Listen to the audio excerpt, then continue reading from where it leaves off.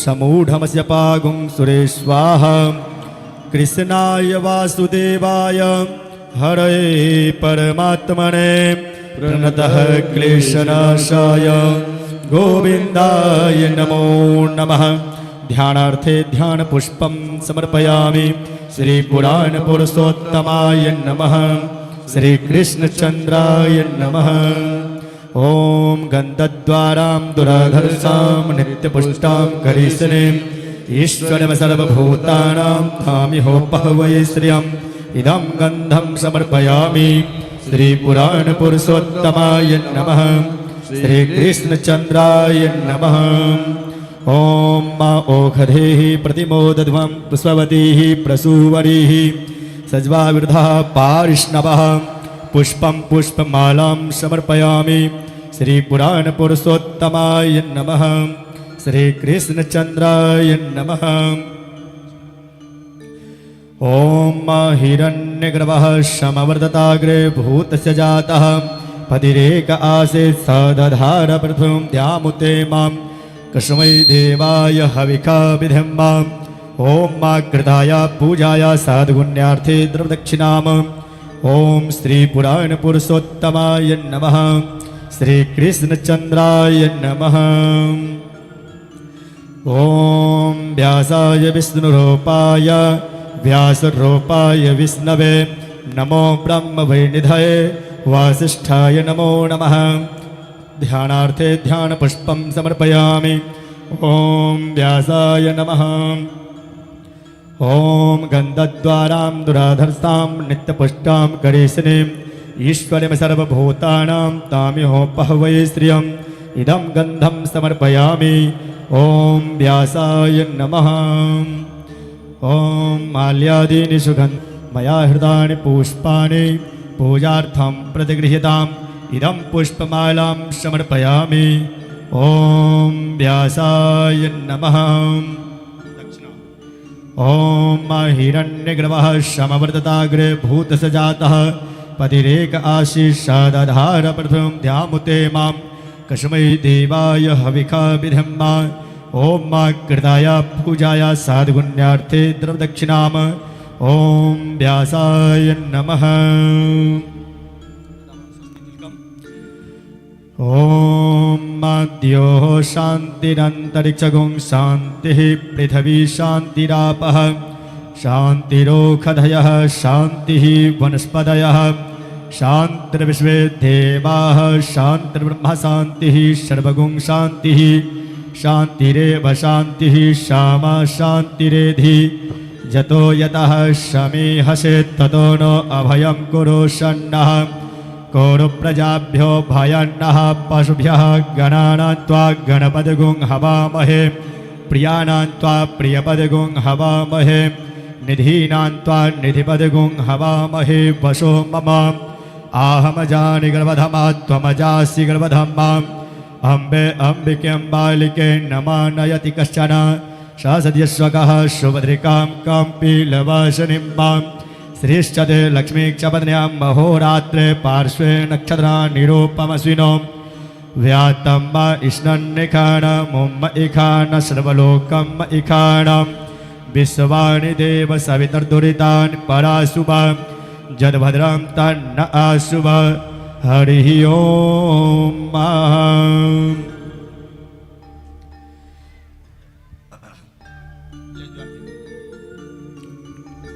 श्री राम राम।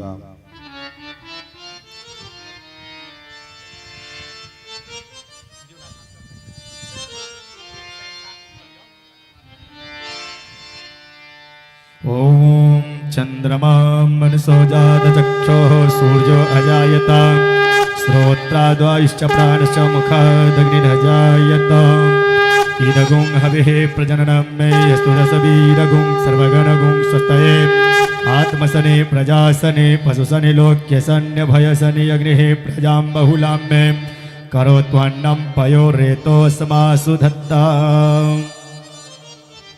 आरती अति पावन पुराण की धर्म भक्ति विज्ञान आन की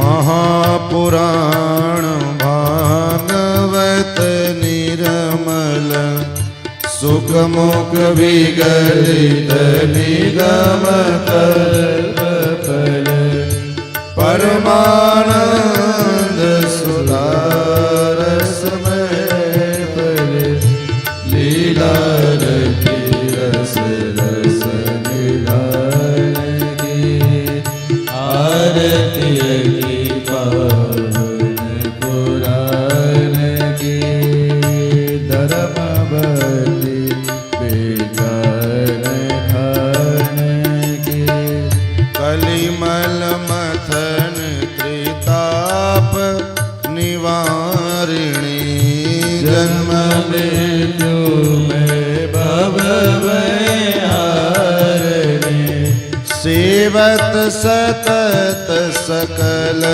सुख कारिणी सेवत सतत सकल सुख कारिणी सुमौसले हरि चरित गान की आरती की पावन पुराण की विषय विलास विलासनी परम ज्योति परमात्म ज्ञान की आरती की पावन पुराण की धर्म भक्ति विज्ञान ज्ञान की परमहंस मुनिमन उल्लासिनी रसिक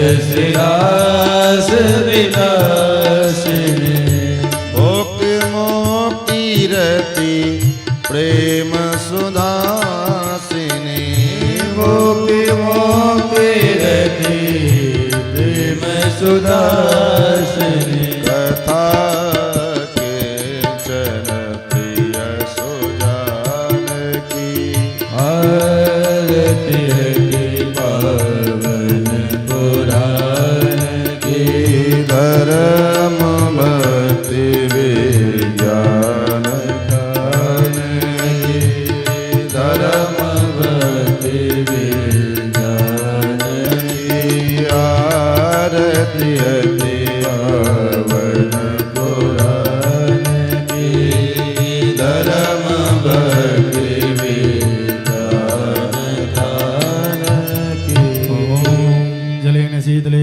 ग्रहणं हस्ते पुष्पाभिवन्दनं हरिः ओम जज्ञेन जज्ञमय जन्त देवास्तानि धर्मान् प्रथमान्य सन्नां ते हनाकं महिमानः ससञ्जयपूर्वेशाध्याः शान्तिदेवाः ॐ नारायणाय विद्महे वासुदेवाय धीमहि तन्नो विष्णु प्रचोदयात् ॐ महादेव्यै च विद्महे विष्णुपत्न्यै च धीमहि तन्नो लक्ष्मी प्रचोदयात् नानासुगन्धपुष्पाणि यथा कालोद्भवानि च पुष्पाञ्जलिर्मया दत्तां गृहाणा परमेश्वर मन्त्रपुष्पाञ्जलिं समर्पयामि श्रीपुराणपुरुषोत्तमाय नमः श्रीकृष्णचन्द्राय नमः।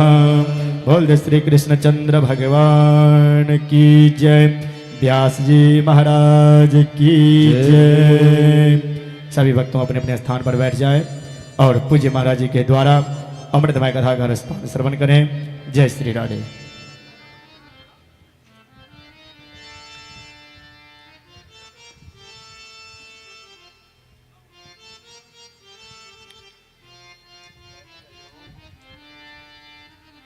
श्री राम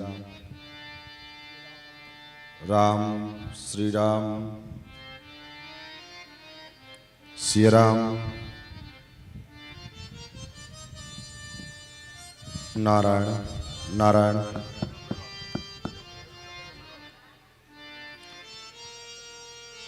जय श्री राम। थोड़ा मॉनिटर का आवाज उठाओ हमारे। श्री राम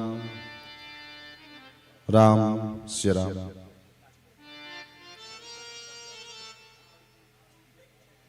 श्री सीतारामचंद्र भगवान की जय। श्री वृंदावन बिहारी लाल की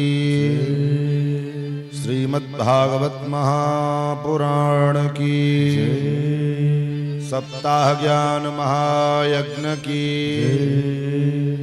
हरि ओम।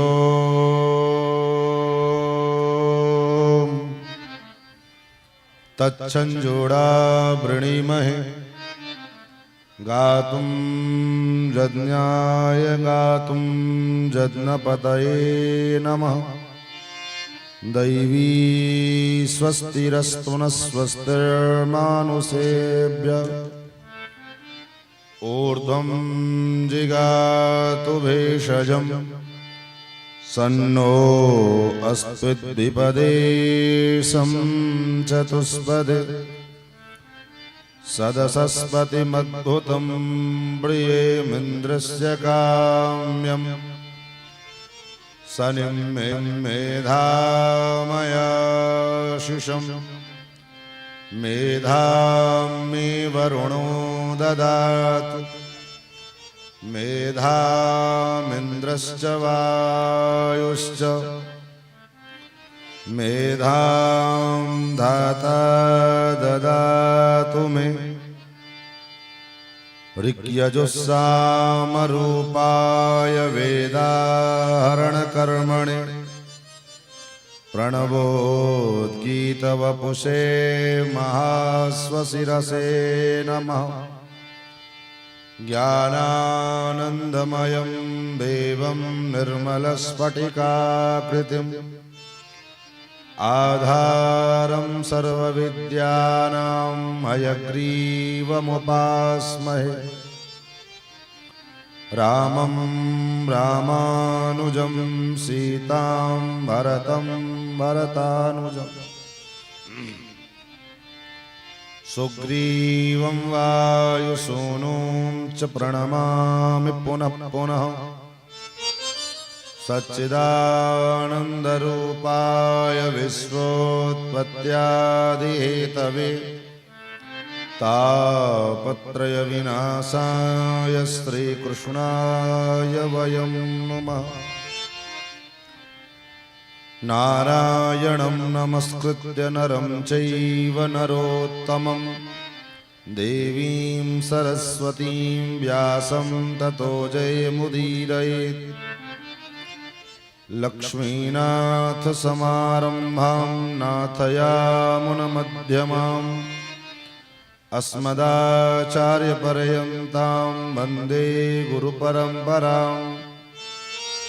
यो नित्यमच्युतपदाम्बुजयुग्मरुक्मव्यामोहतस्तदितराणि तृणाय मेने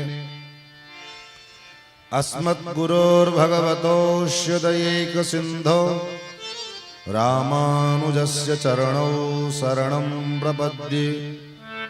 श्रीमत्काश्यपगोत्रलब्धजनुषं विद्याविभूषोन्नतं सच्छास्त्रार्णवपारगामविदुषां मान्यं मनोज्ञश्रियं स्वाचार्ये च जगद्गुरौ बुधवरे श्रीवासुदेवीरतं वन्दे वन्द्यजगद्गुरुं मुनिवरं श्रीराघवार्यं गुरुम्। अस्मद्गुरुभ्यो नमः। अस्मत्परमगुरुभ्यो नमः। अस्मत्सर्वगुरुभ्यो नमः। श्रीमते रामानुजाय नमः। श्रीराधाकान्तस्मरणं श्रीसीताकान्तस्मरणं सन्तपूर्वाचार्या सहायाः सन्तपूर्वाचार्या सहायाः। बोले श्री कृष्णचंद्र भगवान की श्री वृंदावन बिहारी लाल की श्रीमद्भागवत महापुराण की सप्ताह ज्ञान महायज्ञ की श्री वेदव्यास भगवान की, श्री सुखदेव जी महाराज की, राजर्षि श्री परीक्षित जी महाराज की, सूत सौनकादर्शन की, सब संतन की, सब भक्तन की, पूज्यपाद श्री सद्गुरुदेव भगवान की। जय जय श्री राधे श्याम। भगवान की पावन कथा सुधा का हम सभी लोग रसास्वादन सबल लाभ प्राप्त करें, उससे पूर्व अपने मन और वाणी को पवित्र करने के लिए आइए दोबारा गुण नाम संकीर्तन, तत्पश्चात अपनी मति गति के अनुसार भगवान के पावन मंगलमय कथा का आस्वादन समास्वादन श्रवण लाभ प्राप्त करेंगे। भज राधे राधे गोविंद गोविंद राधे, भज राधे राधे गोविंद गोविंद राधे, भज राधे राधे गोविंद गोविंद राधे, भज राधे राधे गोविंद गोविंद राधे, गोविंद राधे गोपाल राधे, गोविंद राधे गोपाल राधे, गोविंद राधे गोपाल राधे, गोविंद राधे गोपाल राधे, भज राधे राधे गोविंद गोविंद राधे, भज राधे राधे गोविंद गोविंद राधे, भज राधे राधे गोविंद गोविंद राधे, भज राधे राधे गोविंद गोविंद राधे गोपाल राधे, गोविंद राधे गोपाल राधे, गोविंद राधे गोपाल राधे, गोविंद राधे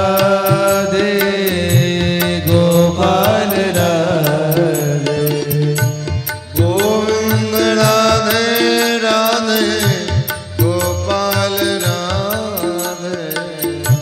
गोविंद राधे राधे गोपाल राधे, गोविंद राधे राधे गोपाल राधे, गोविंद राधे राधे गोपाल राधे, भज राधे राधे गोविंद गोविंद राधे, भज राधे राधे गोविंद गोविंद राधे, भज राधे राधे गोविंद गोविंद राधे, भज राधे राधे गोविंद गोविंद राधे, गोविंद राधे राधे गोपाल राधे, गोविंद राधे राधे गोपाल राधे, गोविंद राधे राधे गोपाल राधे, गोविंद राधे राधे गोपाल राधे, गोविंद राधे राधे गोपाल राधे, गोविंद राधे राधे गोपाल राधे, गोविंद राधे गोपाल राधे, गोविंद राधे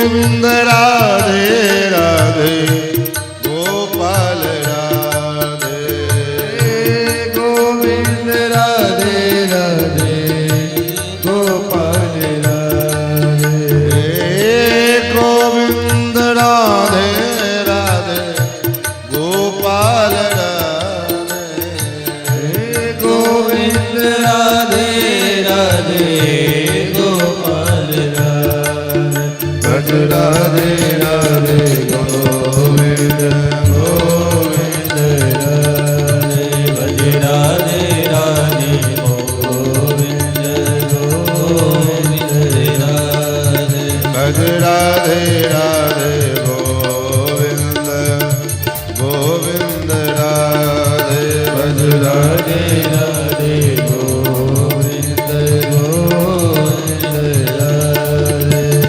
गोविंद राधे गोपाल राधे गोविंद राधे गोपाल राधे गोविंद राधे राधे गोपाल राधे गोविंद राधे राधे गोपाल राधे गोविंद राधे राधे गोपाल राधे गोविंद राधे राधे गोपाल राधे राधे राधे गोविंद गोविंद राधे राधे राधे गोविंद गोविंद राधे राधे राधे गोविंद गोविंद राधे भजु राधे राधे गोविंद गोविंद राधे भजु राधे राधे गोविंद गोविंद राधे गोविंद गोविंद बोल राधा गोविंद भगवान की श्री वृंदावन बिहारी लाल की श्रीमद् भागवत महापुराण की श्रोता समाज की भक्त समाज की श्री भाष्यकार रामानुस्वामी जी महाराज की पूज्यपाद श्रीमद् जगद्गुरु स्वामी जी महाराज की सब संतन की सब भक्तन की जय जय श्री राधे अनंत कोट ब्रह्मांडाधिनायक भक्तवांछा कल्पतरु भक्तवत्सल शरणागत वत्सल सौशल्य वात्सल्य मार्दव आर्जव आदि गुणों के सुंदर भगवान नंद नंदन श्याम सुंदर श्री कृष्णचंद्र जिनके महती कृपा करुणा के फलस्वरूप हम और आप इस भयंकर कराल कलिकाल में भी जहां धर्म के जितने भी साधन हैं उन सभी संसाधनों को कलयुग ने बाधित कर रखा है। कलिना धर्म मित्रेण धरेयम बाधिताधुना। कलयुग अपने अधर्म रूपी मित्र के साथ धर्म के जितने भी संसाधन हैं उन सभी संसाधनों को बाधित करके रखा है। ऐसे स्थिति परिस्थिति में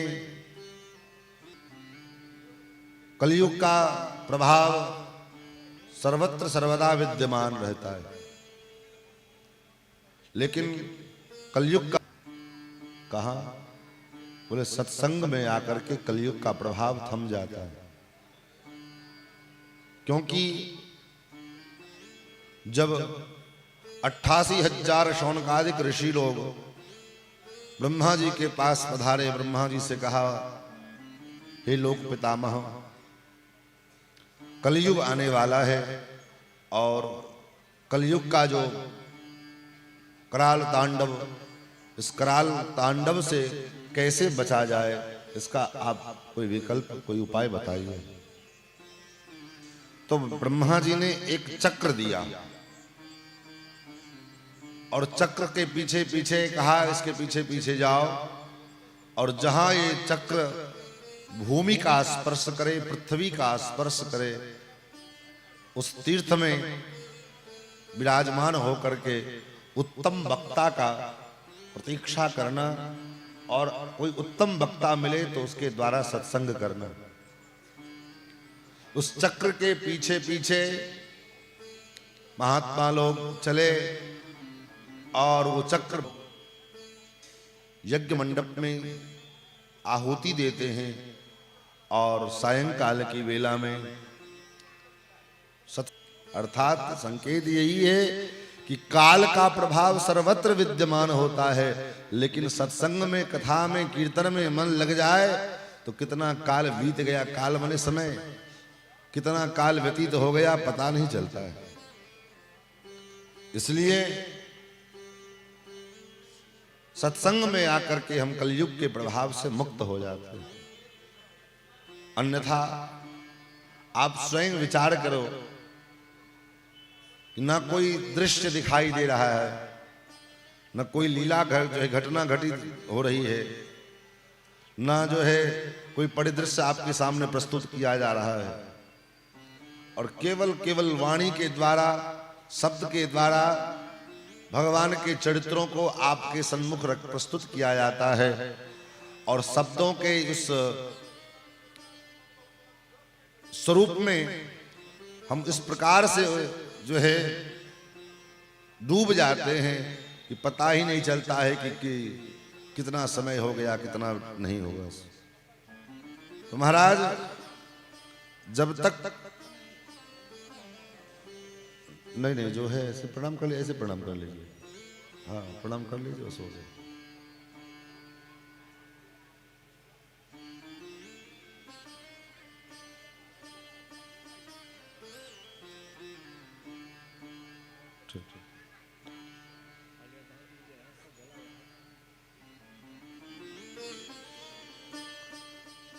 श्री सीतारामचंद्र भगवान की। तो महाराज शब्दों के द्वारा भगवान के स्वरूप का अनुभव किया जाता है और कराया जाता है। हमारे यहाँ आचार्यों ने तो कहा कि जब तक भगवान के शब्दमय विग्रह का आश्रय नहीं ले लेते तब तक भगवान के सगुण साकार स्वरूप का अनुभव कर पाना बड़ा कठिन है। भगवान के शब्दमय विग्रह के द्वारा जब भगवान का दिव्य गुणानुवाद, भगवान के दिव्य स्वरूप, भगवान का दिव्य स्वभाव, ये सब जब सत्संग के माध्यम से सुनते हैं तो जीव का चित्त सहज खिंचा हुआ चला आता है। सुखदेव जी तो स्वयं कहते हैं, राजन मैं तो निर्गुण निराकार ब्रह्म के चिंतन में डूबा हुआ था, लेकिन परिनिष्ठितोपि नैर्गुण्य उत्तम श्लोक लीलया गृहीत चेता राजर्षे आख्यानम यदधीतवान्। परिनिष्ठितोपि नैर्गुण्य उत्तम श्लोक लीलया, भगवान के निर्गुण निराकार स्वरूप के चिंतन में मैं डूबा हुआ था, लेकिन भगवान के जब गुणानुवादों का वर्णन व्यास जी के शिष्यों के द्वारा हुआ और सुखदेव जी कहते जब मेरे कानों में भगवान के वो दिव्य गुणानुवाद का, भगवान के स्वरूप का, भगवान के स्वभाव का वर्णन हमने सुना तो मैं गृहीत चेता राजर से, जैसे चुंबक की ओर लोहा स्वयं खिंचा चला जाता है, ठीक उसी प्रकार से मैं भगवान के गुणानुवादों की ओर खिंचा चला गया। इसलिए महाराज भगवान के शब्दमय स्वरूप का जब तक अनुभव नहीं करेंगे, क्योंकि शब्द के द्वारा ही भगवान के चरणों की प्रीति प्राप्त होती है। भगवान के चरणों का प्रेम भगवान के गुणानुवादों को सुनकर ही प्राप्त हो सकता है। जब तक भगवान के गुणानुवादों को सुनेंगे नहीं तब तक भगवान के चरणों का प्रेम संभव हो ही नहीं सकता। क्योंकि प्रेम के प्राकट्य का दो उपाय है, या तो आंखों के द्वारा हो या कान के द्वारा हो, जो तीसरा कोई स्थान नहीं। आंखों के द्वारा किसी वस्तु की जो है दिव्यता अथवा किसी व्यक्ति की दिव्यता, सुंदरता, उसके गुण रूप का दर्शन करते हैं, तो उसके रूप को, उसके सुंदरता को देख करके उसके प्रति आसक्ति हो जाती है। अथवा या तो हम देखे भी नहीं, लेकिन उस व्यक्ति के, उस वस्तु के विषय में सुन करके प्रेम हो जाता है। जैसे कोहिनूर हीरा किसी ने नहीं देखा हो, लेकिन उसके गुणों को सुनते हैं कि बड़ा कीमती होता है, बड़ा चमकदार होता है, ऐसा होता है, बहुत सारे उसके मूल्य मिलते हैं। तो सबके मन में उसके प्रति, उसके प्राप्ति की कामना होती है कि हमको मिल जाए। भले ये बात है कि मिले नहीं, मिलने वाला नहीं है, तो इसलिए उसके बिना काम भी नहीं चलता है। लेकिन कामना, इच्छा अगर मिलने वाला हो तो प्राप्ति की इच्छा तो सबके मन में हो कि हमको मिल जाए। उसी प्रकार जब किसी की दिव्यता, उसके स्वभाव का, उसकी सहजता का, उसके जो है गुणों का वर्णन हम जब सुनते हैं, तो गुणों का वर्णन सुनते ही महाराज उसके प्रति धीरे धीरे लगाव होने लगती है। और विशेष करके भगवान के प्रति तो बिना श्रवण किए जो है प्रेम नहीं होगा। संसार के विषय वासनाओं, विषय वस्तुओं में, व्यक्तियों में तो ये भी हो सकता है कि आप उनको देख करके प्रेम करो, लेकिन भगवान को तो महाराज, वैसे तो भगवान को भी मंदिरों के विग्रह में, मंदिरों के में प्रतिष्ठित जो भगवान का विग्रह है अथवा जो चित्रपट है, उन चित्रपट के जो है दिव्य सुंदरता को देख करके उनसे प्रेम होता है। लेकिन प्रायः अभी तक जितने भक्त हुए, उन सभी भक्तों को भगवान का अगर प्रेम प्राप्त हुआ तो सुन करके हुआ, बिना सुने नहीं। जब तक उन्होंने किसी न किसी माध्यम से, किसी न किसी संत से भगवान के गुणानुवादों को सुना नहीं, तब तक उनको भगवान के चरणों का प्रेम नहीं हो पाया। प्रमाण बोले महाराज, भगवान की आह्लादनी शक्ति जो निरंतर भगवान की सेवा में रहती है, जो भगवान से कभी भिन्न नहीं होती है, गिरा अर्थ जल बीच सम कहियत भिन्न न भिन्न। लेकिन ऐसी भगवती महालक्ष्मी भी लीला करने के लिए संसार में जब आती हैं, उनका अवतार होता है रामावतार के रूप में, कृष्णावतार के रूप में भगवान का, तो भगवती महालक्ष्मी का भी पदार्पण होता है। और जब भगवती महालक्ष्मी संसार में आती हैं अवतार लेकर के, तो उनको भी भगवान की प्राप्ति तब होती है जब बीच में कोई महात्मा माध्यम बनते हैं। जब तक जीवात्मा के और परमात्मा के बीच में मध्यस्थता करने वाला कोई महात्मा नहीं आएगा, तब तक जीवात्मा को परमात्मा की प्राप्ति संभव नहीं है। श्री जानकी जी को भी परमात्मा राम की प्राप्ति हुई, लेकिन कैसे हुई? तो जब बीच में महात्मा पड़े तब। महात्मा विश्वामित्र जी पड़े, महात्मा नारद जी पड़े। नारद जी ने उपदेश किया, तो नारद जी के उपदेश को सुन का दिव्य सौंदर्य और निर्विश्य कर्ण विवरैर हरतोंग तापम। कोई जीव आपके गुणानुवादों को सुन ले, आपका गुणानुवाद अगर उसके कानों के द्वारा उसके हृदय में चला जाए, तो परिणाम क्या होता है? बोले कोई जीवात्मा अगर आपके गुणानुवादों को सुनता है, सुनकर के हृदय में धारण कर लेवे, तो श्रुत जो है सुनने से क्या होगा? बोले हरतोंग तापम, उसके हृदय के जो ताप हैं वो ताप नष्ट हो जाते हैं। इसलिए हे प्रभु, मैंने आपको देखी नहीं, लेकिन आपके विषय में सुनी हूं, और सुन करके आपको अपना पति के रूप में स्वीकार कर लिया, आपको अपने पति के रूप में स्वीकार किया है। हे नाथ, आओ और मुझे स्वीकार करो। तो कहने का भाव, कहने का तात्पर्य कि जब भगवान की परम आह्लादनी शक्ति, परम अनपायनी शक्ति भी जब उनको भी भगवान की प्राप्ति होती है, तब जब वो भगवान के गुणानुवादों को सुनती हैं, तब जब लक्ष्मी जी को, रुक्मणी जी को, श्री जानकी जी को बिना सुने भगवान की प्राप्ति नहीं हो सकती, तो हम आप किस खेत की मूली है महाराज। बिना सुने तो भूल जाओ कि, क्योंकि आज तक जिन किसी को भी भगवान की प्राप्ति हुई है, एक भी भक्त ऐसा दिखाओ जिन्होंने पहले सत्संग ना किया हो और भगवान उसको पहले मिल गए हो। बिना सत्संग किए उसके जीवन में भगवान की प्राप्ति असंभव है,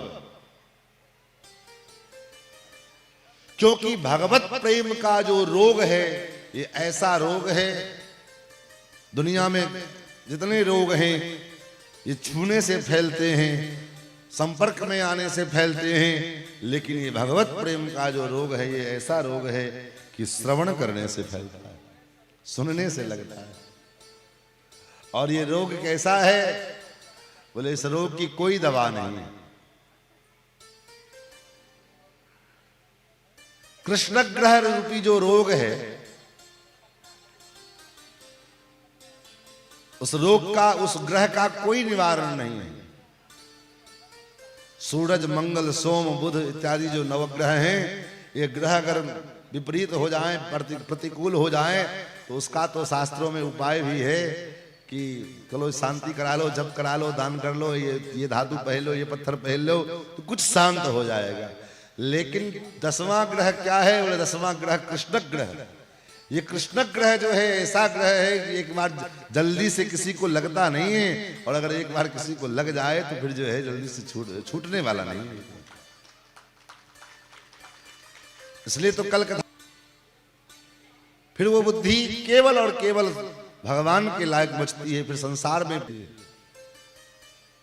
इसलिए इस रोग का कोई दर्द नहीं है। और इस रोग का जो दर्द है, इस रोग की जो पीड़ा है, जो वही जान सकता है जिसको ये रोग लगा हो। मीरा जी कहती है, मीरा जी का बड़ा सुंदर भाव है। मीरा जी का भाव है कि जो रोग हमको लगा है, ये रोग किसी को न लगे। और क्यों? क्योंकि इस रोग का जो दर्द है, ये दर्द केवल हम ही जानते हैं, अथवा जिसको ये दर्द हुआ होगा वही जानता है।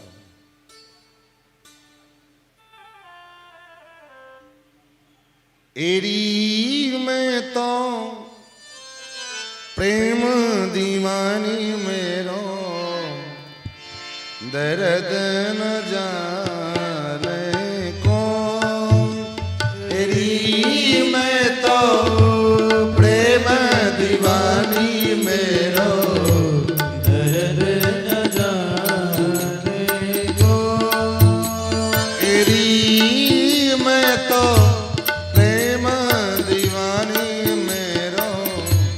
दर्द न जाने कोई। में तो प्रेम दीवानी मेरो, दर्द न जाने कोई। में तो प्रेम दीवानी मेरो, दर्द न जाने कोई।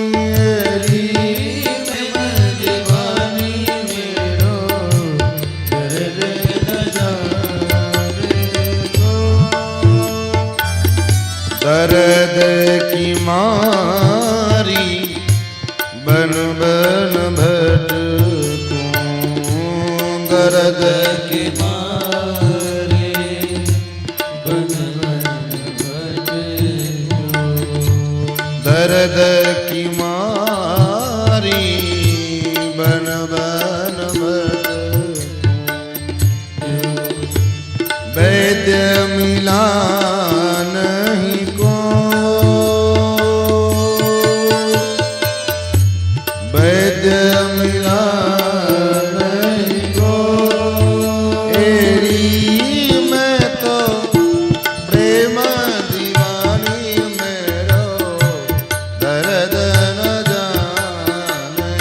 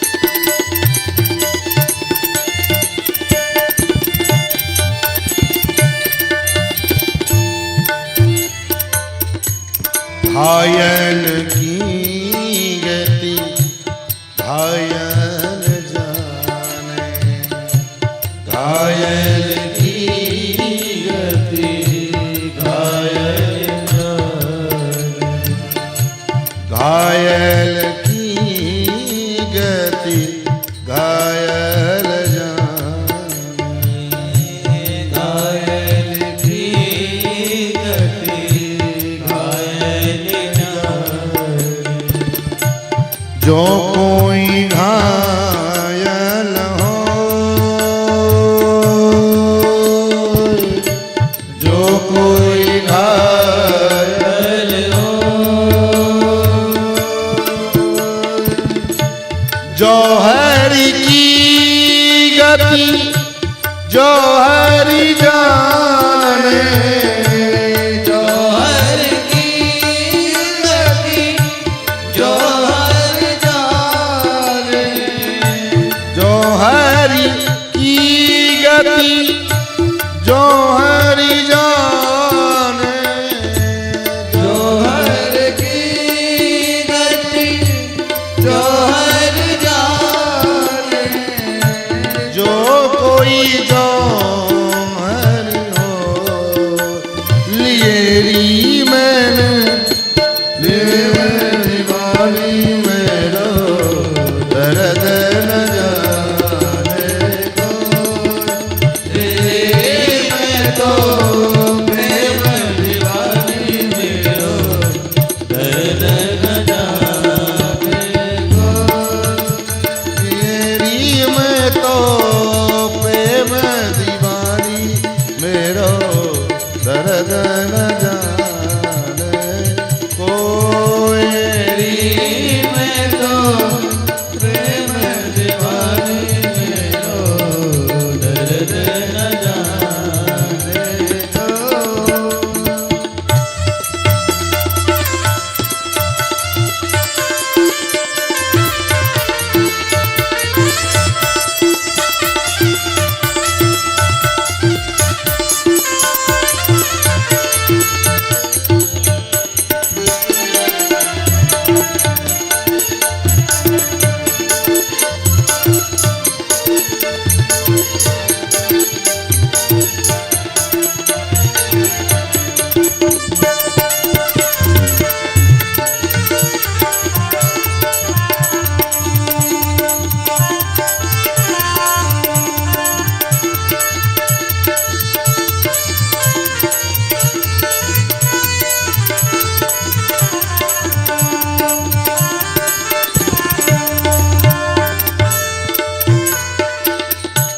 दर्द की मारी वन वन भटी, दर्द की मारे बन बन भटको। दर्द की मारी वन वन भटको, दर्द की मारे बन बन भटको। वैद्य मिला नहीं को, वैद्य मिला नहीं को। मीरा की पीर मिटे अब, मीरा की तब दीन मुझे वैद सवरिया हो, वैद सवरिया हो। तेरी मैं तो प्रेम दीवानी मेरो दर्द न जाने को। तेरी मैं तो प्रेम दीवानी मेरो दर्द न जाने को। तेरी मैं तो प्रेम दीवानी मेरो दर्द न जाने को।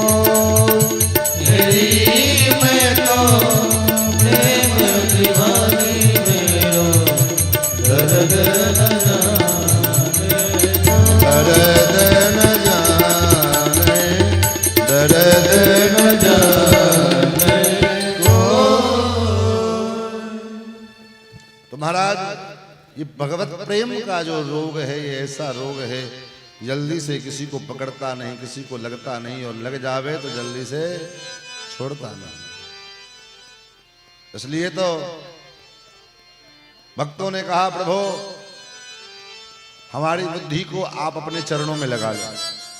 पितामह भीष्म यही प्रार्थना करते हैं। भगवान ने कहा, बाबा बेटी तो आपका ब्याह तो हुआ नहीं, बेटी कहां से आ गई? बोले, इति मति रूप कल्पिता वितृष्णा भगवती सात्वत पुंगवे विभूमि। हे नाथ, मेरी ये जो मति रूपी कन्या है, इस मति रूपी कन्या को आप स्वीकार कर लो।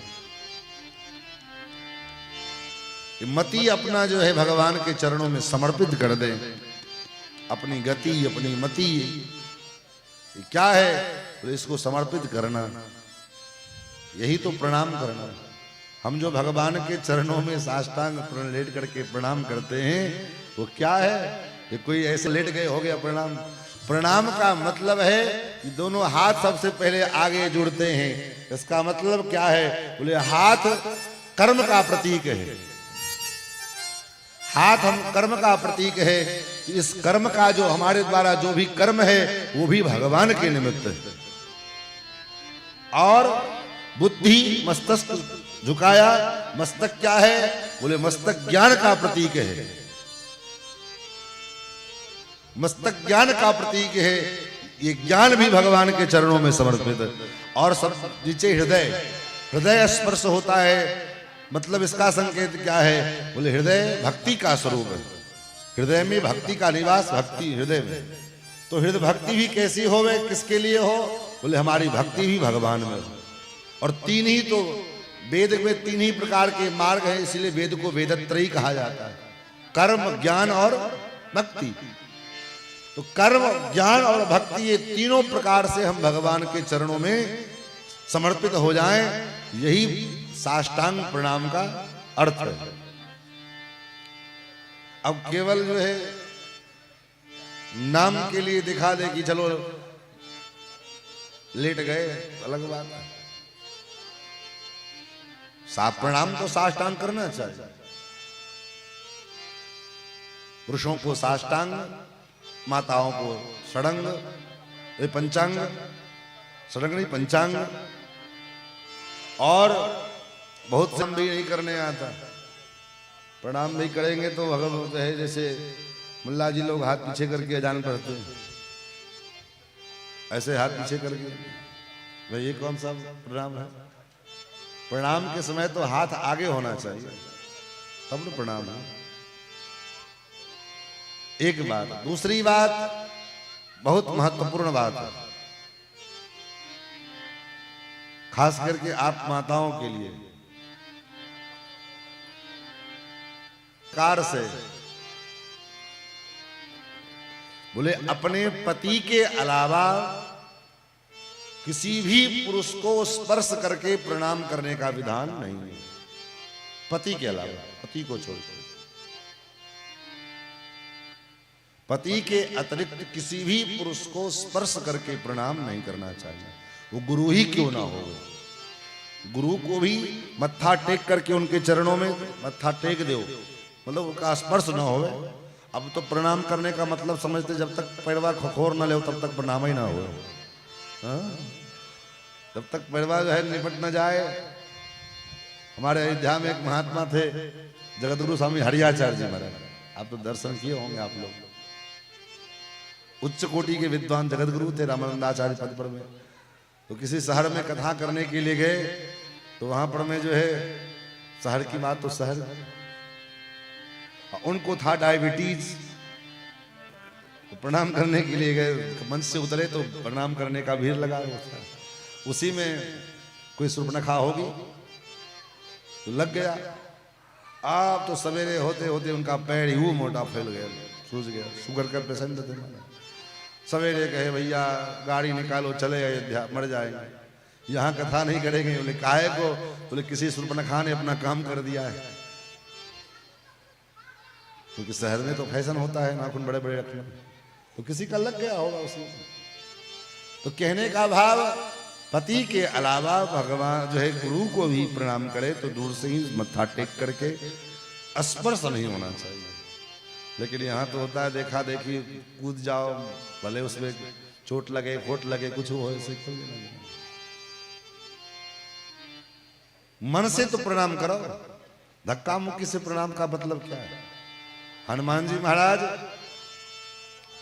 प्रणाम किए, कैसे प्रणाम किए? सारे बंदर उछल उछल करके भगवान को प्रणाम कर रहे हैं, लेकिन हनुमान जी जहां थे वहीं से पाछे पवन तनय सिरुनावा, जहां थे वहीं से प्रणाम। भगवान जान गए अपने काम का बंदर यही एकमात्र है, बाकी सब उछलने कूदने वाले हैं। तो कहने का भाव, श्रवण के द्वारा ही भगवत चरणारविंद के जो प्रति प्रेम, इस प्रेम को प्राप्त किया जा सकता है। कल तक की चर्चा में हम लोगों ने श्रवण किया भगवान श्याम सुंदर द्वारकाधीश श्री कृष्ण का और रुक्मिणी जी का विवाह हुआ। हालांकि कृष्णावतार में तो भगवान का 16,108 विवाह हुआ, लेकिन भगवान का अवतार में ऐसा विवाह नहीं हुआ कि जिस विवाह में भगवान दुल्हा स्वरूप में तैयार होकर के बरातियों के संग ससुराल में जाते और वहां पर में द्वार पूजन होता, अर्चन परचन होता, सखियां गीत गाती, गालियां गाती और विधिवत मंडप में उनको बिठा करके ससुराल में जाकर के उनका विवाह होता। ऐसा विवाह एक भी नहीं हुआ। हाँ, विवाह हुआ, हमारे राम जी का विवाह हुआ, विवाह तो एक ही हुआ, लेकिन ऐसा विवाह हुआ कि न भूतो न भविष्यति। इसलिए गोस्वामी जी को लिखना पड़ा, सम समधि देखे हम आजू।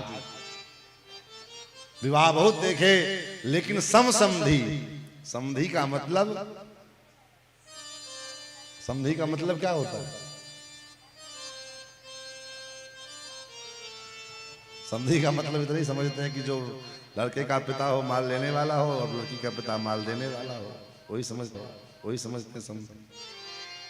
समधि का मतलब ये नहीं होता है। समधि का मतलब सम मने बराबर और धी मने बुद्धि। जहां दोनों पक्ष का, कन्या पक्ष का भी और वर पक्ष का भी, दोनों की जो विचारधारा है वो एक होवे, उसी का नाम समधि है।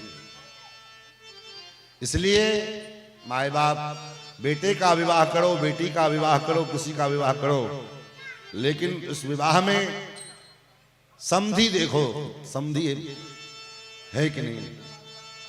ये मत देखो कि वो धनवान है कि नहीं है, जमींदार है कि नहीं है, इस पर विचार नहीं करना।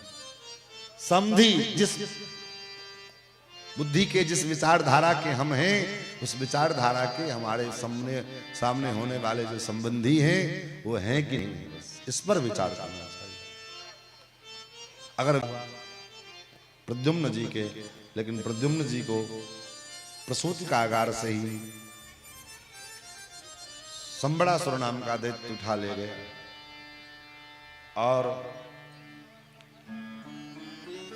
ले जाकर समुद्र में फेंक दिया। समुद्र में फेंक दिया क्यों? क्योंकि उसको मालूम था कि कृष्ण के पुत्र के द्वारा ही हमारी मृत्यु होगी। इसलिए समुद्र में ले जाकर के फेंक दिया। उसने सोचा कि मार देंगे हमारी मृत्यु समाप्त हो जाएगी, लेकिन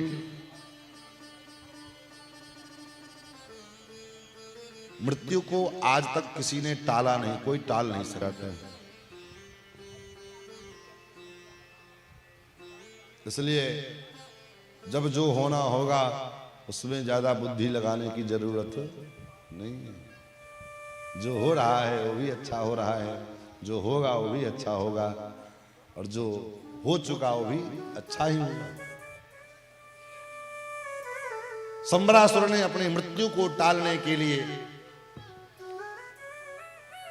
प्रद्युम्न जी को समुद्र में फेंका। अब विचार करो, जितना दूर उसने अपनी मृत्यु को फेंका, वो मृत्यु उसके उतने समीप चली आई। कैसे? बोले फेंका तो उसी समय एक मछली, बहुत बड़ा मत्स्य, मुंह खोल करके समुद्र में पड़ा हुआ, उसके पेट में बच्चा गिरा और संजोग से वही मछली मछुआरे के जाल में फंस गया। और जब वो मछुआरे के जाल में फंसा तो मछुआरा उस जाल मछली को, बड़ा मछली है तो किसको बेचेगा? सोचा संबड़ा असुर है, मछली खाने वाला है, क्योंकि मछली मांस कौन खा सकता है? जो असुर होगा वही खाएगा, मानव तो नहीं खा, मानव का आहार तो है नहीं। मानव का आहार तो क्रय आहार, साग फल कंदा, मांसाहार तो पशु का है चाहे असुरों का है, मनुष्य का तो नहीं है। तो इसलिए संबड़ासुर के पास लेकर के गया बेचने के लिए। राजा है, खूब धन मिलेगा।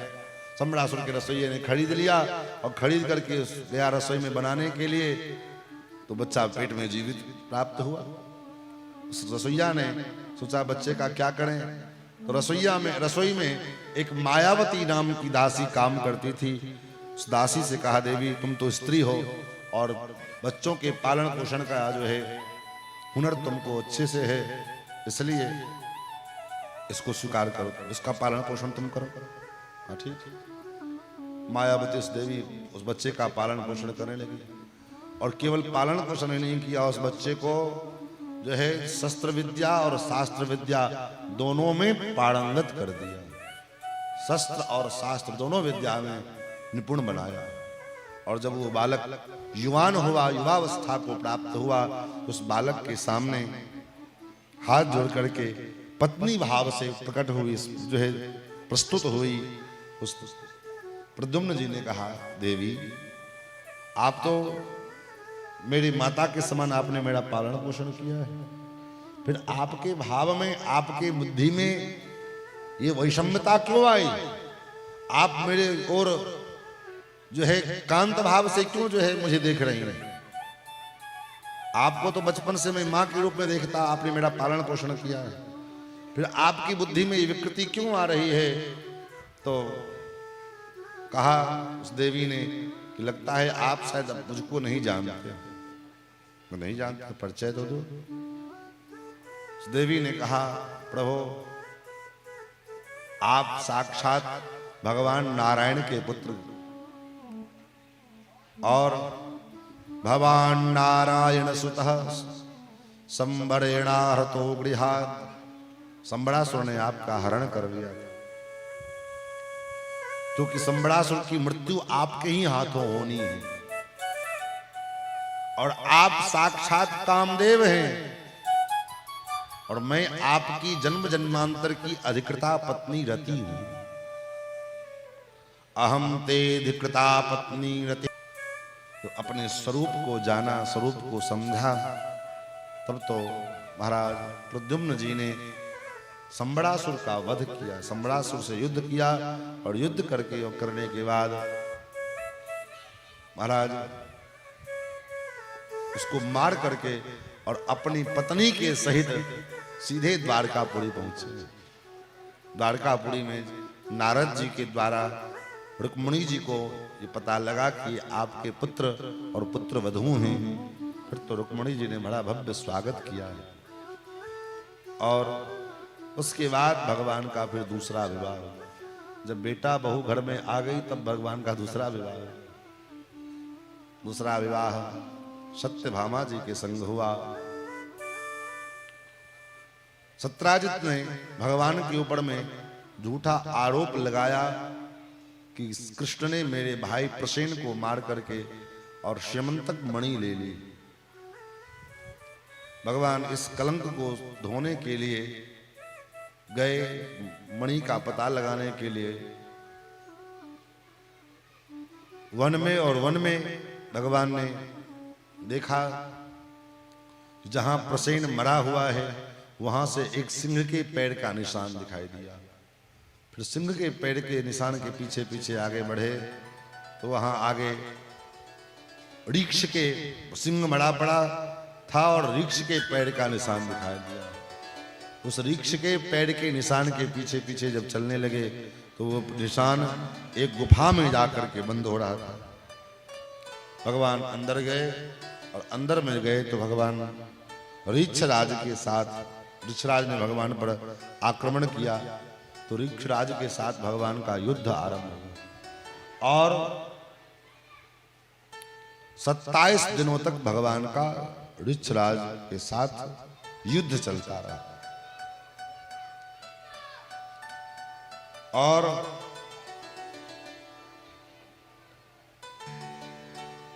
27वें दिन ऋक्षराज कौन थे? बोले वही ऋक्षराज जो रामादल के मंत्री थे, जामवंत जी। फिर जामवंत जी ने भगवान के साथ इतना भीषण युद्ध किया। बोले हाँ, क्योंकि इनकी कामना थी। राम रावण युद्ध के पश्चात जब रावण का वध हो गया, सब राजा राक्षस मर गए, तो जामवंत जी से भगवान ने कहा कि महाराज आपकी भी कुछ कामना हो तो आप मांग लो। जामवंत जी ने कहा जानती हैं कि ये करुणा वरुणालय हैं, बड़े कृपालु हैं, लेकिन हैं तो पुरुष, और पुरुष होने के नाते जैसे संतान से क्या केवल मां को ही प्रेम होता है, बाप को नहीं होता है क्या? प्रेम तो बाप को भी होता है, लेकिन जब बच्चा कोई गलती करे तो मां भी किसको कहती है? बाप को। और देखते हैं परेशान कर रहा है, पिता क्या करते हैं? डांटते हैं, उससे भी नहीं काम चले तो 2-4 थप्पड़ लगाते भी हैं। लेकिन ये काम जल्दी माताजी नहीं कर सकती, माताजी से काम जल्दी नहीं होता। क्यों? बोले मां के अंदर में पिता की अपेक्षा 10 गुना अधिक वात्सल्य ज्यादा हो। पिता 10 गुणी माता। इसलिए अगर बेटा गलती भी करे, मां शिकायत भले कर देवे, लेकिन देखेगी कि पिताजी नाराज हैं और ज्यादा पावर में हैं, टेम्परेचर में हैं, तो जैसे डंडा उठाए पिताश्री तो माताजी कहेंगे अरे छोड़ दीजिए बच्चा, कोई बात नहीं, गलती हो गया, रहने दीजिए, अब नहीं करेगा। क्यों अब नहीं करोगे ना? हा? ये स्वभाव होता है। उसी प्रकार भगवान भी कृपा और वात्सल्य के सिंधु हैं, लेकिन जब जीव कोई अपराध करे तो भगवान उस जीव को कर्म के अनुसार उसे दंड देने के लिए तैयार होते हैं। तो इसलिए भगवती महालक्ष्मी उनके हृदय में शांति का संवर्धन करने के लिए निरंतर जो है उनके हृदय में विराजमान रहती हैं। ईसा नाम जगतोस्य वेंकटपते विष्णु पराम प्रेयसी तदवक्षस्थल नित्यवास रसिकाम तक्षांत संवर्धनी पद्मालंकृत पाणि पल्लव युगाम पद्मासनस्थाम श्रियाम वात्सल्याद गुणोज्ज्वलाम भगवती वंदे जगन्माता। भगवान के हृदय में नित्य निरंतर शांति का संवर्धन करने के लिए भगवान के हृदय में श्री जी निवास करती हैं। तो श्री जी का जो निवास स्थल है वही श्री वत्स चिन्ह है, जो भगवान के प्रत्येक अवतार में वो परमानेंट बना होता है। तो महाराज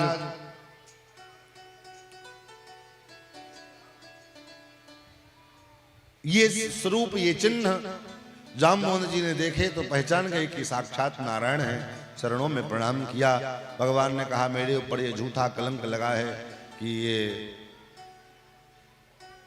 मणि जो आपके पास है इसके हरण का झूठा कलंक मुझ पर लगा है, इसलिए मणि लेने के लिए मैं आया हूं।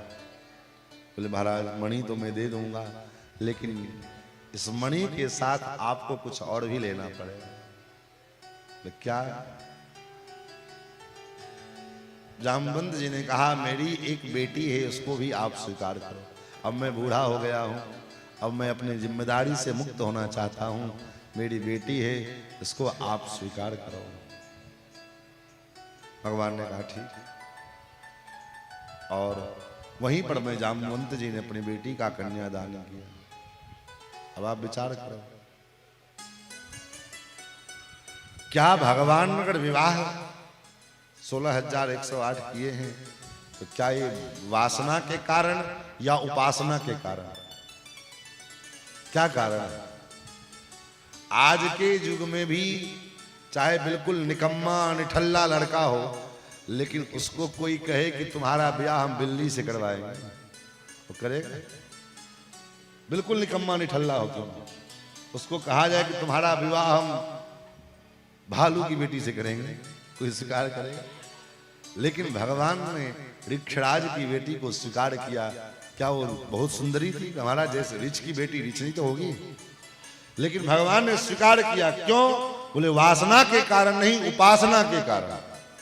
भगवान का जो सिद्धांत है कि जे यथा माम प्रपद्यन्ते तथैव भजाम्यहम, कोई भी जीव क्यों ना हो, पशु पक्षी कोई भी क्यों ना हो, जिस भाव से मेरी शरण में आएगा मैं उसको उसी भाव से स्वीकार करूंगा। इसलिए तो कोई भगवान को माता बना लेता है, भगवान मां भी बन जाते हैं। कोई पिता बना लेता है, भगवान पिता भी बन जाते हैं। भाई बना लेता है, भगवान भाई भी बन जाते हैं। पुत्र बना ले वे भगवान पुत्र बन जाते हैं। जो जिस भाव से, जिस संबंध को लेकर के भगवान के चरण में आवे, भगवान से जुड़े, भगवान उस संबंध को स्वीकार कर लेते हैं। तो महाराज उसके बाद वो मणि लेकर के आए, सत्राजित को दिया। सत्राजित को बड़ी शर्मिंदगी हुई। उसने सोचा क्या करें, इस शर्मिंदगी को कैसे दूर करें। तो कृष्ण का अपना संबंधी बना लेते हैं। तो अपनी बेटी सत्यभामा जी का विवाह भगवान के साथ कर दिया। उसके बाद एक दिन भगवान अर्जुन के साथ हस्तिनापुर जा रहे थे। रास्ते में अर्जुन को प्यास लगी तो कालिंदी के किनारे, यमुना के किनारे खड़े रथ रोक करके और जल पीने के लिए गए। जब जल पीने के लिए गए तो जल में देखा कि एक देवी जी तपस्या कर रही थी। अर्जुन ने पूछा, देवी आपका परिचय, कौन हो आप? और उस देवी ने कहा, मैं सूर्य की बेटी हूं, पति की कामना से तपस्या कर रही हूं। बोले कैसा पति चाहिए? बोले विष्णुम वरेण्यम वरदम, भगवान विष्णु को ही वर के रूप में प्राप्त करने के लिए मैं तपस्या कर रही हूं। अर्जुन ने कहा तो कोई बात नहीं, और कोई वर नहीं चलेगा क्या? बोले ना, नान्यम पतिम वृणे वीर तम वृते श्रीनिकेतनम। नान्यम पतिम, दूसरे पुरुष को मैं पति के रूप में नहीं स्वीकार करूं। फिर तब बोले फिर तो कहा। अर्जुन ने ठीक है देवी। अर्जुन भगवान के पास आए, कहा प्रभु चलिए। भगवान ने कहा? बोले एक देवी जी और तपस्या कर रही हैं। और वहीं कालिंदी के तट पर में ही भगवान का चतुर्थ विवाह यमुना जी के साथ है। 5वां विवाह भगवान का कौशल देश के राजा नग्नजित के पुत्री नागनजिती के साथ हुआ। इस विवाह में भगवान को खूब जो है दहेज मिला है। कौशल देश अयोध्या के राजा थे, तो भगवान आए थे अयोध्या घूमने के लिए। पूर्व काल अवतार काल का जो है स्थान जगह था, जन्मभूमि थी, तो अयोध्या घूमने के लिए भगवान आए थे। लेकिन जब भ्रमण कर रहे थे अयोध्या की गलियों में, तो महाराज नागनजित की जो है पुत्री नग्नजिती, इन्होंने भगवान को देखा, भगवान के स्वरूप को देखा, तो भगवान की सुंदरता को देख करके उन पर प्रसन्न हो गई, रीझ गई। और जब जो है स्वयंवर हुआ, उस स्वयंवर में भगवान ऐसे घूमने के लिए, दर्शन करने के लिए गए। देखें स्वयंवर होता है, देखे चलते। अब जिस स्वयंवर सभा में भगवान हो, उस स्वयंवर में कौन सी ऐसी अभागन स्त्री होगी, कन्या होगी, जो भगवान को छोड़ करके दूसरे किसी पुरुष का वर्ण करे? और नागनजिती ने भगवान का वर्ण किया। जहां कहीं स्वयंवर होता है, भगवान पहुंच जाते हैं, भगवान के साथ उनका विवाह हो जाता है। ऐसे लक्ष्मणा के साथ, ऐसे भद्रा जी के साथ, ऐसे सत्या जी के साथ सब विवाह में भगवान जाते हैं जहां पर में कोई कन्या पसंद कर लेती और बस वहां मारकाट शुरू हो जाता है। क्यों? क्योंकि झगड़ा किस बात को लेकर होता है? परिवार में, समाज में झगड़ा केवल झगड़ा का मूल कारण तीन ही चीज होता है। क्या? चौथा कोई कारण नहीं होता। चौथा कोई कारण है? तीन चीज है बस। हम लोग बचपन में जब पढ़ते थे तो कॉपी के पीछे लिखे होते तीन बातें। तो तीन चीजें भाई भाई को दुश्मन बना देती है। कौन चीजें? जड़, जोड़ू, जमीन, तीन ही चीज है बस। चौथा कोई व्यवस्था नहीं। लेकिन इसी तीन में जो है, चाहे समाज में किसी से हमारा झंझट होता है, झगड़ा होता है, चाहे परिवार में किसी से झगड़ा झंझट होता है, चाहे किसी दूसरे गांव में किसी के साथ हमारा झगड़ा झंझट होता है, तो मूल कारण यही है। या तो जमीन के लिए झगड़ा होगा, 1 बित्ता 2 बित्ता 1 इंची, इसके लिए झगड़ा होगा। झगड़ा ऐसा होगा कि 1 बित्ता जमीन के लिए महाराज लाखों रुपया फूंक दिए, लेकिन वो जमीन अभी तक कब्जा नहीं हुआ, 1 बित्ते के लिए। दूसरा है जोड़ू। माताएं बुरा मत मानना आप लोग। क्या कारण होता है कि विवाह से पूर्व जो है खूब पटकम पटकी होती भाइयों में, लेकिन कहा सुनी भी होती है, लेकिन फिर दोनों एक साथ हो जाते हैं। लेकिन फिर वही चीज, वही क्रिया, घटना वही घटित होती है, लेकिन विवाह के बाद जब वो घटित होती है तो महाराज एक दूसरे के छाई से परछाई से दूर होने हो जाता है। आखिर कारण क्या है? क्या रीजन है? पूरे रीजन यही है। पुराने बूढ़े बुजुर्ग लोग की भाषा में, हम अपनी भाषा नहीं कह रहे हैं, पुराने बुजुर्ग लोग आज भी कहते हैं कि विवाह से पहले जो है गुरुजी नहीं आते हैं, विवाह के बाद गुरुजी चले जाते हैं। तो गुरुजी की बात जो है, विवाह से पहले मंत्र देने वाला कोई रहता नहीं है। तो मंत्र का परिणाम होता है कि फिर जो है टकराव होती है। कि जहां प्रगाढ़ संबंध हो, अत्यधिक गहरा संबंध हो, उस जगह पर में रुपए का लेन देन नहीं करना चाहिए। रुपए के लेन देन करने से संबंध बिगड़ने का संभावना अधिक होता है। जहां अच्छा संबंध है आपका, उस संबंध में रुपए का लेन देन मत करो। एक बार आप सीधे सीधे कह दोगे, उसको थोड़ा देर के लिए कष्ट होगा, लेकिन संबंध बना रहेगा। लेकिन अगर आप पैसा दे दिए और पैसा दिए, उसने 2 4 6 महीना पैसा देने में विलंब किया, तो आपके मन में होगा कि ये देखो पैसा ले लिया, पैसा दे ही नहीं रहा। आप अगर उसको बार बार जो है खोज करोगे तो सोचेगा कैसा आदमी है, कोई पैसा लेके भाग रहे हैं। ले पैसा भी गया, संबंध भी गया। इसलिए धन का लेन देन नहीं करना चाहिए।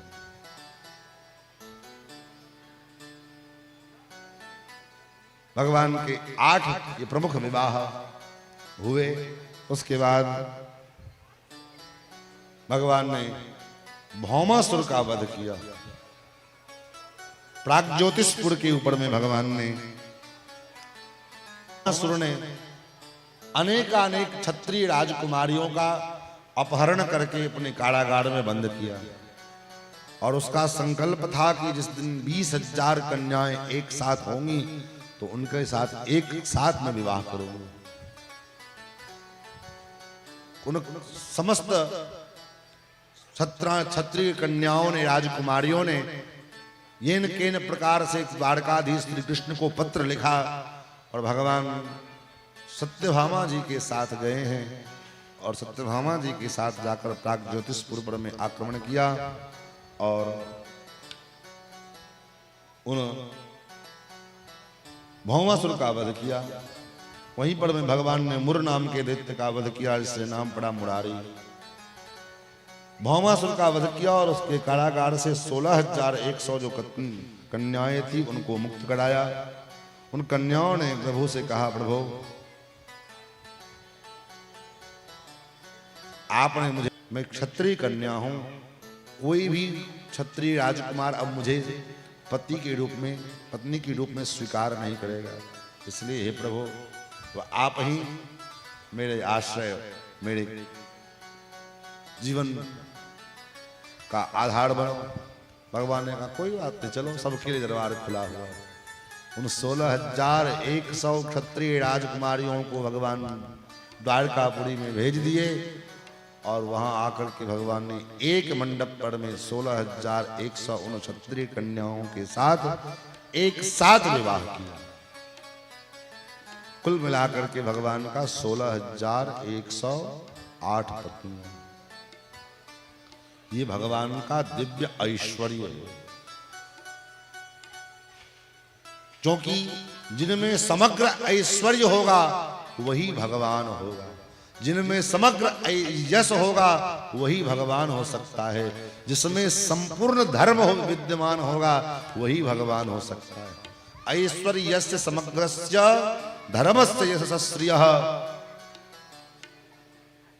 जिसमें समग्र संपूर्ण वीर्य होगा वही ऐश्वर्य, वही भगवान हो सकता है। अब भगवान का वीर्य कितना है? बोले प्रत्येक पत्नियों से भगवान के 10-10 पुत्र और एक-एक बेटियां, ये भगवान के अपने पुत्र और पुत्रियों की संख्या। फिर उन पुत्रों ने न जाने किसके कितने विवाह हुए और फिर उन सबके संतान हुए। 56 करोड़ यदुवंशी केवल भगवान का अपना नाती पोता पोती सब मिला करके ठाकुर जी का अपना केवल 56 करोड़ है। ये भगवान का विशेष दिव्य ऐश्वर्य है। यश कितना है? बोले आज भी संसार के लोग उनके यश का गान कर रहे हैं। और उसके बाद स्त्री कितनी है? वे सोने की द्वारका रातों रात भगवान ने खड़ी कर दी। ये सब भगवान का स्त्री है। और उतना ही नहीं, कितना ऐश्वर्य है कि 16,108 विवाह करने के बाद ऐसा नहीं कि कोई पत्नी प्रसन्न है, कोई पत्नी नाराज है। इंसान मनुष्य तो महाराज जीवन भर एक ही पत्नी को प्रसन्न करने में परेशान रहता है, फिर भी प्रसन्न कर पाए चाहे न कर पाए भगवान जानता हो। लेकिन भगवान 16,108 और प्रत्येक पत्नियां भगवान से प्रसन्न हैं, इसका सर्टिफिकेट नारद जी ने दिया है। कोई ऐरा गहरा नत्थु कह रहा है? नारद जी स्वयं जा करके सभी पत्नियों के महल में भगवान के, और नारद जी इसका मुआयना करते हैं। रुक्मणी जी के महल में पधारे तो भगवान रुक्मणी जी के साथ अग्निहोत्र कर रहे हैं। सत्यभामा जी के महल में गए, सत्यभामा जी के साथ बैठ करके भगवान जो है संध्योपासना कर रहे हैं। जाम्बवती के महल में पधारे तो वहां जाम्बवती के साथ बैठ करके भगवान ब्राह्मणों को भोजन करा रहे हैं। प्रत्येक महल में, और ये भी नहीं कि आज नारद जी रुक्मणी जी के महल में गए, कल जो है सत्यभामा जी के महल में गए, नहीं। एक क्रम से महल बना हुआ है और परिक्रमा लगाते हुए एक एक महल में जा रहे हैं। और प्रत्येक महल में भगवान प्रत्येक पत्नी से कुछ न कुछ करते हुए बैठे दिखाई पड़ रहे हैं। और कोई न कोई आचरण जो गृहस्थ का कर्तव्य है, क्योंकि गृहस्थाश्रम जो है, शास्त्रों ने गृहस्थाश्रम को धन्य कहा। क्यों? धन्यो गृहस्थाश्रम। किस लिए कहा? इसलिए नहीं कहा कि विवाह करो और चले जाओ, क्या नाम है, ऊटी या शिमला, इसलिए नहीं कहा धन्यो गृहस्थाश्रम। तब बोले धन्यो गृहस्थाश्रम इसलिए कहा गया कि गृहस्थ जीवन में रह करके, गृहस्थाश्रम में आकर के आप समुचित ढंग से भगवान की उपासना, आराधना और जो वैदिक कृत्य है, वैदिक क्रियाएं हैं, इन क्रियाओं को आप समुचित ढंग से कर सकते हैं। इसलिए ब्रह्मचारी गुरुजी 56 वर्ष में विवाह किए। क्या यही याद है? ब्रह्मचारी गुरुजी राजसभा वाले, उनका विवाह 56वें वर्ष में हुआ। 12 वर्ष तक जो है चारों वेद का जो है ब्रह्मचर्य व्रत होता है, तो 48 वर्ष दंड और पलाश का दंड और क्या नाम है मूज मेखला पहनकर ब्रह्मचारी का जो जीवन होता है, उस प्रकार जीवन यापन किया। और 48 वर्ष ब्रह्मचारी होने के बाद तब उन्होंने जो है 56वां, अपने जीवन का 56वां वर्ष हो गया, तब जो है उन्होंने विवाह किया। किस लिए किया?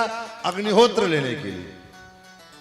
क्योंकि बिना विवाह के अग्निहोत्र लेने का अधिकार नहीं हो सकता। कोई भी श्रौत कर्म करने का अधिकार तभी मिलेगा जब विवाह होगा। तो इसलिए संपूर्ण आश्रम का नींव, संपूर्ण धर्म का नींव गृहस्थाश्रम पर में आकर के टिका हुआ है। लेकिन हम लोग बोले हम लोग गृहस्थी ला रहे, हम लोग तो ये इतना नियम कानून हम लोगों के लिए थोड़ी, तो बाबा जी लोगों के लिए है। हम लोग तो गृहस्थ हैं। गृहस्थ के लिए जितना नियम दिया गया, बाबा जी को क्या, वो तो जो है निवृत्ति मार्ग का है, वो तो सन्यासी है, उसको क्या, उसके लिए कोई नियम कानून नहीं है। सन्यास का तो मतलब ही होता है न उसको सिखा रखाने की जरूरत है, न यज्ञोपवीत रखाने की जरूरत, सब कुछ करके सन्यासी बनने का मतलब ही है जिसने अपना पिंडदान कर लिया। सन्यासी तब व्यक्ति बनता है जब उसको अपना पिंडदान कर लेता है। उसके लिए क्या नियम है? उसके लिए कोई नियम नहीं है। सारे नियम गृहस्थ के लिए हैं। लेकिन आज बोले सबसे हमारे संस्कृति, हमारा सनातन धर्म के बिगड़ने का मूल कारण हमारे गृहस्थाश्रम का जो बिगड़ना है, हमारी गृहस्थी बिगड़ गई। आज सनातन धर्म में जो गृहस्थाश्रम है, इसकी जो नींव है, ये नींव ही गलत हो गया।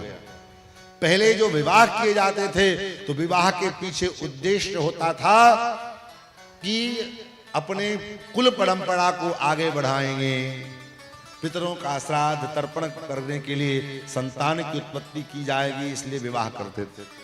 आज बोले आज कहेंगे बेटा का ब्याह करो, अरे बेटा अभी अपने लायक हो जाए तब ना। क्यों, तुम्हारा बेटा नालायक है? हा? नहीं, अपने पैर पे खड़ा हो जाए। क्यों, बेटा लंगड़ा है, पैर पे चलता नहीं? और लायक बनने के चक्कर में वो महानालायक बन जाता है। चाहे वो बेटा हो चाहे बेटी हो, भले ही हमारे पर में FIR हो जाए, कोई बात नहीं, झेल लेंगे। लेकिन यथार्थ बात यही है। आज शिक्षा के नाम पर जितने व्यभिचार, जितने दुष्कर्म बड़े बड़े शिक्षण संस्थानों में हो रहे हैं, उतना जो है दुराचार, व्यभिचार कहीं नहीं होता। इसलिए तो आए दिन अखबार में घटना हम घटते सुनते पढ़ते हैं, नव समाचार में पढ़ते हैं, फलाने यूनिवर्सिटी से ये तैयारी कर, डॉक्टर की तैयारी कर रही छात्रा, उसने आत्महत्या कर ली, उसका जो है शोषण हो गया, ये हो गया, वो हो गया। आए दिन घटना पड़ती। क्यों भाई? जिस क्रिया को करने की, जो हम तो उसको भेजे थे शिक्षण के लिए, लेकिन आज शिक्षा प्रणाली हमारी इतनी भ्रष्ट हो गई है, जिसका दुष्परिणाम है कि हमारा आने वाला जनरेशन, हमारी आने वाली पीढ़ी, महाराज, उसका धर्म, उसकी सभ्यता, उसकी संस्कृति सब चौपट होती जा रही है। क्या पहले की माताएं शिक्षित नहीं होती थी? हमारे इतिहास में ये वही मिथिला की धरती है। इस मिथिला की धरती पर में परम विदुषी भारती, जिन्होंने आचार्य आद्य जगत गुरु शंकराचार्य भगवान को भी शास्त्रार्थ में परास्त किया, और उनको पुनः दोबारा शास्त्रार्थ करने के लिए शरीर त्याग करके दोबारा इस धरती पर आना।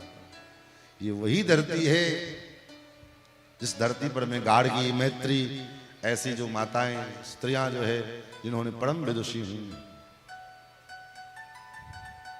लेकिन धीरे धीरे धीरे धीरे आज सनातन की जो परंपरा है, सनातन की जो विचारधारा है, सनातन का जो सिद्धांत है, उस सिद्धांत को हम लोगों ने महाराज केवल और केवल अपने लोक रंजन के उद्देश्य से, लोक रंजन के लिए उसको उठा करके दरकिनार कर दिया। सनातन धर्म में एक से एक परम विदुषी विद्वत जो है हुई हैं, विद्वान विदुषी लोग, लेकिन कभी क्या उन्होंने व्यास गद्दी लगाकर भागवत और रामायण का प्रवचन किया? क्या वो अनपढ़ थी, गवार थी? नहीं। लेकिन आज लोकेशना और वित्तेषणा के कारण हम इतने अंधे होते जा रहे हैं, जो कुछ धन की कामना से और कुछ जो है लोगों के लोकेशना के कारण हम अपने शास्त्र, जिस शास्त्र की मर्यादा को तुम दरकिनार करके तुम खुद व्यास गद्दी पर बैठ रही हो, तुम्हारे द्वारा जो उपदेश होगा उससे समाज का क्या कल्याण होगा, क्या उद्धार होगा।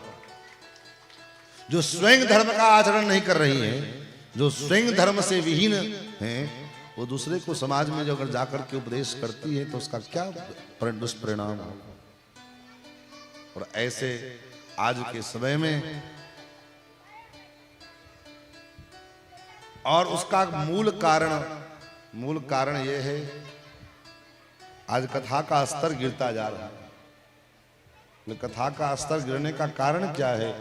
कथा के स्तर गिरने का कारण है कि श्रोताओं का स्तर गिर गया। श्रोताओं का स्तर गिरना, भाई श्रोता कथा सुनने वाला हो तब ना उसको कथा सुनाने वाला वक्ता चाहिए। लेकिन जब श्रोता को कथा सुनाने वाला वक्ता चाहिए नहीं, उसको तो एंटरटेनमेंट करने वाला सो वक्ता चाहिए जो एंटरटेन करे। तो भाई एंटरटेन करने वाला मिल जाता है, चाहे मिल जाती है, लेकिन सिद्धांत से मतलब है। हमारे पूज्य दादा गुरु जी की एक शिष्या है जो ही भारतवर्ष में बहुत प्रचलित है। क्या नाम है उनका? कौन देवी जी हैं?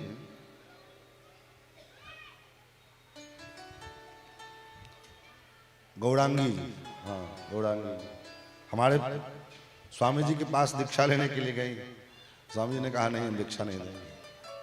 पहले हमारे स्वामी जी के पास गए, कहा क्यों? बोले तुम कथावाचका हो और हम कथावाचका का घोर विरोध करते हैं, तो हम कथा मंत्र तुमको देंगे, तुम समाज में प्रचार करोगी कि हम तो उनके चेले हैं। अपने जो है गुरुत्व से तुमको मुक्त करता हूं मैं। कभी किसी को कहना नहीं कि हम तुम्हारे गुरु हैं, क्योंकि जो है शिष्य का द्वारा किया गया पाप गुरु को भोगना पड़ता है। भार्या पाप कृतम, भार्या के द्वारा, पत्नी के द्वारा किया गया पाप पति को भोगना पड़ता है। गुरु के शिष्य के द्वारा किया गया पाप गुरु को भी भोगना पड़ता है। राजा राष्ट्र कृतम पापम, प्रजा के द्वारा किया गया पाप राजा को भोगना पड़ता है। तो इसलिए, लेकिन वो बेचारी वो देवी जी को तो भाई शास्त्र से क्या मतलब है, गुरु जी से क्या मतलब है, मार्केट चल रहा है। अब जो खुद गुरु के द्वारा प्रत्यक्षता हो गई, गुरु पद से जो है शिष्य के पद से जिनको आचार्य ने स्वयं परित्याग कर, अब विचार करिए, जिस शास्त्र में कहा जाता है कि कदाचित भगवान त्याग कर देंगे तो कल्याण तभी निश्चित है हो जाएगा, लेकिन गुरु के द्वारा अगर परित्यक्त हो गए और वो भी गुरु शास्त्रानुकूल अपने लोभ के कारण अगर तुम्हारा परित्याग कर रहे हैं तब तो कोई बात नहीं। अगर शास्त्र की आज्ञा का पालन कराने के चक्कर में तुम्हारा अगर त्याग कर रहे हैं क्योंकि तुम उनकी आज्ञा का पालन नहीं कर रहे हो, तो गुरु के द्वारा जो परित्यक्ता है, परित्यक्त है, उसका तो महाराज कहीं ठिकाना नहीं, कहीं ठिकाना नहीं। इसलिए जो पार्वती जी ने कहा, जब सप्तर्षि आए कि जो है नारद जी का वचन मान करके किसका घर बसा है, तुम्हारा घर बसेगा। नारद जी की आज्ञा मान करके किसका घर बसा है जो तुम्हारा घर बसेगा। नारद जी ने चित्रकेतु का घर बिगाड़ दिया, हिरण्यकश्यप का घर बिगाड़ दिया, तुम्हारा घर क्या खाक बसने देंगे। इसलिए मैं कहता हूं शंकर को छोड़ो और भगवान नारायण से विवाह करा देते हैं हम लोग। पार्वती जी ने क्या कहा? पार्वती जी कहती हैं,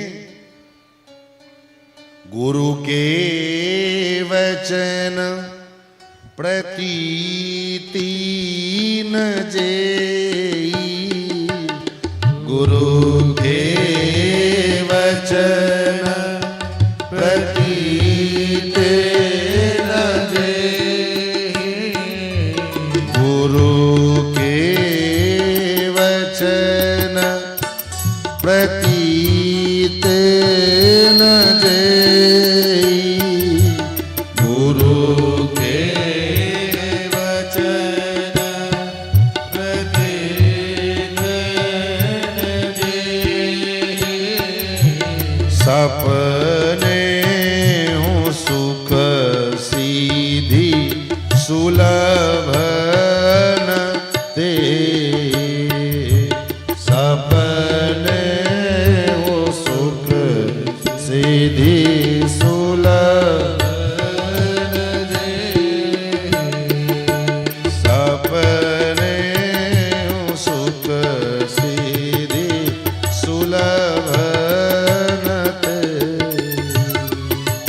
सपने सुख सीधी सुलभ दे।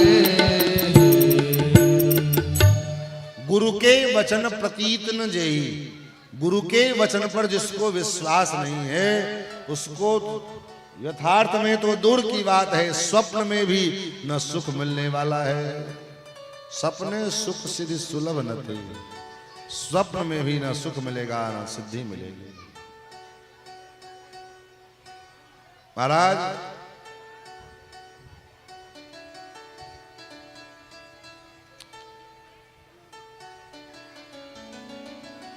वाह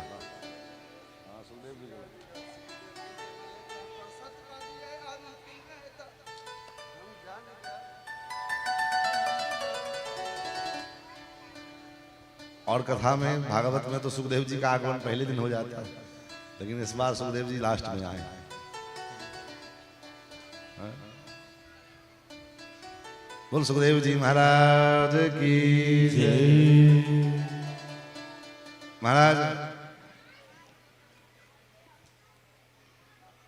तो मैं निवेदन कर रहा था गृहस्थाश्रम जो है गृहस्थ जीवन जो है धन्य हूं गृहस्थाश्रम इसलिए कहा कि जहां पर में जो है शास्त्र के अनुरूप जो है धर्म कर्म का यथोचित पालन करना किया जाए तो वो 100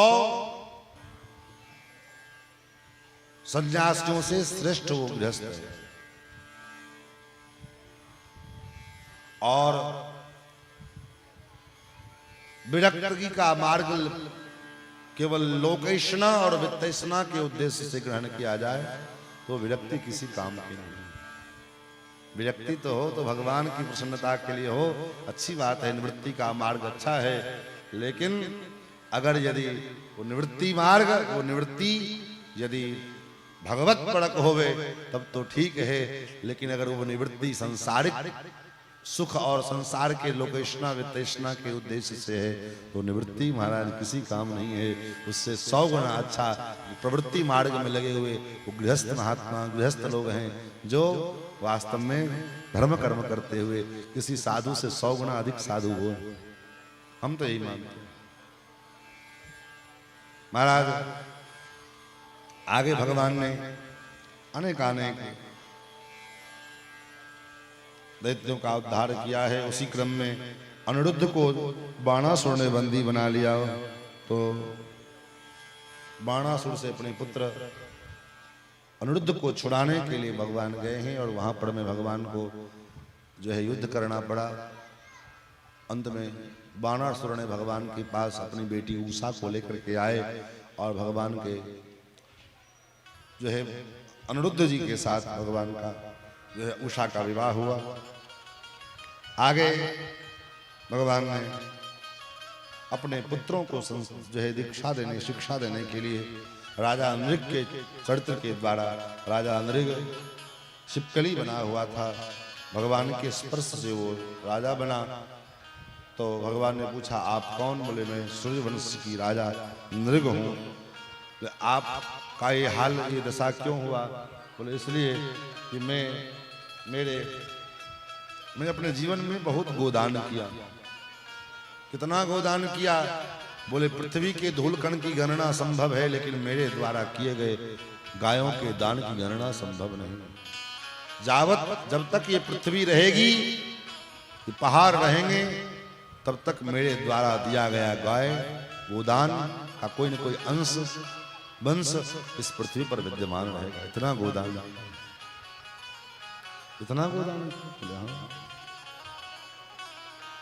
फिर तुम गिरगिट क्यों बन गए? छिपकली क्यों बन गए? बोले महाराज एक बार गलती हो गई। गलती क्या हो गई? बोले एक बार जो गाय दान हमने एक ब्राह्मण देवता को कर दिया, संयोग से वही गाय पुनः खुल करके उनके यहाँ से और मेरे झुंड में, गाय के झुंड में आ गई और वही गाय दूसरे ब्राह्मण को दान हो गई। एक बार जो दान किया था जो गाय एक ब्राह्मण को, वही गाय पुनः दूसरे ब्राह्मण देवता को दान हो गया। तो उन दोनों ब्राह्मण जब रास्ते में मिले तो लड़ने लगे कि वो कहे मेरी गाय, वो कहे मेरी गाय। मामला मेरे पास तक आई। जब तक मैं कुछ निर्णय कर पाता तब तक उन ब्राह्मणों ने कहा, अच्छा छिपकली के जैसे रंग बदलते हो, एक ही चीज दो बार दान करते हो, जाओ छिपकली बन जाओ। इसलिए मैं छिपकली बन गया। लेकिन महाराज उन ब्राह्मणों ने जो श्राप दिया तो मेरे लिए अनुग्रह हुआ, मेरे लिए बड़ी कृपा की। क्यों? क्योंकि मुनि श्राप जो दीन्हा अति भल कीन्हा, परम अनुग्रह में माना। महापुरुषों का जो क्रोध है, संत महात्माओं का जो क्रोध है, वह क्रोध भी वरदान के तुल्य है। कोई संत महात्मा अगर आपको क्रोधित होवें, नाराज होवें, तो घबराना नहीं। कृपा भगवान की समझ में। क्रोधोपि देवस्य वरेण तुल्यः। महापुरुषों का क्रोध भी वरदान के तुल्य होता है। आज ब्राह्मणों ने श्राप न दिया होता तो शायद आपका दर्शन नहीं होता, मेरा जीवन धन्य हो। क्योंकि प्रभु जीवन में सब कुछ है, सब कुछ है जीवन में, लेकिन आप नहीं हो तो फिर किस काम का? आप ही से तो सब कुछ है।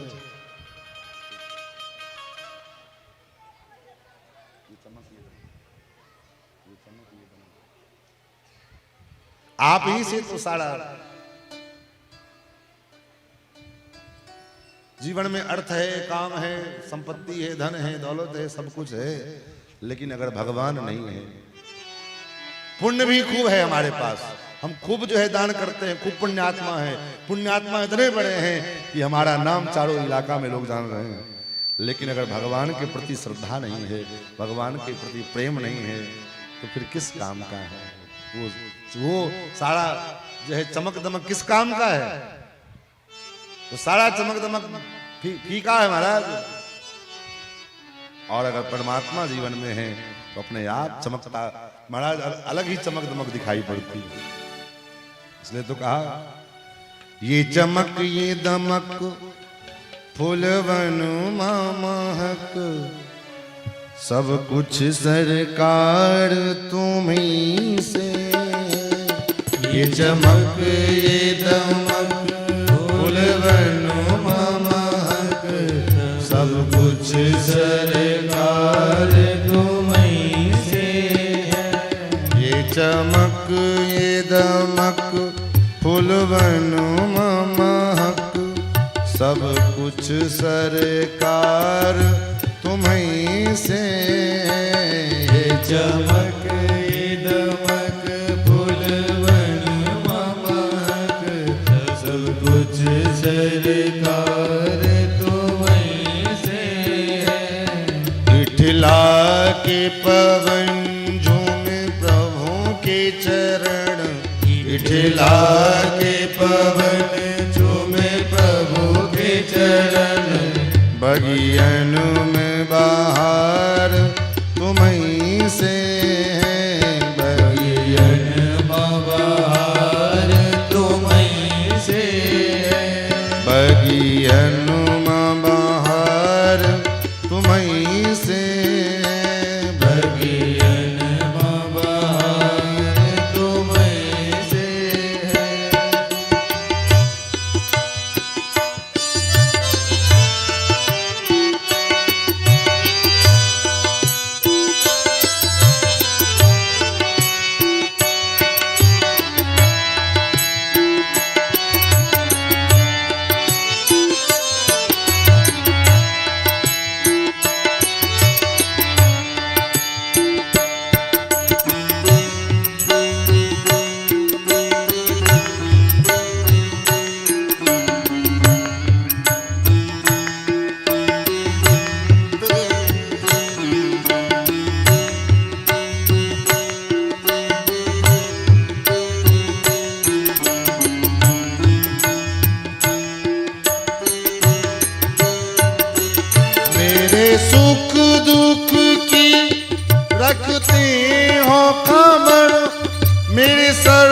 पर साया तुम्हारा है।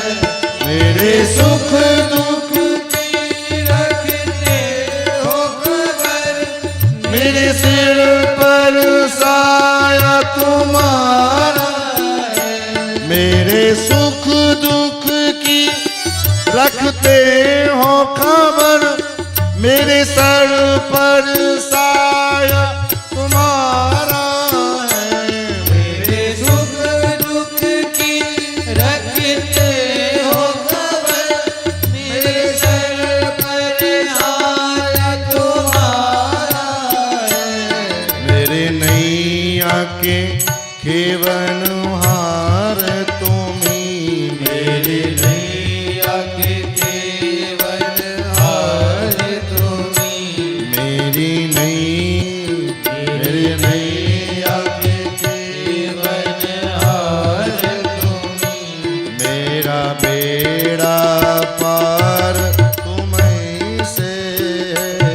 मेरा बेड़ा पार तुम्हीं से है। ये चमक ये दमक फूल बन महक,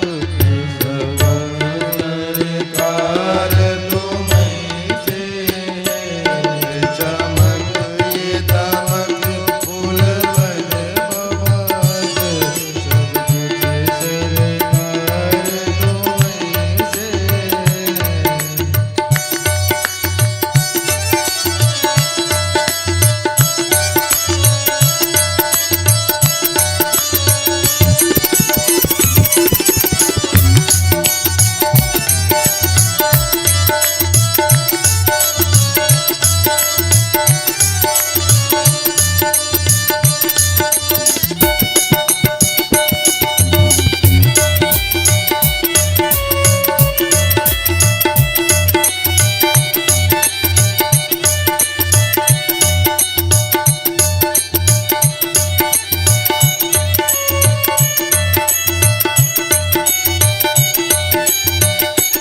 मैं तो भूल गई कुछ भी कहना, तेरे प्रीत में रोवत है नैना। तो भूल गई कुछ भी कहना, तेरी प्रीत में रोवत है नैना।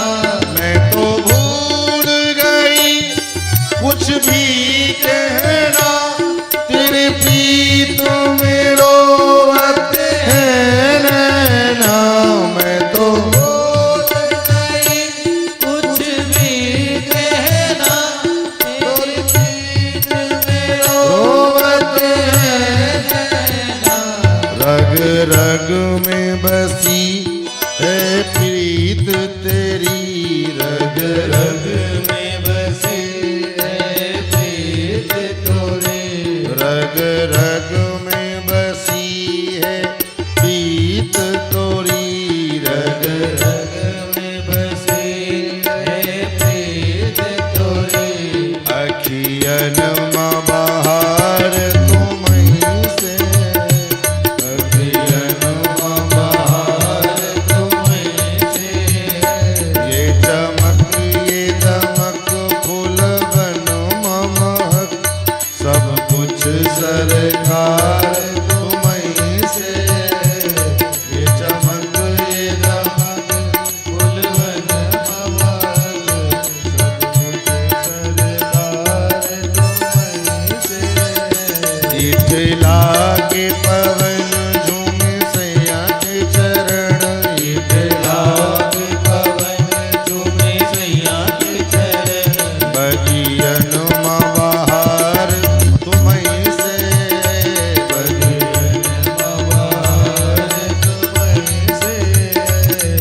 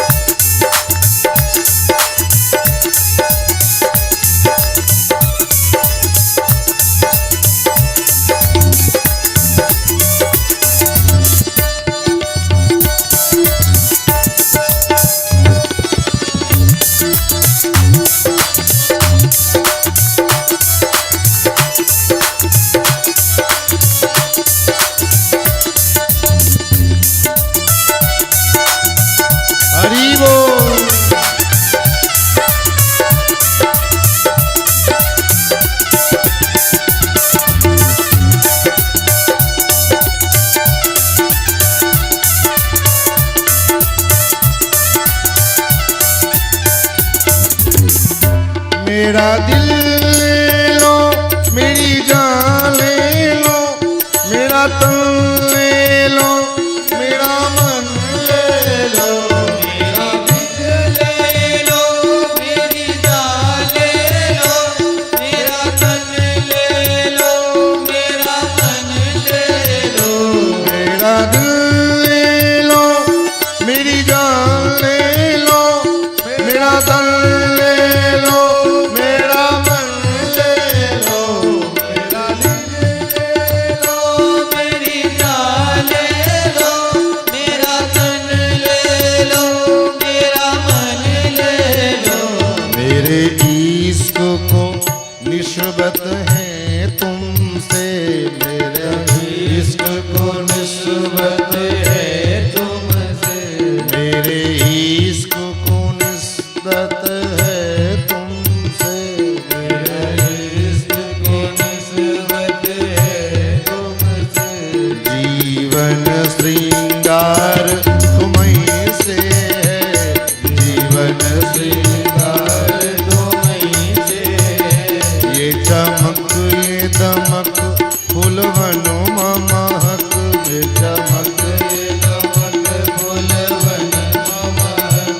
सब कुछ सरकार तुम्हें से है, सब कुछ सरकार तुम्हें से है।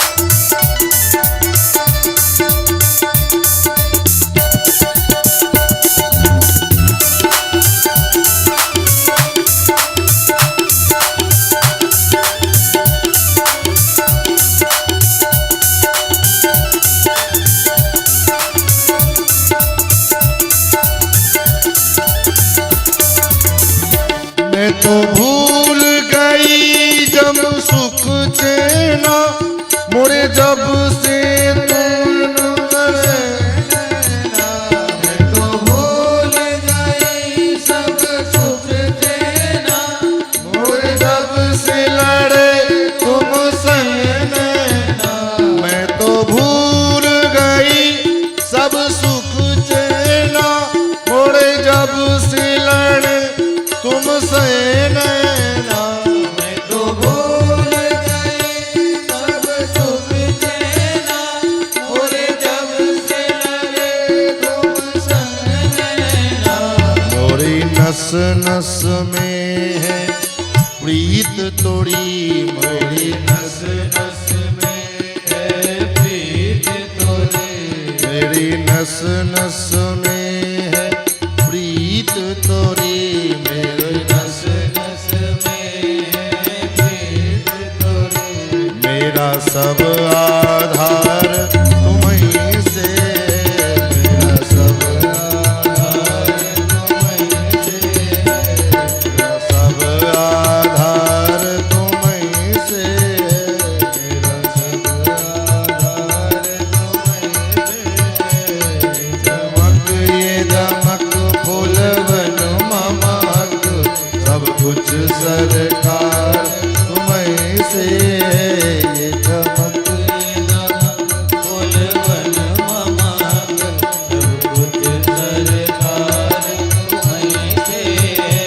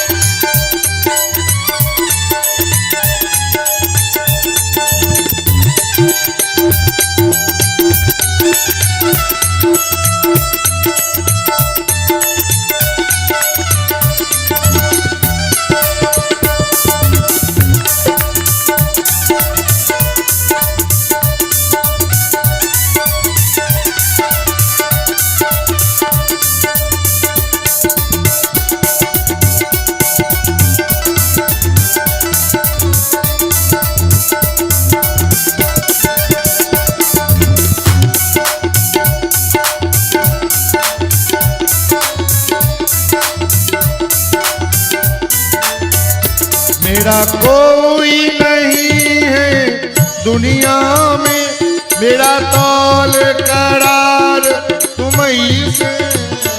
मेरा कोई नहीं है दुनिया में, मेरा तोल करार तुम्हीं से।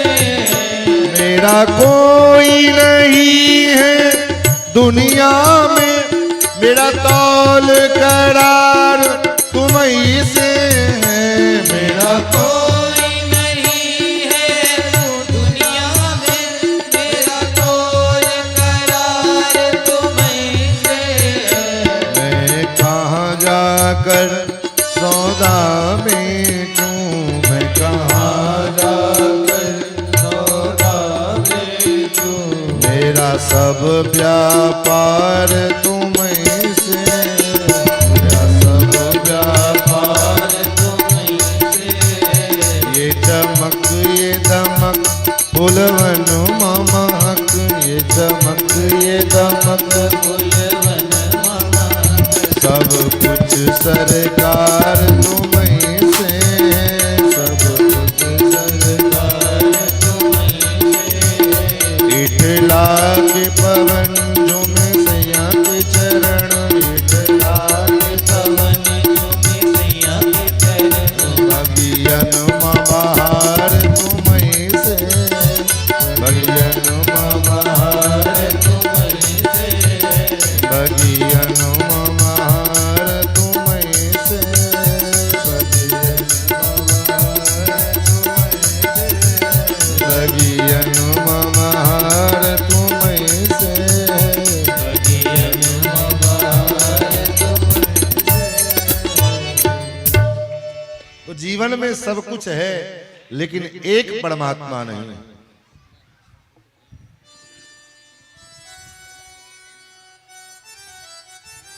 बाकी सब है, सब चकाचक है, चमक दमक सब कुछ ठीक है, लेकिन एक परमात्मा अगर जीवन में नहीं है तो कुछ नहीं, सब बेकार है।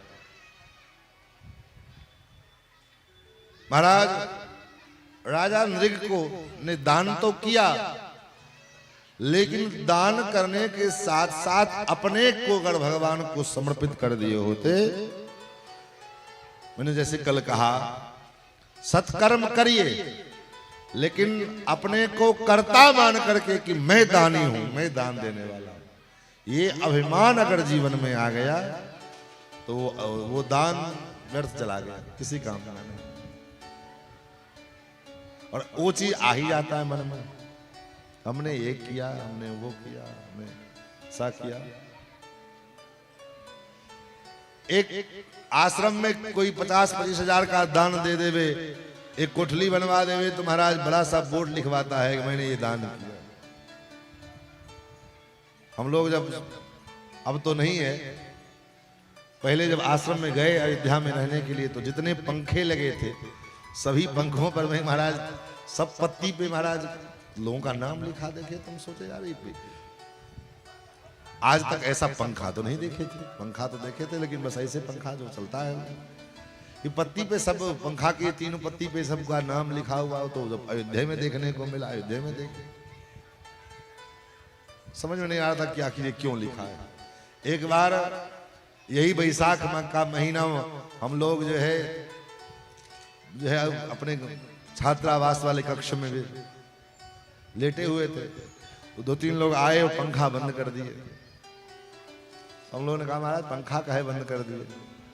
बोले नहीं, ये हमारे गांव के हैं, ये आए हैं, तो ये पंखा ने हमने ही दान किया है, तो इस पे हमारे पिताजी का, हमारे माताजी का, सबका नाम, हमारा नाम लिखा हुआ है, वही दिखाना चाहते हैं।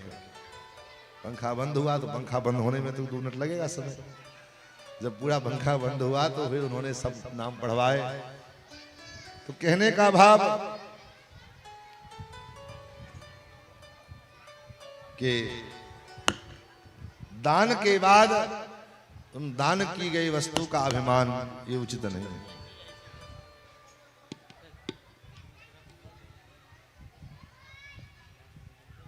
और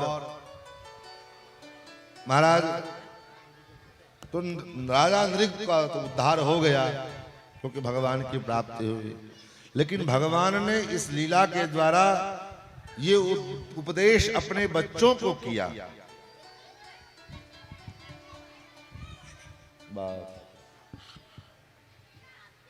अपने बच्चों को ये उपदेश किया कि देखो महाराज, जो कि माता पिता उस बालकों के शत्रु होते हैं, जो बालक को संस्कार नहीं देते। आज 90% माता पिता अपने बच्चों को शिक्षित तो कर पाते हैं, लेकिन संस्कार नहीं दे पाते। आज जितने भी बड़े बड़े संस्थान हैं, सारे संस्थान इंजीनियर, डॉक्टर, कलेक्टर, ये सब बनाने वाले संस्थान तो हैं, लेकिन मनुष्य को मनुष्य बनाने वाला कोई संस्थान नहीं है। बड़े बड़े इंजीनियर बन गए, डॉक्टर बन गए, कलेक्टर बन गए, सब तो बन गए, लेकिन हम मनुष्य नहीं बन पाए। और सब बन गए और एक मनुष्य नहीं बन पाए, तो फिर क्या बने? सब बनना बेकार है।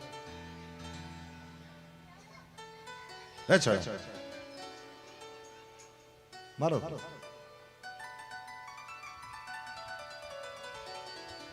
जानो वहां दुकान खुला हुआ है बाजार में।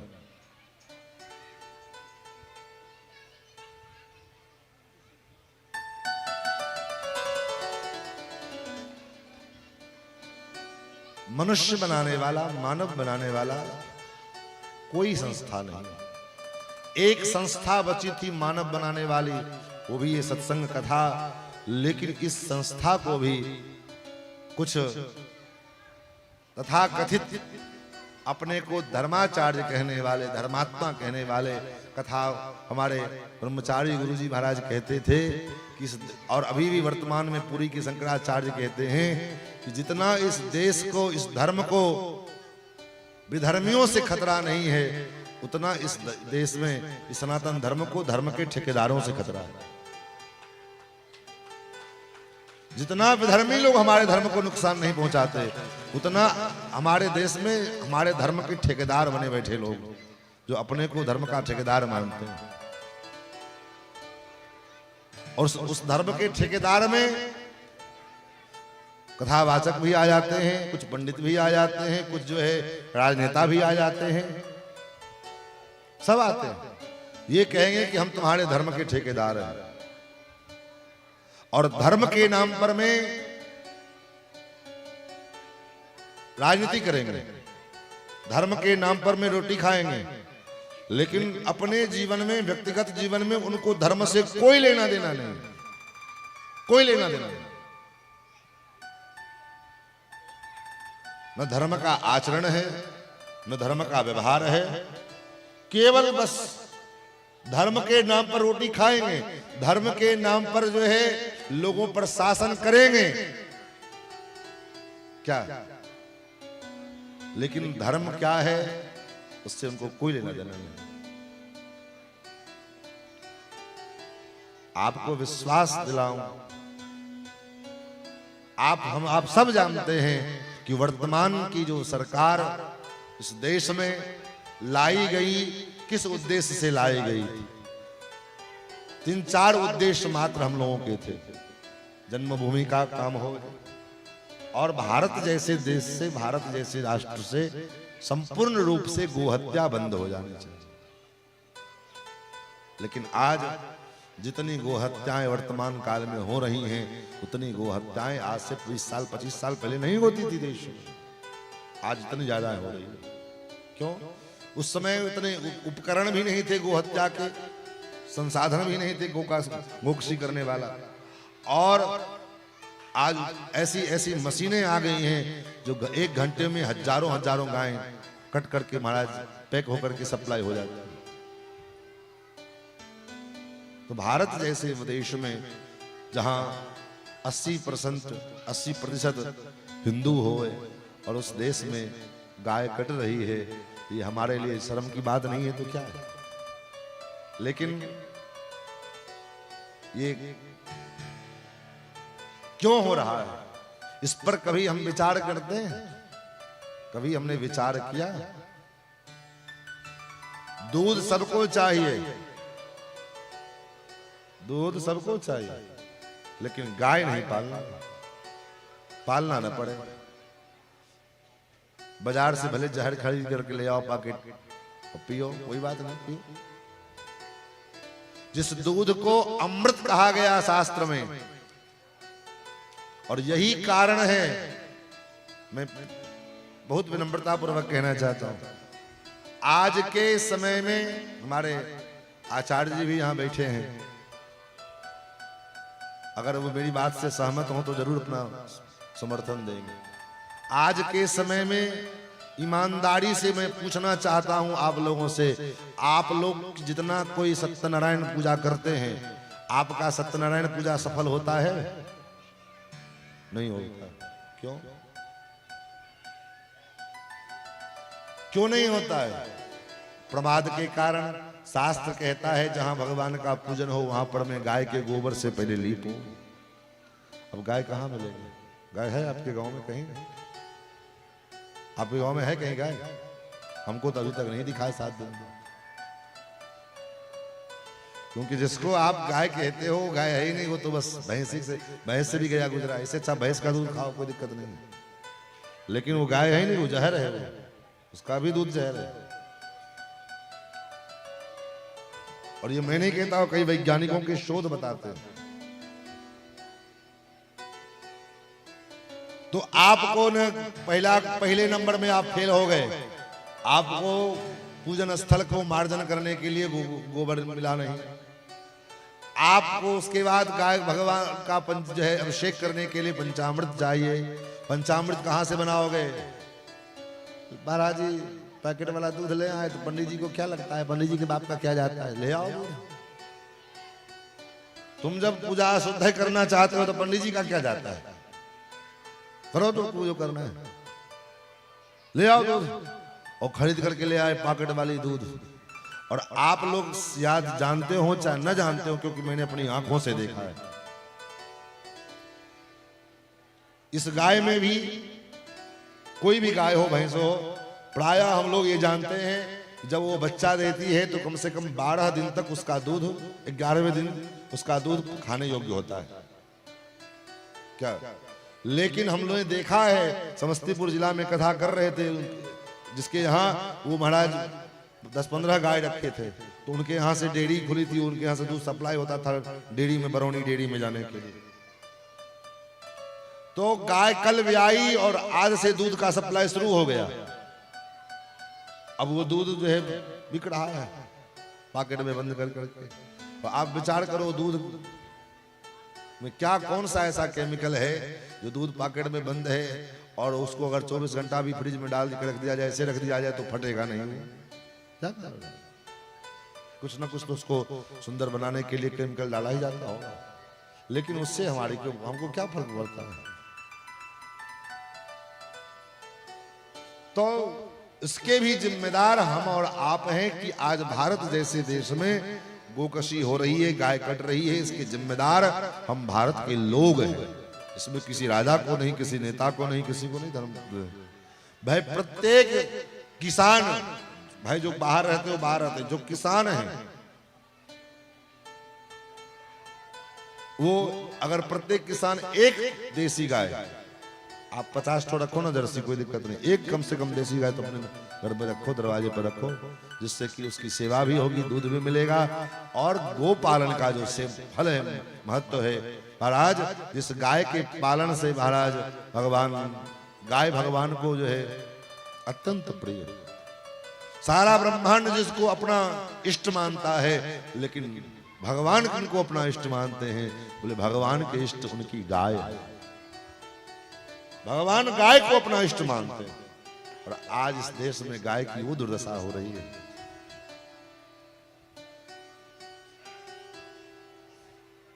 महाराज माता पिता मर जाए तो पंचदान में गोदान करना हो, और गोदान करने के लिए गाय कहां से मिले? बहुत जल्दी वो समय आने वाला है जो दर्शन करने के लिए भी जो है देसी गाय मिलना दुर्लभ हो जाए, बहुत जल्दी। क्योंकि जितनी स्पीड से गायें कट रही है और ये जर्सी का परंपरा हमारे देश में व्याप्त होता जा रहा है, धीरे धीरे समय ऐसा आएगा कि गाय को देखने के लिए तरसोगे, गाय का दर्शन करना दो।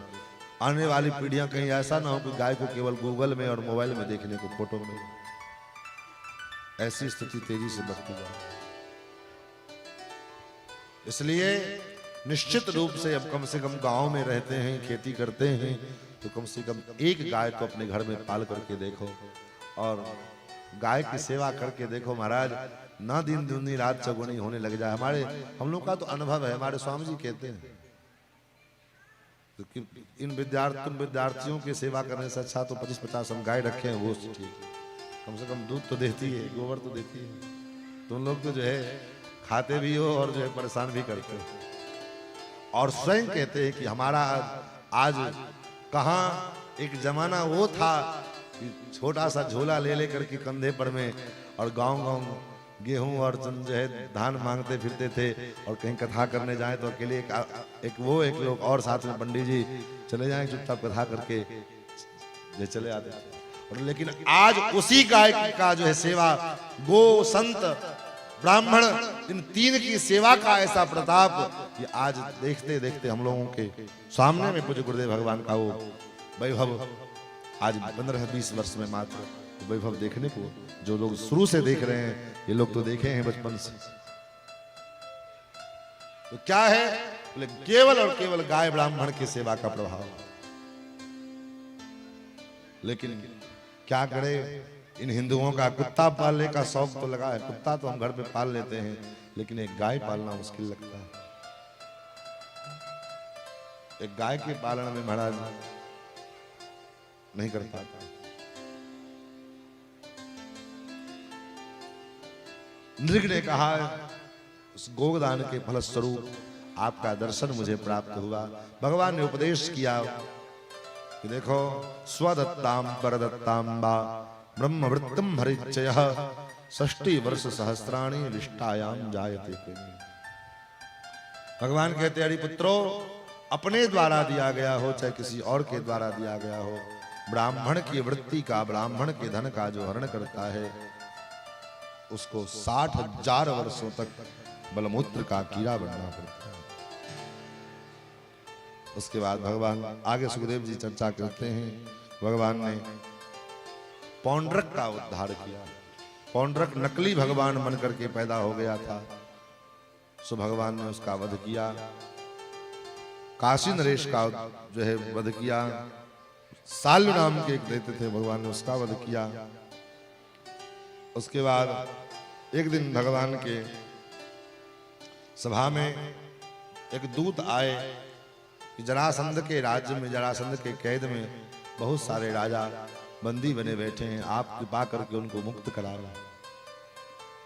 वो दूत गया, तब तक जो है फिर दूसरा दूत आया। भगवान को हस्तिनापुर से निमंत्रण आया कि महाराज युधिष्ठिर राजसूय यज्ञ करना चाहते हैं, और उस राजसूय यज्ञ के बहाने भगवान को बुलाया।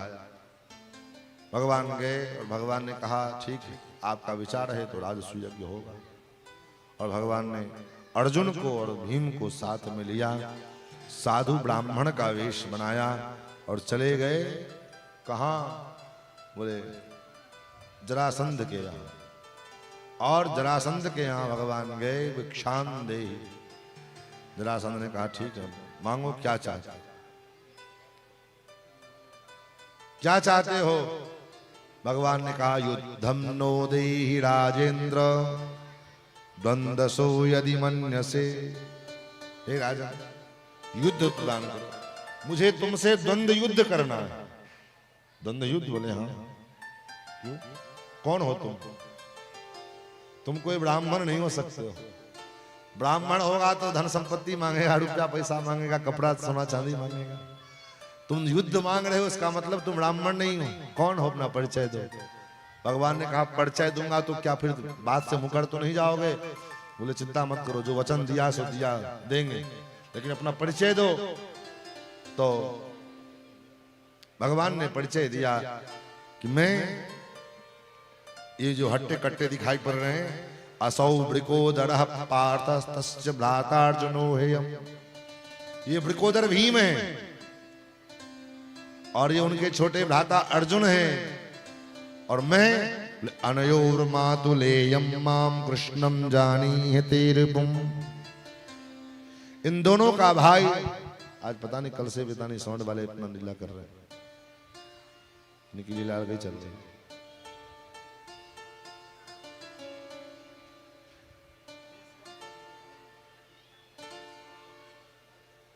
थोड़ा इसको सेट करो ना यार, पता नहीं कल से जो है क्या किए समझे नहीं आ रहा। एक तो 2 कोस दूर में जाकर के साउंड लगा है, पता ही नहीं चलता कि क्या कहे ना कहे।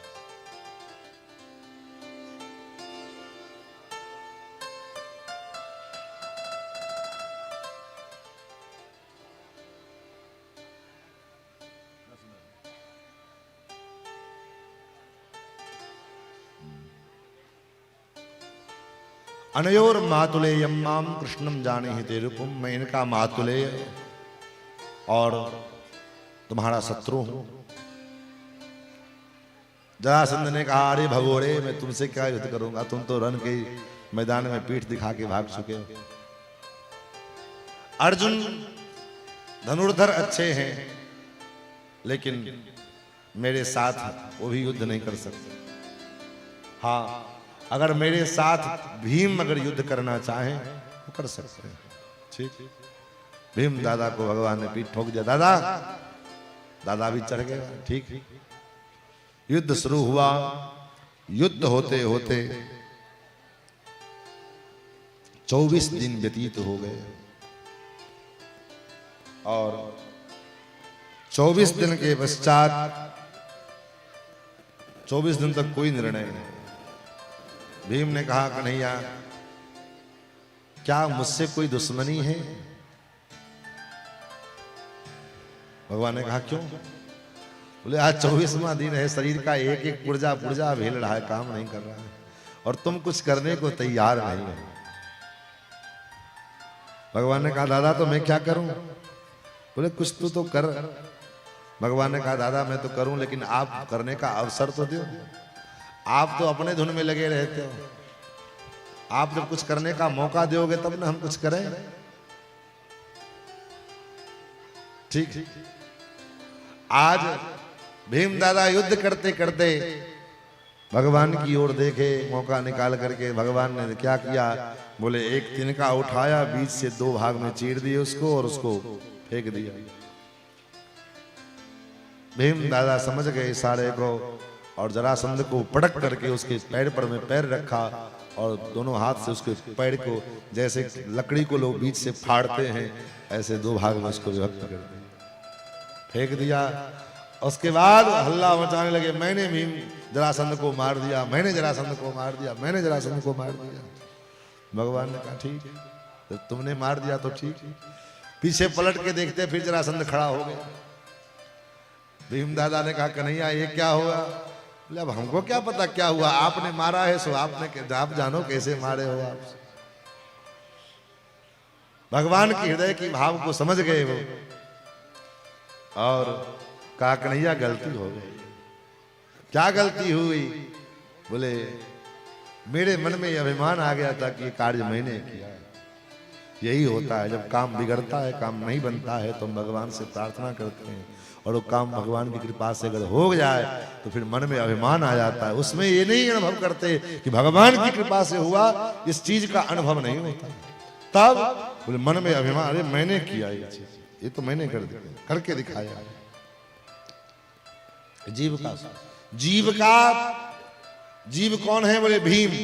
भीम दादा जीव हैं और दुर्योधन जो है जरासंध अधर्म है।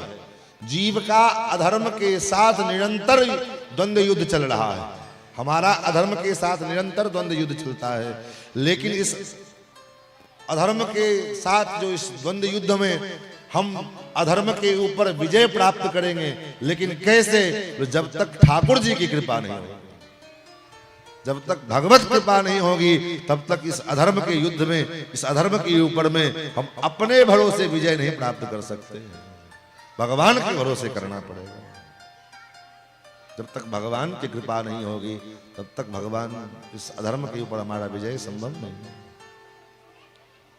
महाराज भगवान ने जरासंध का वध करवाया और वहां से संपूर्ण राजाओं को छुड़ा करके और हस्तिना इंद्रप्रस्थ लेकर के गए।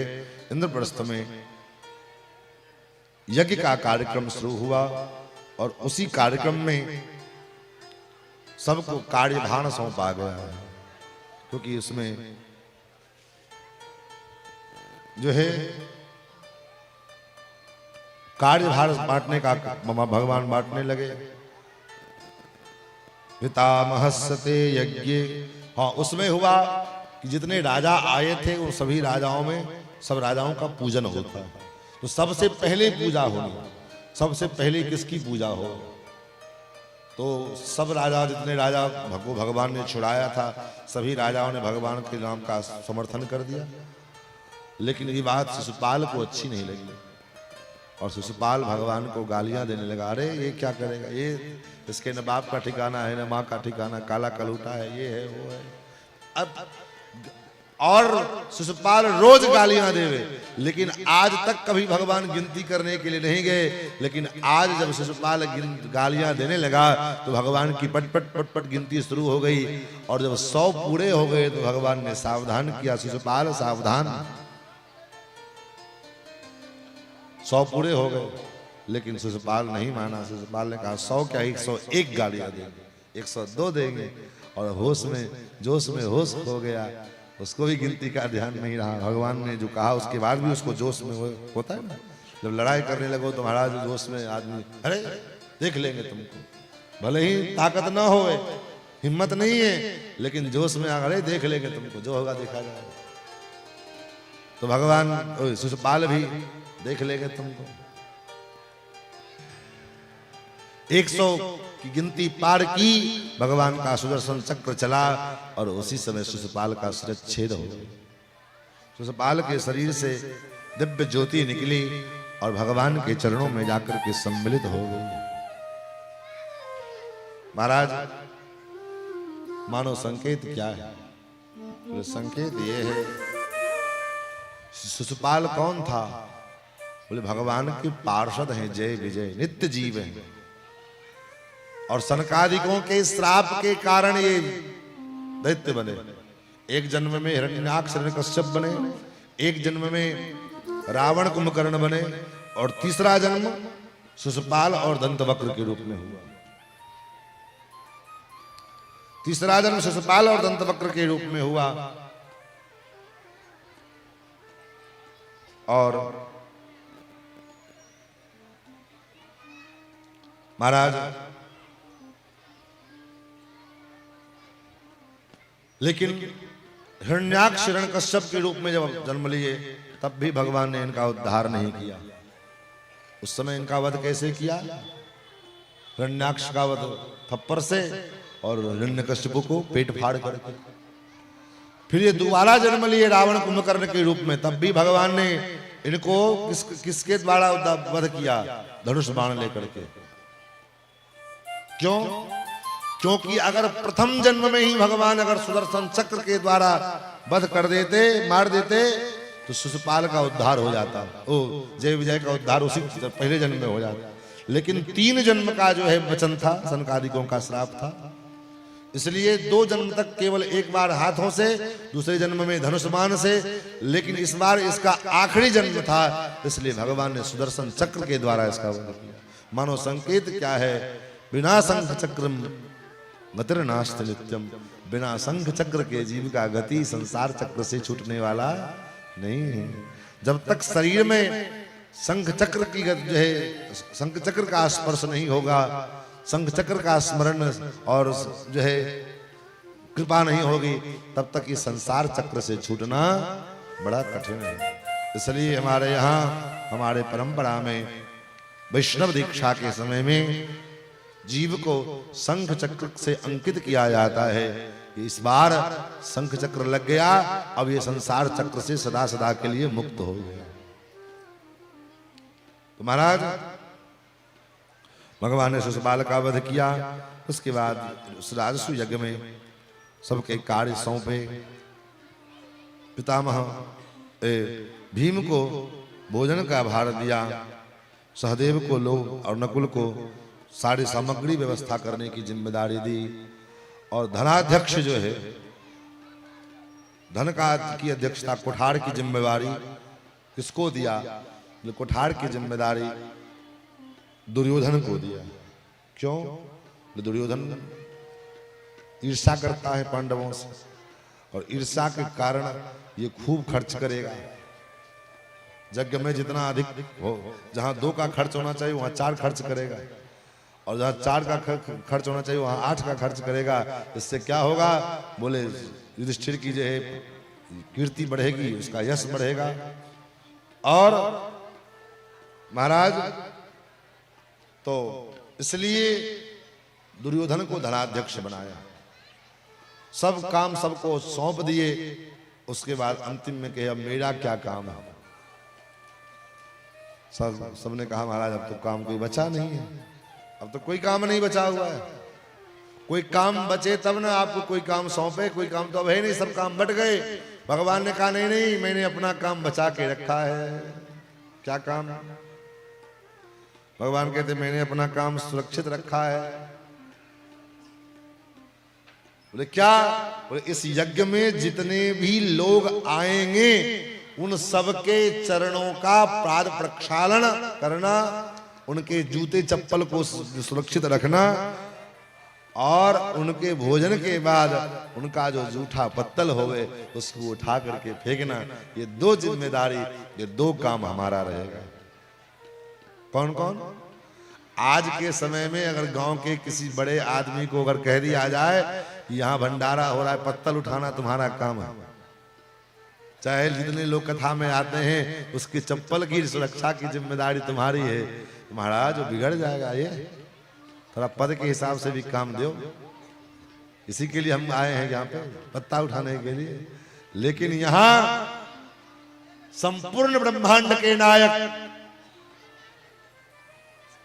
संपूर्ण जीव जगत के स्वामी और ऐसा परमात्मा जो है चप्पल उठाने के लिए तैयार है, लोगों के जूठे पत्तल उठाने के लिए तैयार है। क्यों? कारण क्या है?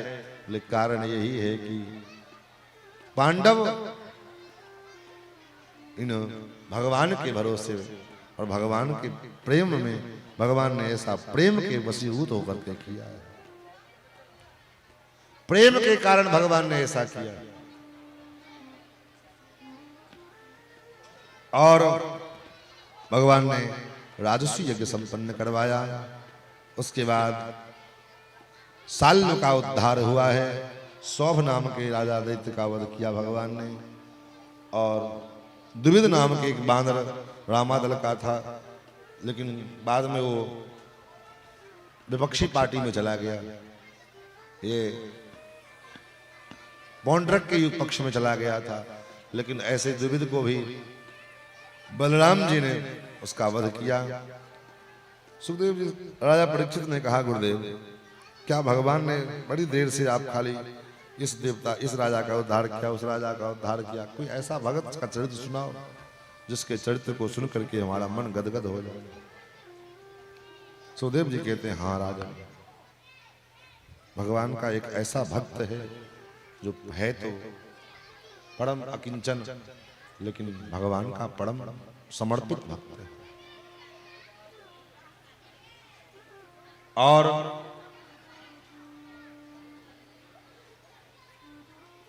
ब्राह्मण कृष्णस्यासीत् सखा कश्चित् ब्राह्मणो ब्रह्मवित्तमः विरक्त इंद्रियार्थेषु प्रशांतात्मा जितेन्द्रियः। कृष्ण का कोई सखा है जो है तो ब्राह्मण, और केवल ब्राह्मण नाम का ब्राह्मण नहीं, ब्रह्मवित्तमः। मैंने पहले दिन भी कहा था ब्रह्म माने वेद भी होता, तो ऐसा ब्राह्मण है वेद को जानने वाला ब्राह्मण, क्योंकि वो ब्राह्मण सोचनीय है। जो ब्राह्मण वेद न पढ़ा हो। मानस की चौपाई है ना, सोची विप्र जो वेद विहीन। वो ब्राह्मण सोचनीय है जिसने वेद नहीं पढ़ा। वेद ही नहीं पढ़ा तो फिर क्या पढ़ा। ब्राह्मण का तो मूल कर्तव्य है, पहला काम है वेद का अध्ययन अध्यापन। वेद पढ़े और वेद पढ़ावे, धर्म को जाने और धर्म को जनाने का प्रयास, समाज को धर्म को समझावे, धर्म क्या है, धर्म के विषय का ज्ञान समाज को देवे। ये काम ब्राह्मण का है। ब्राह्मण का काम क्षुद्र कार्य करने के लिए शरीर नहीं मिला है। तब ब्राह्मण का शरीर तो ब्राह्मणस्य शरीरोयम क्षुद्र कामाय निश्यते। ब्राह्मण का शरीर क्षुद्र काम करने के लिए, किसी की चाटुकारिता करने के लिए, किसी का जो है चापलूसी करने के लिए ब्राह्मण का शरीर नहीं मिला है। तो ब्राह्मण का शरीर तो महाराज ये देवता, ये पृथ्वी का देव है, इसलिए इसको भूसुर कहा जाता है। ब्राह्मण को भूसुर कहा जाता है, पृथ्वी के ये देवता हैं। और ऐसे देवता अगर चाटुकारिता करने लग जाए, चापलूसी करने लग जाए तो महाराज वो अपने धर्म से च्युत हो जाए।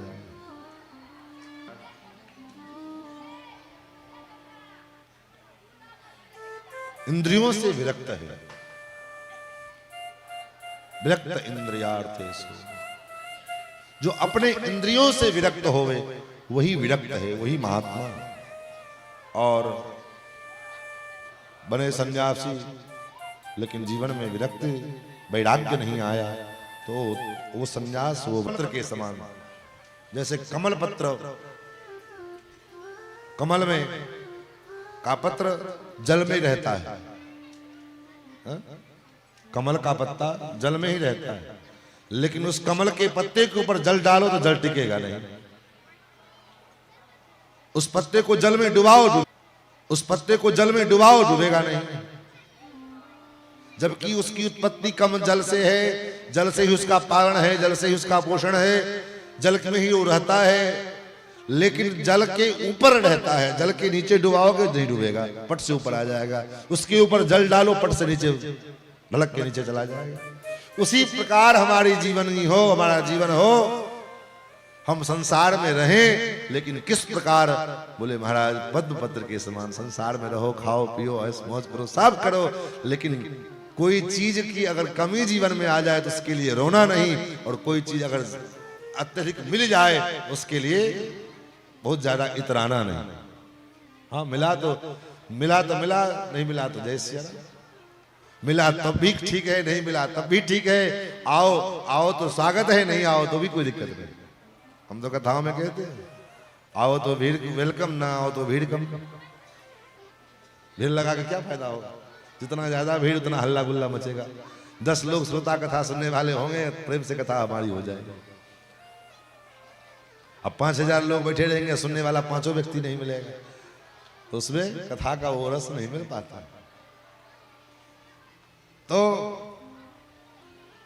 ब्रह्मणो ब्रह्मवेत्तम, ब्राह्मण तो हैं लेकिन ब्रह्मवेत्ता ब्राह्मण है, वेदों को जानने वाले।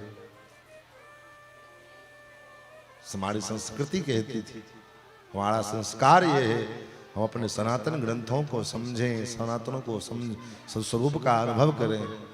हमारी संस्कृति क्या थी, क्या कहें। हमारी सनातन संस्कृति में जहां पर में हमारे पूर्वजों ने, जहां पर हमारे पूर्वजों ने अपनी चोटी को बचाने के लिए अपना गर्दन कटवा दिया, लेकिन अपनी चोटी नहीं कटने दी महाराज। गुरु गोविंद सिंह के पुत्रों को जिंदा दीवाल में मुगलों ने चुनवा दिया, कहा अपने चोटी कटवाओ, नहीं तो तुम्हारे बच्चों को जिंदा दीवाल में चुनवा देंगे। लेकिन उन्होंने कहा मार दो कोई दिक्कत नहीं, लेकिन चोटी नहीं कटवाएंगे। और आज हमारी संस्कृति कहां तक कहां चली गई कि शौक के मारे चोटी कटवा करके चले जाते हैं। जिन भारतवर्ष में, जिस भारत की संस्कृति में हमारी हजारों माताओं ने केवल इस कारण से जौहर किया। जौहर जानते हैं ना, आग में कूद जीते जी समाधि ले ली, इस कारण से कि कोई दूसरा पुरुष हमारे घूंघट उठा करके हमारा मुख न देख ले।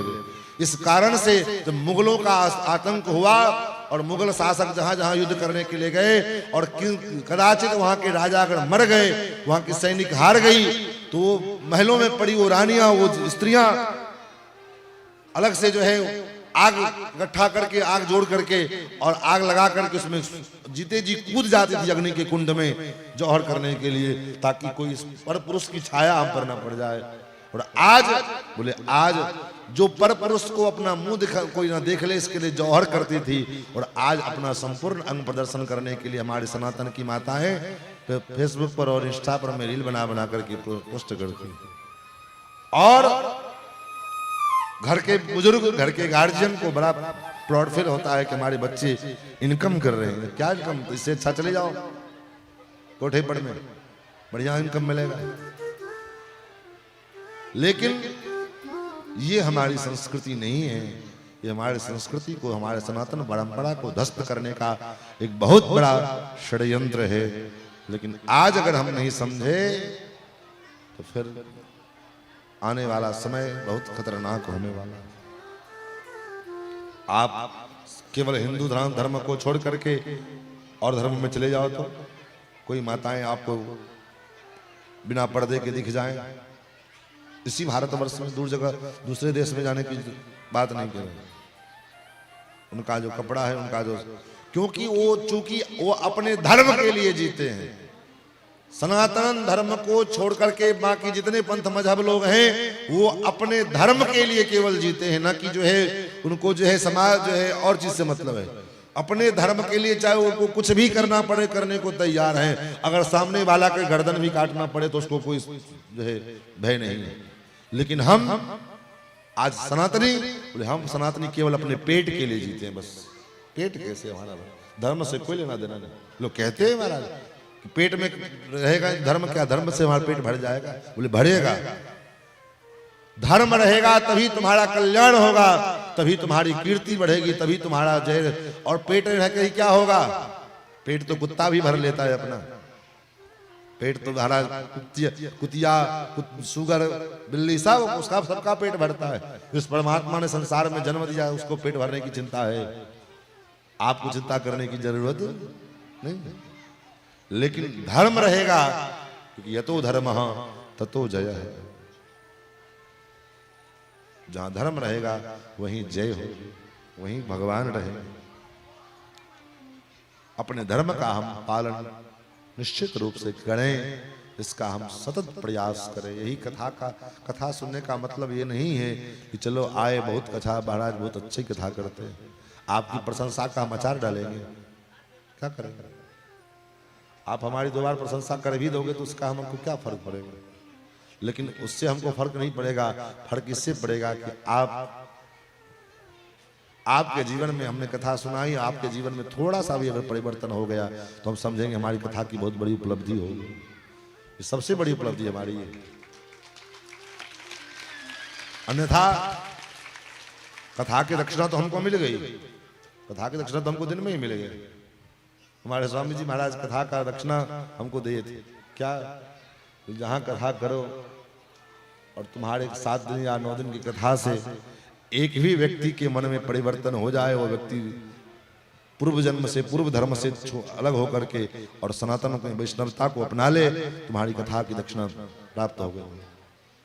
वो तो हमको दिन में प्राप्त हो गया। एक भी व्यक्ति, हमको जरूरी नहीं सिंह एक ही काफी होता है। हमारे ये भैया विजय जी हैं, आज सवेरे इनका जो है दोपहर में दीक्षा का कार्यक्रम। तो एक भी व्यक्ति अगर परिवर्तित हो गए तो हम समझते हैं कथा सफल हो गई। लेकिन जहां हजारों की संख्या है वहां तो क्या कहें, कथा जो है बदलाव तो एक से भी हो सकता है। लेकिन क्यों ना हम सब मिल करके बदलाव लाए।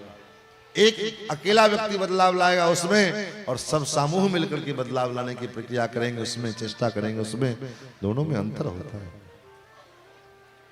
तो मैं निवेदन कर रहा था, ब्राह्मण हैं और ब्रह्मवेत्ता ब्राह्मण हैं। विरक्त इंद्रियार्थेषु प्रशांतात्मा जितेंद्रियः यदृच्छयोपपन्नेन वर्तमानो गृहाश्रमी। लेकिन इनकी जो भार्या है थोड़ी सी दरिद्रा है। क्यों दरिद्रा है?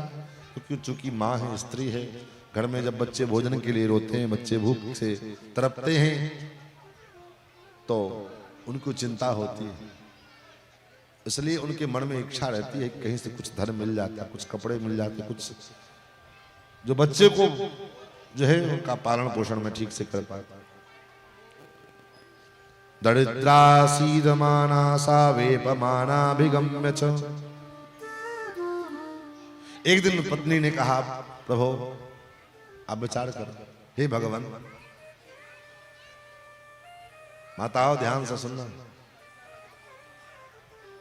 जहां घर में अन्न का एक दाना नहीं है, कपड़ा जो पहनी है पत्नी वो एक कई जगह फटी हुई है, बच्चे क्या खाएंगे उसकी व्यवस्था नहीं है, लेकिन उस अवस्था में भी इनकी पत्नी, इनका संबोधन क्या है? हे भगवान।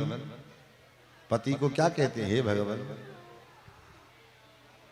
और आज बोले आज क्या विडंबना है, बेचारा पति कमाते कमाते परेशान ला करके सब कुछ दे देवे, लेकिन उसके बाद भी जब देखो तब हमारे तो किस्मत फूटी थी कि तुमसे ब्याह हुआ। हा? हमारा तो नसीब फूटा था उस दिन जिस दिन से तुमसे हमारा विवाह हो गया। ये डायलॉग। एक पत्नी ये है जो इस परिस्थिति में भी घर में अन्न का एक दाना नहीं है, शरीर पर पहनने को अच्छे वस्त्र नहीं है, घर जो है पानी बरसता है तो सारा पानी घर में घुसता है, ये परिस्थिति घर में है। और उसके बाद ये पतिदेव को संबोधित करती है तो कहती है, हे भगवान ननु ब्रह्मन् भगवत सखा साक्षात श्रीपति। हे भगवान, मैंने सुना है कि आपके सखा साक्षात भगवान श्रीपति द्वारकाधीश हैं, क्या ऐसा संबोधन आप कर सकती हैं? हो पाएगा? और अगर आप इस प्रकार से संबोधन करिए तो निश्चित कभी आपको वैधव्य का दोष नहीं देखना पड़ेगा, क्योंकि आपके पति की आयु अपने आप ऑटोमेटिक 5 वर्ष बढ़ जाएगी।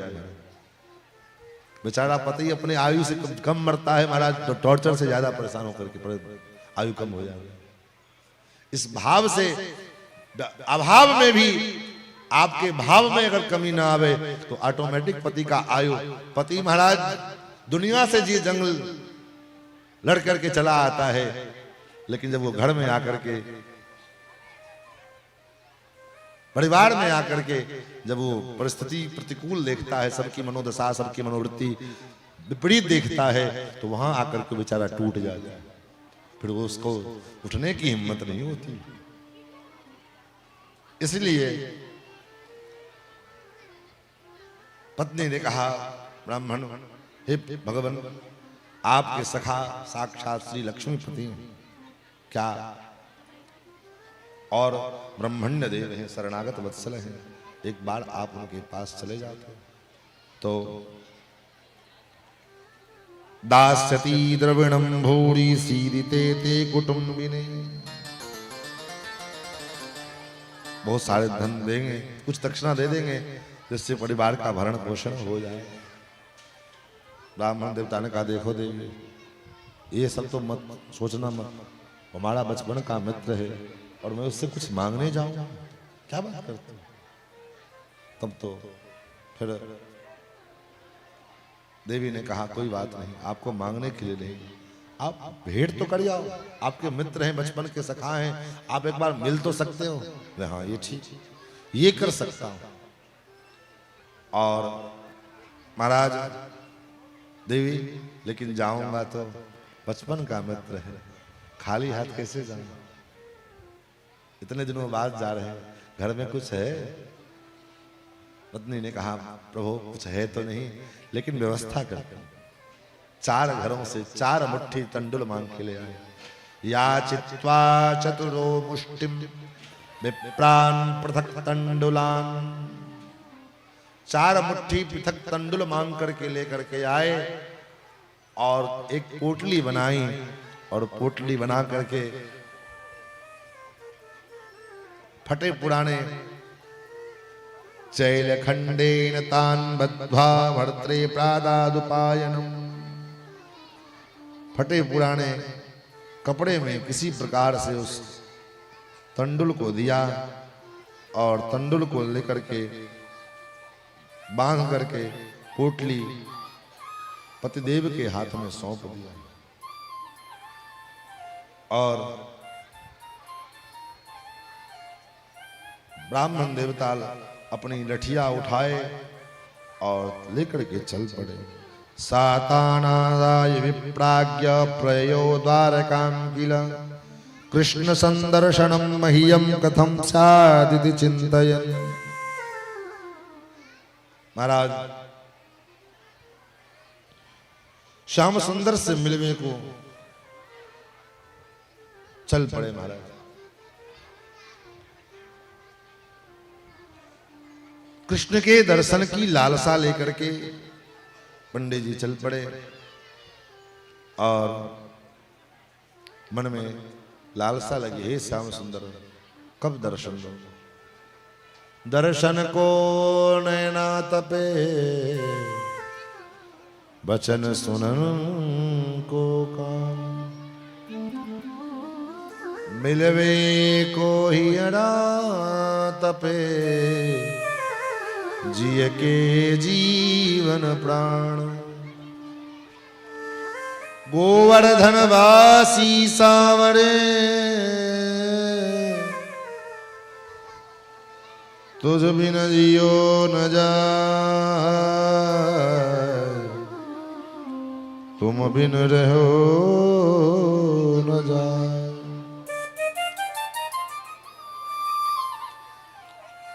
हे प्रभु आपका दर्शन कैसे हो, किस प्रकार से आपके दर्शन होंगे। हे प्रभु कहाँ मिलोगे, कब मिलोगे।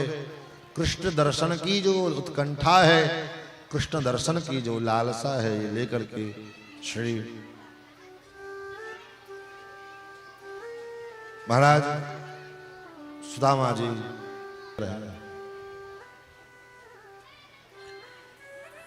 और चलते चलते थक गए। एक वृक्ष के नीचे आराम कर रहे हैं, फिर उठ करके चल रहे हैं और लठिया टेकते टेकते किसी प्रकार द्वारकापुरी पधारे। द्वारका में लोगों से पूछा, भैया मेरे कन्हैया को घर कौन सो है। लोगों ने कहा कौन सो कन्हैया। बोले मेरे बचपन को सखा है। बोले नाम तो बताओ। है तो बचपन को नाम कन्हैया, लेकिन कृष्ण के हैं, वाके माता पिता को नाम देवकी और वसुदेव है। अरे महाराज ऐसे बोले वो हमारे स्वामी हैं, द्वारकाधीश हैं। अच्छा वो कहाँ मिलेगा।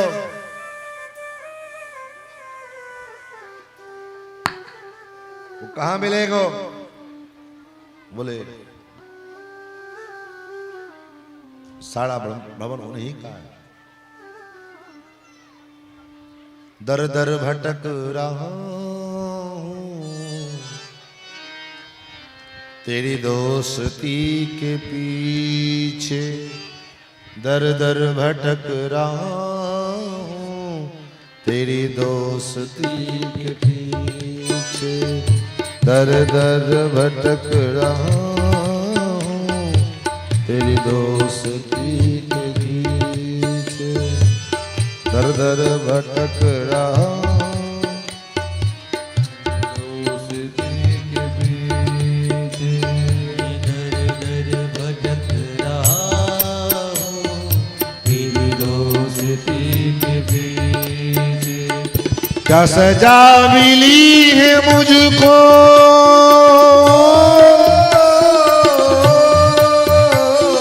क्या सजा मिली है मुझको तेरी दोस्ती के पीछे। दर दर भटक रहा हूं तेरी दोस्ती के पीछे। दर दर भटक रहा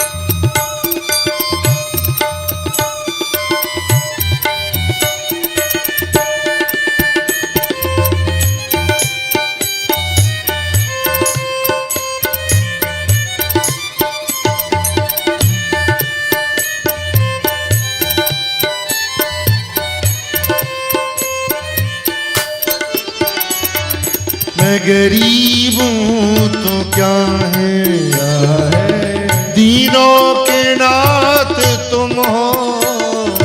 मैं गरीब हूँ तो क्या है, दीनों के नाथ तुम हो। मैं गरीब हूँ तो क्या है, तीनों के नाथ तुम हो। मैं गरीब हूँ तो क्या है, दीनों के नाथ तुम हो। होठों पे है उदासी हो, होठों पे है उदासी, तेरी रोशनी के पीछे दर दर भटक रहा हूँ। तेरी दोस्ती के पीछे दर दर भटक रहा हूँ। तेरी दोस्ती के पीछे।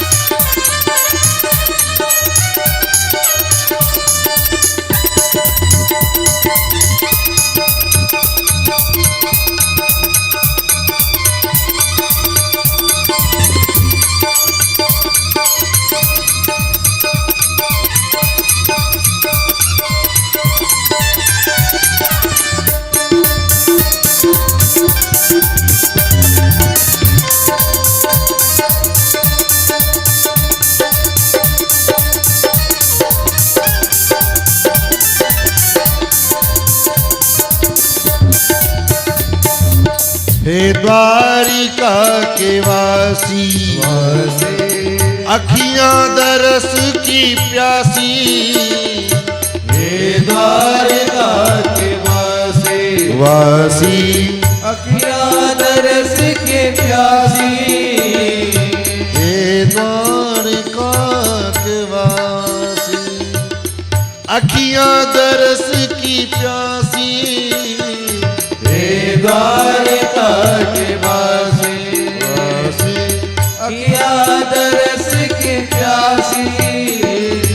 दिखला झलक जरासी,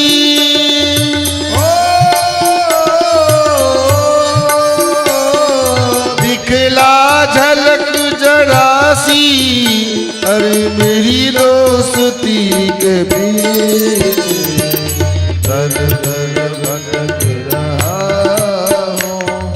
तेरी दोस्ती के पीछे दर दर भटक रहा हूँ। तेरी दोस्ती के पीछे।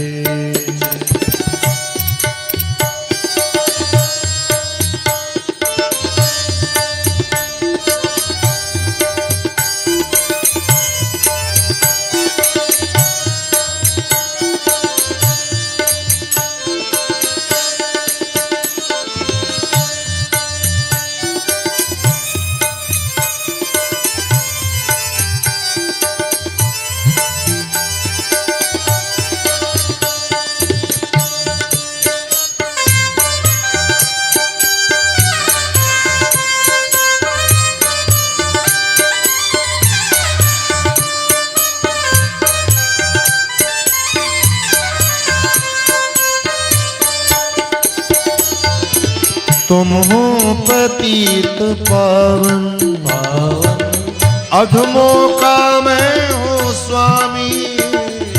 तुम हो पतित पावन पावन, अधमों का मैं हूँ स्वामी। तुम हो पतित पावन पावन, अधमों का मैं हूँ स्वामी। तुम हो पतित पावन पावन, अधमों का मैं हूँ स्वामी। अब तो दर्श करा जा,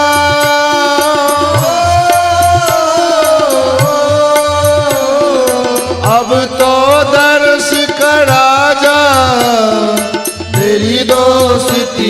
के पीछे मैं दर भटक रहा हूँ। तेरी दोस्ती के पीछे दर दर भटक रहा हूँ। तेरी दोस्ती के पीछे हर दर भटक रहा हूँ। तेरी दोस्ती के पीछे दर दर भटक रहा हूँ।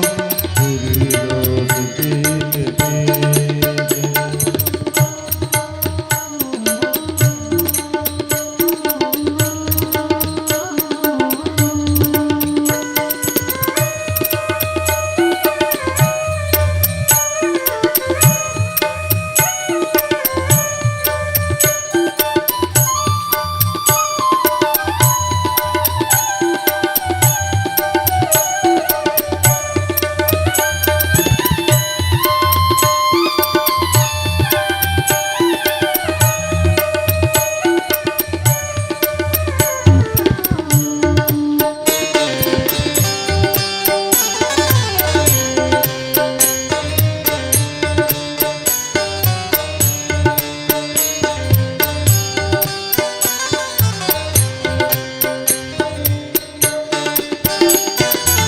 बचपन का यार आया आया मोहन तेरी गली में।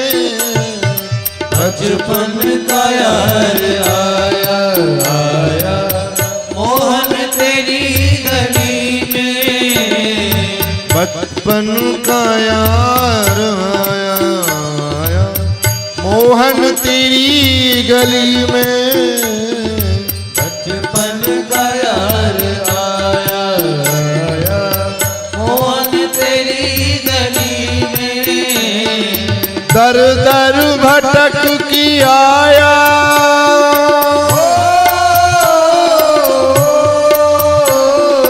दर दर भटक की आया।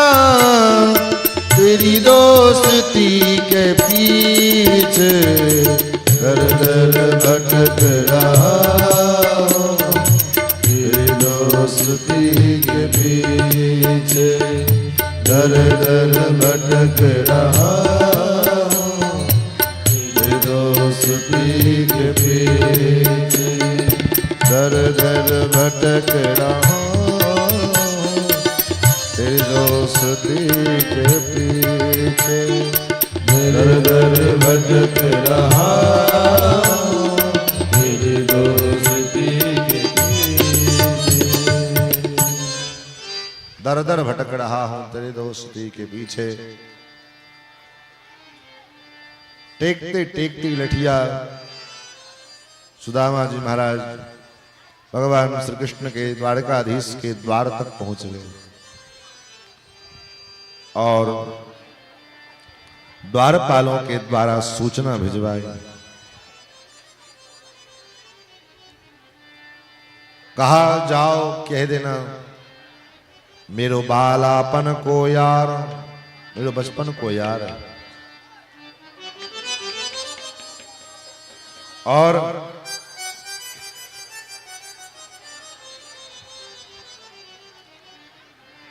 द्वारपाल गया भगवान के पास। सुधर्मा सभा लगी थी। सभा में द्वारपाल के ने कहा द्वारकाधीश की जय हो। आपकी सेवा करते करते वर्षों व्यतीत हो गए, लेकिन बहुत सारे विभूतियां आपके दरबार में पधारी, लेकिन आज जो विभूति आई है बड़ा विचित्र विभूति है। भगवान ने कहा क्या है, कौन है? द्वारपाल कहते हैं प्रभु बड़ा अद्भुत है। द्वारपाल वर्णन कर रहे हैं शीस पगान झगा तन पे प्रभु जान को आहि बसे के ही ग्राम। न शीस पगड़ी है शीस पगा न झगा तन पे, न तन पर में कोई कपड़ा है। पता नहीं कहां से आया है, किस गांव से आया है, किस शहर से आया है, किस नगर से आया है, पता नहीं। शीस पगान झगा तन पे, प्रभु जान को आए बसे के ही ग्राम। और सरकार धोती जो पहनी है ना, तो धोती भी एकदम मैली कुचैली है और कई जगह से फटी हुई है, गांठ जोड़ जोड़ के बांध करके रखी है। धोती फटी सी लटी दुपटी,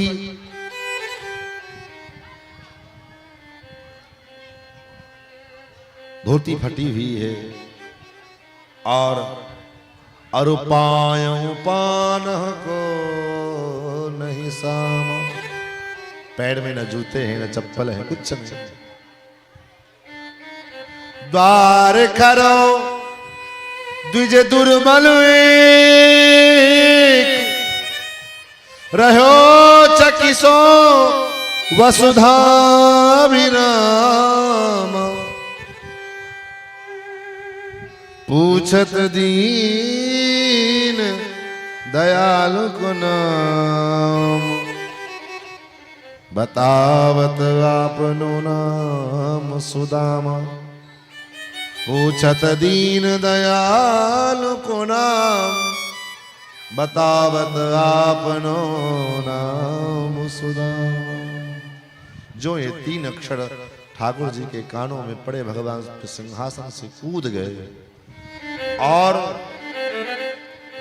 सुदामा सुदामा सुदामा करते हुए भगवान ऐसे दौड़ रहे हैं। कभी गिरते हैं, कभी उठते हैं, कंधे से दुपट्टा उतर जा रही है। आने वाले जो लोग आगे से आ रहे हैं उससे टकरा करके कभी गिर जाते हैं।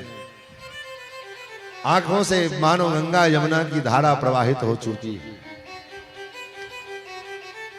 और एक ड्योढ़ी पार किया, दूसरा ड्योढ़ी आया, उसको पार किया, तीसरी ड्योढ़ी। और इधर सुदामा जी द्वार पर खड़े खड़े विचार कर रहे हैं। मन में भई गली, वो जैसे भरत जी की गति हुई। द्वार पर खड़े खड़े विचार कर रहे हैं, क्या पता श्याम सुंदर मुझे पहचानेंगे भी कि नहीं पहचानेंगे, क्या पता मुझे स्वीकार करेंगे कि नहीं स्वीकार करेंगे, क्या पता मुझे याद है। भाई इतने बड़े लोग हो गए हैं, हम याद भी हैं कि है नहीं, भूल गए। बचपन में देखा था, आज क्या पता उनको हम भूल गए हों, याद रहा होगा कि नहीं रहा होगा। मन ही मन ये भावना बार बार मन में आ रही है। सोच रहे हैं, एक मन कर रहा है चले जाएं, एक मन कर रहा है नहीं नहीं रुकना चाहिए, रुकना चाहिए। फिर एक मन कहता है नहीं नहीं चले जाएं, फिर एक मन कहता है नहीं नहीं रुकना चाहिए, रुकना चाहिए। और जय हो महाराज। एक ड्योढ़ी पार किया, दूसरी ड्योढ़ी पार किया, तीसरी ड्योढ़ी, ऐसे 7 ड्योढ़ियों को पार करके भगवान द्वार पर खड़े अपने भक्त सुदामा, अपने मित्र सुदामा के पास बना रहे और अपने मित्र को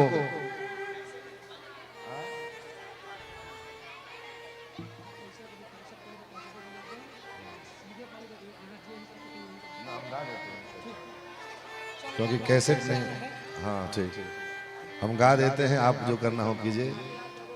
हाँ हाँ, रिकॉर्डिंग नहीं बजाएंगे क्योंकि लाइव चल रही है, तो लाइव में थोड़ा दिक्कत होती है। गाओ भैया, गा दो, गा दो।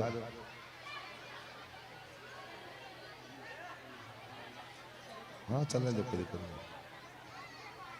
गाओ।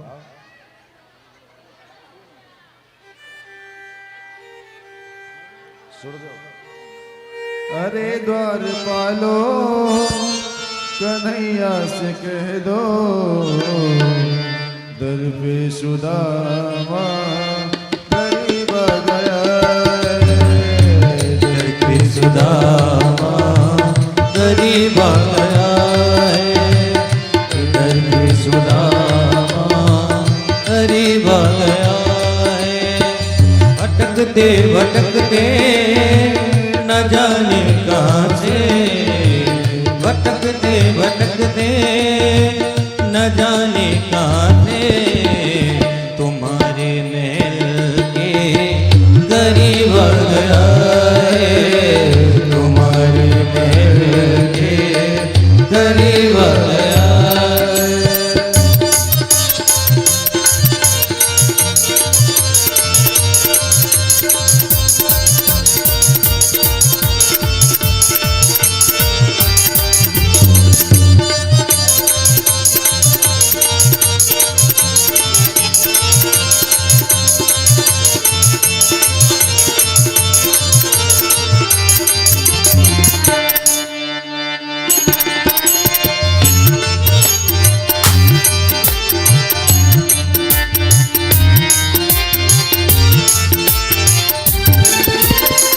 न सर पे है पगड़ी न तन पे है जामा, बता दो कन्हैया को नाम है सुदामा हो, बता दो कन्हैया को नाम है सुदामा। न तन पे है पगड़ी न तन पे है जामा, बता दो कन्हैया को नाम है सुदामा, बता दो कन्हैया को नाम है सुदामा। तुम बार मोहन से जाकर के कह दो, तुम बार मोहन से जाकर के कह दो कि मिलने लगा बद नसीब गया है, इधर भी सुदामा गरीब गया है।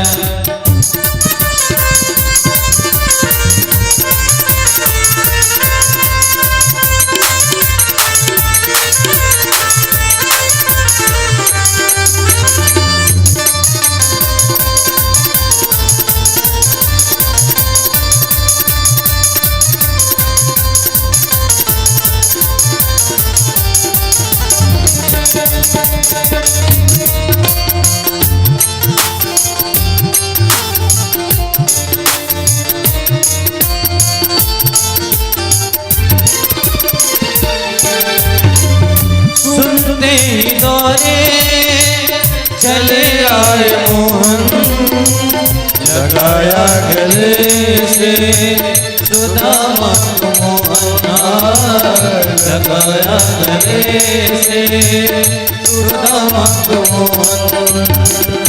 कि सुनते ही दौरे चले आए मोहन, लगाया गले से सुदामा को मोहन हो। कि सुनते ही दौरे चले आए मोहन, लगाया गले से सुदामा को मोहन, लगाया गले से सुदामा को मोहन। हुआ रुक्मणी को बहुत ही अचंभा, हुआ रुक्मणी को बहुत ही अचंभा, ये मेहमान कैसा अजीब गया है, ये मेहमान कैसा अजीब गया है, इधर भी सुदामा गरीब गया है।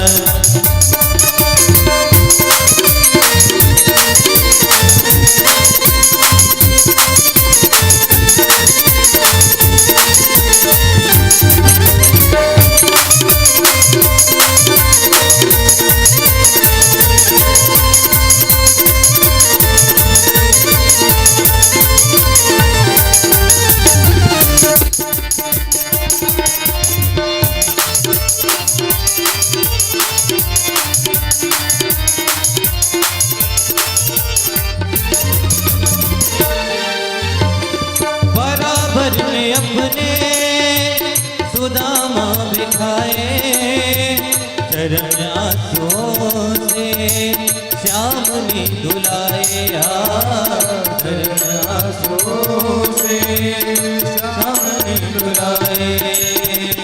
बराबर में अपनी सुदामा बैठाए, चरण आंसुओं से श्याम ने धुलाए, बराबर में अपने सुदामा बिठाए, चरण आंसुओं से श्याम ने धुलाए, चरण आंसुओं से श्याम ने धुलाए।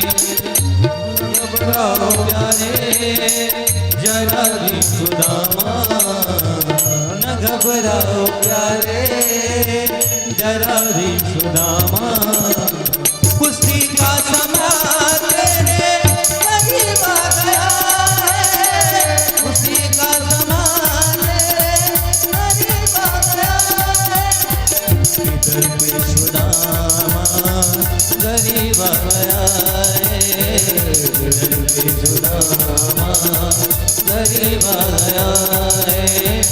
अरे ग्वाल पालो कन्हैया के दो, अरे ग्वाल पालो कन्हैया के दो, इधर पे सुदामा गरीब आ गया है, इधर पे सुदामा गरीब आ गया है, इधर पे सुदामा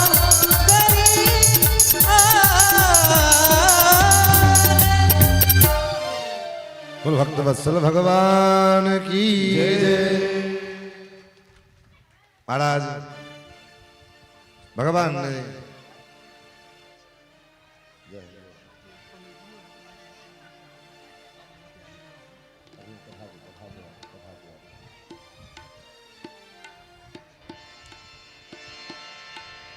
महाराज भगवान ने श्री सुदामा जी का पूजन किया है। सुदामा जी को लेकर के निज पर्यंक पर निज सिंहासन पर बिठाया।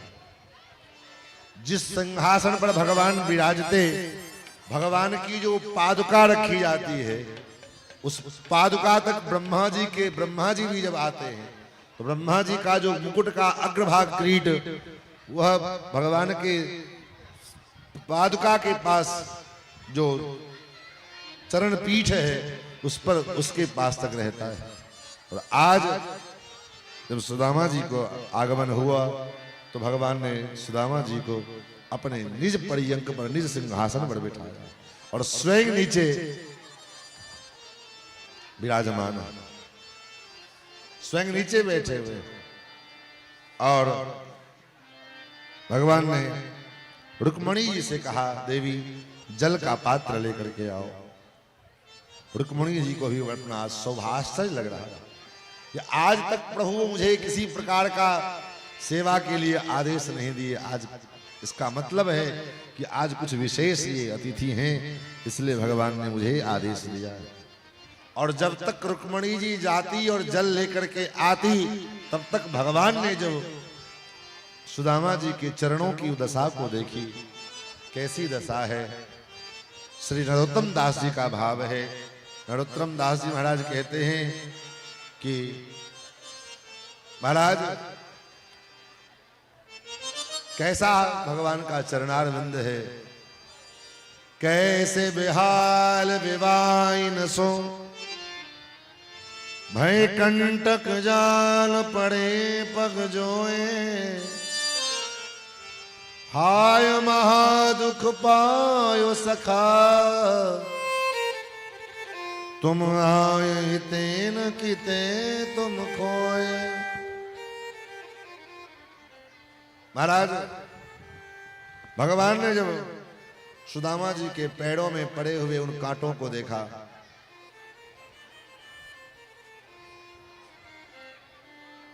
आप लोग थोड़ा देर हल्ला शांत कीजिए। अगर भूख लगी हो तो घर चले जाइए, क्योंकि आज 11 बजे तक कथा होनी है। आज विश्राम दिवस है, इसलिए कथा 11 बजे तक से पहले होगी नहीं। तो जिसको जाना हो भैया तो जा सकता है। भंडारा खाने आए हो तो अपना आना, 11 बजे भंडारा होगा, क्योंकि कथा से पहले आरंभ खत्म होने से पहले तो भंडारा होगी नहीं। तो एक यार 10 बजे के बाद 11 बजे आप आना भंडारा में। लेकिन कथा सुनने के लिए अगर आए हैं तो बैठ के चुपचाप कथा सुनिए और न व्यवधान बनिए न हमको व्यवधान करने दीजिए। इन लोगों को पीछे भेजो, काहे के लिए बैठे हैं यहाँ पर।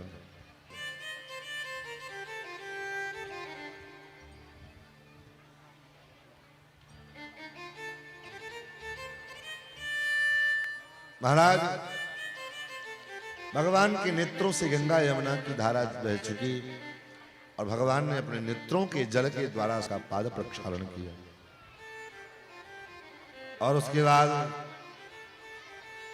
भगवान निज पर्यंक पर लेकर के गए, निज पर्यंक पर बिठाया। निज महल में भगवान का जो निज पर्यंक था उस पर्यंक पर लेकर के भगवान गए और भगवान ने बड़ी वार्ताएं की। ठाकुर जी को भगवान चरण दबाए, सुदामा जी के चरण दबा रहे। जिन पदारविंद की पदनख मणि छटा का एक झलक प्राप्त करने के लिए बड़े बड़े योगिंद्र मुनिंद्र अमलात्मा विमलात्मा सिद्धात्मा लालायित रहते हैं, ऐसे परमात्मा श्री सुदामा जी महाराज के पैरों को दबा रहे हैं, चरण दबा रहे हैं। ये क्यों हो रहा है, कारण क्या है? बोले यही तो भगवान का कोई नहीं जान पाता, कब किस गुण पर किस भक्त के ऊपर कितना रीझ जाए ये तो परमात्मा ही जानता है। रीत की प्रीत रंगीलो ही जाने, क्या रीति है क्या प्रीति है ये तो रंगीलो ही जानता हो। महाराज,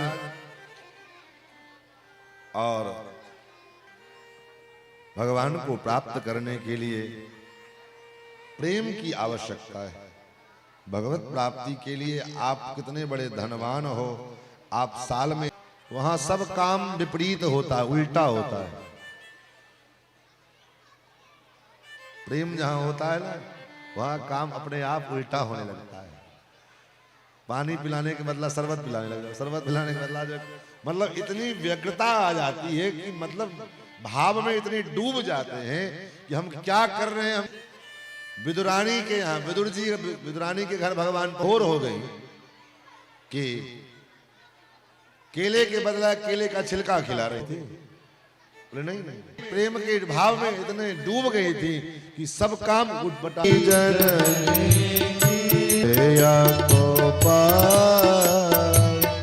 प्रेम नदिया की सदा उल्टी बहेगा,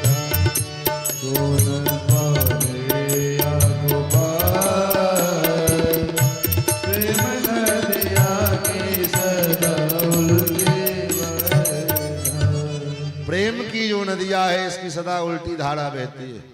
पूतना आई थी भगवान को मारने के लिए, लेकिन भगवान ने उसको मुक्ति दे दी। महाराज,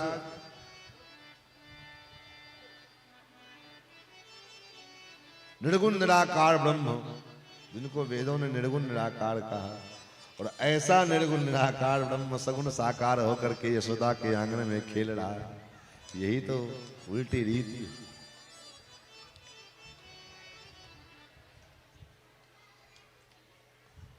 महाराज, भगवान ने सुदामा जी के चरण दबाए और कहा भैया ये बताओ आपने ब्याह कियो कि ना कियो? बचपन के मित्र हैं तो बचपन के मित्र मिले तो यही सब बातें हो। आपने ब्याह कियो कि ना? हाँ भैया ब्याह तो कर लिया। आपने बुलाया तक नहीं। अच्छा ये बताओ, अब सुदामा जी आ तो गया हूं मगर जानता हूं तेरे दर पे आने के काबिल नहीं हूं। सुदामा जी आ तो गए हैं लेकिन पूजन भी हो गया, सब कुछ हो गया, लेकिन वो जो पुटलिया लेकर के आए थे उसको निकालने की हिम्मत नहीं हो रही है। क्यों? सोच रहे हैं कि मुझे तो कन्हैया मित्र है, चलो कोई बात नहीं, ये सोच लेगा, मान जाएगा, लेकिन इनकी पत्नी क्या सोचेगी, कैसा दरिद्र मित्र आया है। संदेश में कोई चावल लेकर के आता, वो भी एक पोटली में। अरे लेकर के आते बढ़िया बासमती चावल, बढ़िया जो है तुलसी फूल का और गमगमाता हुआ कोई 2-4 कट्टा लेकर के आना चाहिए, तब तो संदेश हो। और ये पोटली में इतना चावल लेकर के आए संदेशा में, इनकी पत्नी क्या सोचेंगी, हिम्मत नहीं पड़ रही है। और भगवान जान रहे हैं कि ये लेकर के आए तो हैं, लेकिन ये निकाल नहीं रहे। ठाकुर जी कहते भैया भाभी ने भेजो है, बोले हाँ भेजो तो है भाभी ने। अच्छा तब तो भाभी ने जरूर मेरे ताए कछु भेजे होएगे। अब काहे कैसे कहें कि चावल भेजे, तंडुल भेजे। तो भाभी के कहवे पर तुम आयो है, जरूर कछु संदेशो मेरे भाभी को, भाभी ने दियो है सब चाहते हुए। भगवान कहते देख मित्र भैया मेरा एक स्वभाव है। का स्वभाव है? वे पत्रम पुष्पम फलम तोयम यो मे भक्त्या प्रयच्छति। प्रेम से कोई, भक्ति से कोई पत्र मुझे लेकर के दे दे, कोई पत्र, कोई फूल। अगर भागवत सत्य है तो आज के बाद ये बात गांठ मान लीजिए, किसी पंडित से, किसी देवता से, किसी से पूछने की जाने की आवश्यकता नहीं है कि भगवान को कौन सा फूल चढ़ाए। और देवी देवता के लिए ये नियम है कि ये फूल चढ़ाओ या न चढ़ाओ, लेकिन भगवान कहते पत्रम पुष्पम फलम तोयम। जो पत्र मिल जाए, जो फूल मिल जाए, जो जल मिल जाए, प्रेम से लेकिन ले आओ। ये नहीं कि कमले का फूल लाओ, गुलाब का नहीं, गेंदा का नहीं। भाई जिसके पास गेंदा का सामर्थ्य हो गेंदा चढ़ाए, जिसके पास कमल का सामर्थ्य हो कमल चढ़ाए। तो कोई सामर्थ्य, कोई नियम नहीं, कौन सा फूल ले आना नहीं। पत्रम पुष्पम, किसी पुष्प का नाम भगवान ने नहीं लिया यहाँ पर, किसी पत्र का नाम भगवान ने नहीं लिया। और ये बात भगवान ने भागवत में भी कही है, और ये बात भगवान ने गीता में भी कही है। एक ही वाक्य भागवत में भी है और गीता में भी, दोनों जगह। क्यों? पत्रम पुष्पम फलम। काजू ले आना कि बेदाना ले आना कि किशमिश ले आना कि छुआड़ा ले आना, क्या लाना, कुछ नहीं, जो मिल जाए। पत्रम पुष्पम फलम तोयम। क्या महाराज गंगाजल से ही पूजा करें? गंगाजल तो घर में है नहीं, टोटी का पानी है, उसी से पूजा कर दो भगवान, भगवान उसी से प्रसन्न। पवित्रता केवल आपकी भावना में होनी चाहिए, बस हमारी भावना पवित्र हो, ये महत्वपूर्ण है। जल कौन सा है, फूल कौन सा है, भोग लगाने की वस्तु कौन सी है, ये महत्वपूर्ण नहीं, महत्वपूर्ण हमारी भावना। हम किस भावना से गोविंद को सेव रहे, पूज रहे हैं, ये महत्वपूर्ण है। और महाराज लेकिन फिर भी जो है हिम्मत नहीं हो रही। बहुत से लोग कहते हैं, लोगों के मन में धारणा है सुदामा जी दरिद्र थे। नहीं, सुदामा जी दरिद्र हो ही नहीं सकते। क्यों? दरिद्र कौन होता है? दरिद्र की, दरिद्रता की क्या परिभाषा है? कोवा दरिद्रो। दरिद्र कौन है? जो विशाल तृष्णा, जिसकी तृष्णा बड़ी विशाल है, वो सबसे बड़ा दरिद्र है। दरिद्र वो नहीं है कि जिसके, हाँ गरीब है लेकिन दरिद्र नहीं है। दरिद्रता में और गरीबी में अंतर है। किसी के पास लाखों के बंगले पड़े हैं लेकिन उसकी तृष्णा विशाल है, वो सोचता है कि पूरा भारत का संपत्ति हमको मिल जाए, उसका मतलब वो सबसे बड़ा दरिद्र है। दरिद्र होना अलग बात है, गरीब होना अलग बात है। और सुदामा जी गरीब नहीं, गरीब हैं, अकिंचन है। अकिंचन क्यों है? क्योंकि अयाचक वृत्ति से जीवन जीते हैं। बच्चों को पढ़ाते हैं और पढ़ाने के बाद जो गुरु दक्षिणा के रूप में प्राप्त, ये नहीं कि ये चाहिए हमको, नहीं, अयाचक वृत्ति से ब्राह्मण तो वही है जो अयाचक वृत्ति। हम इसलिए मिथिलांचल में एक पंडित जी का नाम था, नाम ही पड़ गया था अयाची मिश्र। उनका नाम अयाची मिश्र था नहीं, नाम तो कुछ और था, लेकिन वो अयाची उनकी वृत्ति को, उनके संतोष को देख करके उनकी कथा है। महाराज इतने गरीब थे कि उनके घर बेटे का जन्म हुआ। बेटे का जन्म हुआ तो जो क्या कहते हैं वो, आज के जमाना तो था नहीं, हॉस्पिटल में जन्म हो गया, तो जो दाई होती थी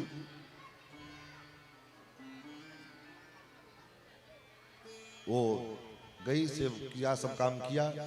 उसके बाद नेग मांगने के लिए गई पंडित जी से, पंडित जी नेग दे दो। पंडित जी ने कहा देवी इस समय तो मेरे पास तुम्हें देने के लिए कुछ नहीं है, लेकिन मैं तुम्हें एक वचन देता हूं कि मेरे बच्चे का, मेरा बेटा का जो प्रथम कमाई, प्रथम जो ये उपार्जन करेगा, इसकी पहली कमाई तुमको मैं दूंगा। ठीक, उस जमाने की दाई भी कितनी संतोषी रही होगी, कब बच्चा कम बड़ा होगा, कब कमाएगा, सोचना पड़ेगा। लेकिन वो कहा ठीक है, चली गई। 5 वर्ष का बालक एक दिन धूल में लौट रहा है, धूल से लोटा हुआ है और राजा की सवारी निकली। धूल में आनंद में धूल उड़ा रहे हैं, खेल रहे हैं और राजा की सवारी निकली। तो राजा ने देखा ये कौन ऐसे कर रहा है, तो मंत्री ने देखा ये बालक बच्चा है कोई। मंत्री ने कहा ये बालक है कोई। बालक ने कहा है मैं जरूर बालक हूं, मैं जरूर बालक हूं, लेकिन मेरी जो सरस्वती है वो बालक नहीं है। बालो हम जगदानंद न में बाला सरस्वती। मैं जरूर बालक हूं, लेकिन मेरी सरस्वती जो है वो बाला नहीं है, वो प्रौढ़ है। कहने का तात्पर्य कि तुम जो मुझको बालक समझ करके मेरा जो है तिरस्कार कर रहे हो, मैं दिखने में जरूर बालक हूं, लेकिन मेरी सरस्वती बाला नहीं है। तो फिर ये धूल क्यों उड़ा रहे हो? बोले यही तो आनंद है, यही तो मुझे है परमानंद है। ये आनंद, तुम राजा हो, तुमको ये आनंद की अनुभूति नहीं होगी जो आनंद का अनुभूति मैं कर रहा हूं। क्यों? क्योंकि मैं बालक हूं। बालवत स्वभाव में जो आनंद आ सकता है, वो आनंद न कोई अधिकारी के पद पर बैठने के बाद आ सकता है, न कोई राजा बनने के बाद आ सकता है, न बुद्धिमान बनने पर आ सकता है। बालक का जो एक आनंद है वो अलग आनंद है। इनसे प्रसन्न होकर के हजारों स्वर्ण मुद्राएं राजा ने इस बालक को जब दिया, और जब दिया तो महाराज बालक वो सारी स्वर्ण मुद्राएं ले आकर के अपने पिताजी को दिया, अयाची मिश्र जी। और अयाची मिश्र ने तुरंत जैसे वो आया था ऐसे ही तुरंत उस दाई को बुलाया और कहा ये ले जाओ सब, ये तुम्हारा है। चाहते तो उसमें से आधा रख सकते थे, लेकिन कहा नहीं, मैंने तुम्हें वचन दिया था कि इसकी पहली कमाई जो होगी वो तुमको दूंगा, ये सब पहले इसकी कमाई ये ले जाओ सब। तो ये ब्राह्मण की वृत्ति है। असंतुष्टा द्विजानष्टा संतुष्टा च महीपति। ब्राह्मण असंतोषी हो जाए तो इसका नाश हो जाता है। इसलिए सुदामा जी दरिद्र हैं ये संभव नहीं है, हाँ श्रापित जरूर है। ऐसी कथा आती है, हालांकि मैंने कहीं पढ़ा नहीं, लेकिन सुना है महापुरुषों के मुख से कि जब दोनों सुदामा जी गुरुकुल में पढ़ते थे, उस समय घनिष्ठ मित्रता थी भगवान कृष्ण में और सुदामा जी में। दोनों जहां जाए वहां साथ जाते थे। तो एक दिन जंगल में लकड़ी लाने के लिए माता जी ने आदेश दिया, तो सुदामा जी ने कहा माता जी साथ में किसी को ले ले। माता जी ने कहा वो तो मुझे मालूम है तुम किसको ले जाने की बात करते, ले जा। ठीक है मैया, मैं अंदर से लकड़ी और काटने वाला कुल्हाड़ी और रस्सी ले आता हूं। अंदर गए लकड़ी कुल्हाड़ी और रस्सी लाने के लिए। उसी समय तब तक दुर्वासा ऋषि आए, और दुर्वासा ऋषि ने सांदीपनी मुनि की पत्नी से कहा भिक्षान देहि। घर में कुछ था नहीं, थोड़ा सा चना पोटली बना करके रखे थे गुरु माता बच्चों को देने के लिए। जो बच्चे जंगल में जा रहे हैं, कब आएंगे नहीं आएंगे, तो भूख लगेगा तो अपना खा लेंगे। वही जो चने की पोटली थी, दुर्वासा ऋषि आए, दुर्वासा जी ने कहा भिक्षांदेही। माता जी ने कहा कि पंडित महात्मा जी अभी बच्चे भिक्षाटन में गए हैं, वो लोग लौट करके आवे तो फिर आपको जो दूंगा, अभी तो घर में कुछ अन्न है नहीं, कह दिया। दुर्वासा जी वापस हो गए। जब कुछ दूर आगे बढ़े तो कहा ऐसा कैसे हो सकता है, सांदीपनी के घर में अन्न का दाना ना हो, ऐसा संभव ही नहीं है। दिव्य दृष्टि से देखा तो वो चना की पोटली दिख गई। वो चना जो रखा था माता जी ने बच्चों को देने के लिए वो दिख गई। कहा अड़ी देवी आपके पास ये अनाज होते हुए भी आपने कहा चना अनाज नहीं है, जाओ मैं श्राप देता हूं, ये इस अन्न को जो खाएगा तो दरिद्र हो जाएगा। और जब ये दुर्वासा जी इसने श्राप दिया, उसी समय संजोग से सुदामा जी बाहर निकले और दुर्वासा जी को श्राप देते हुए सुन लिया। सुदामा जी ने विचार किया मैं तो ब्राह्मण हूं, मेरा मित्र कन्हैया ये तो राजकुमार है, राजा के घर में पला पोसा है, इसलिए इसको दरिद्रता आवे ये उचित नहीं। इसके बदले मैं इस दारिद्र का दुख सहन कर लूंगा। और वो पोटली चने की ली, क्योंकि फेंक भी नहीं सकते थे, फेंकते तो जहां फेंकते वहां अंकुरित होकर के नया पौधा जन्मता, फिर कोई खाता। इसलिए लोक कल्याण की भावना से अकेले उस चना को खा लिया सुदामा जी ने, ताकि भले ही मैं दरिद्र हो जाऊं मुझे कोई दिक्कत नहीं, मेरी दरिद्रता का दुख मेरे ठाकुर को, मेरे कन्हैया को, मेरे श्याम सुंदर को न प्राप्त। अन्यथा क्या सुदामा जी इतने बड़े स्वार्थी हैं जो कृष्ण के हिस्से का भी चना खा जाएंगे अकेले अकेले? इतना गिरे हुए सुदामा जी का विचारधारा हो सकता है क्या? लेकिन इन धर्मियों ने, इन चैनल वालों ने हमारे सनातन को बदनाम करने के लिए ऐसे ऐसे सीरियल के माध्यम से जो धारावाहिक धार्मिक दिखाते हैं उसमें भी मिक्सिंग कर देते हैं, हमारा उल्टा पलटा कर देते हैं। नहीं तो विचार करो ना, सीरियल वालों ने नारद जी को क्या बना दिया।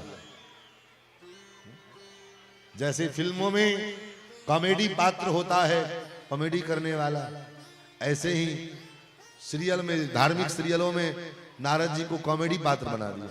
चोटी ऐसी नहीं, ये खड़े करके खड़े चोटी और नारद जी नारायण नारायण करते।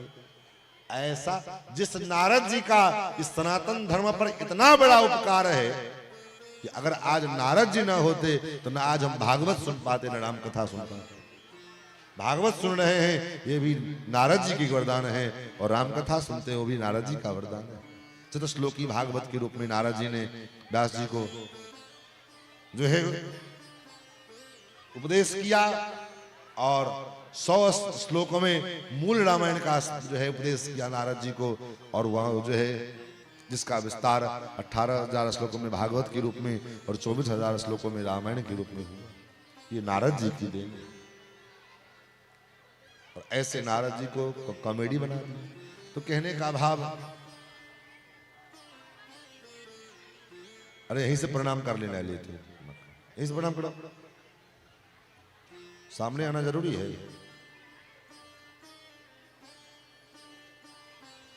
महाराज भगवान ने देखा ये ऐसे तो मानने वाले हैं नहीं। भगवान ने कहा भैया जब से मैं आया हूं देख रहा हूं तब से तुम हाथ दबाए बैठे हो, क्या बात? तो दामा जी ने कहा भैया लगता है थक गए हैं, लो मैं दबा देता हूं।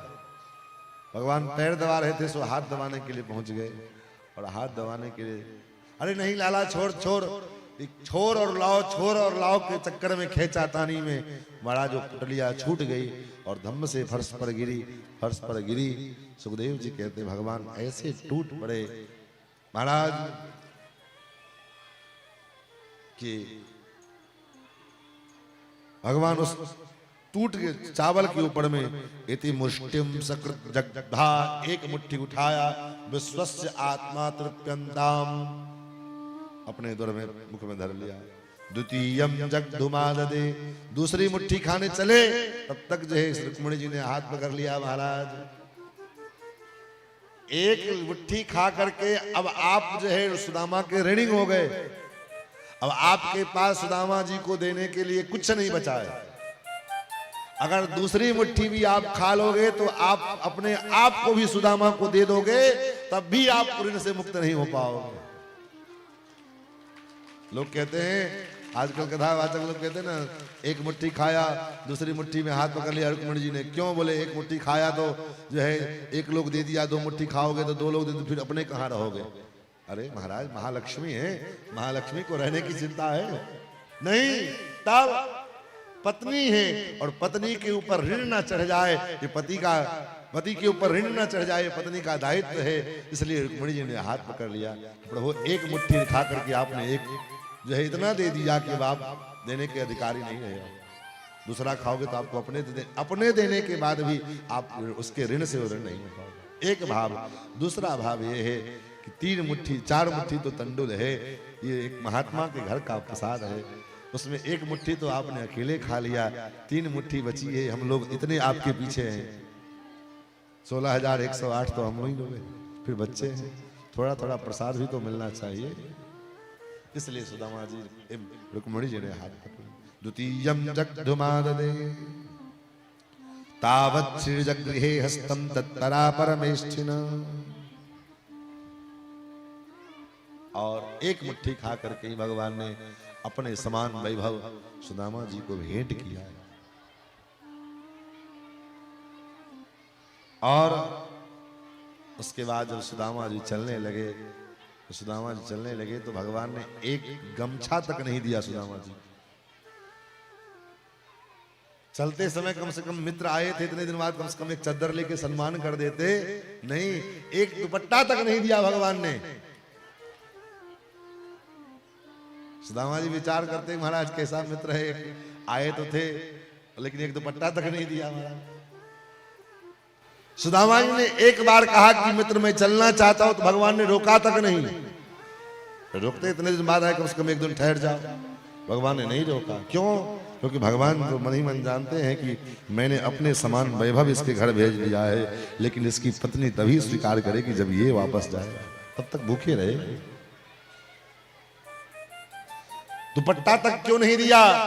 भगवान विचार करते हैं, मेरा मित्र जैसे आया था और इसको बढ़िया धोती बढ़िया सुंदर कपड़ा पहना करके विदा करूंगा तो संसार के लोग ताने मारेंगे, देखो देखो एक निर्धन मित्र द्वारकाधीश जैसे मित्र के पास गया था, सुंदर सुंदर धोती पहन के आ रहा, सुंदर गमछा पहन के आ रहा, ये ताने मारेंगे, कहीं मेरे मित्र को ज्यादा कष्ट हो जाएगा, क्योंकि मेरा मित्र स्वाभिमानी।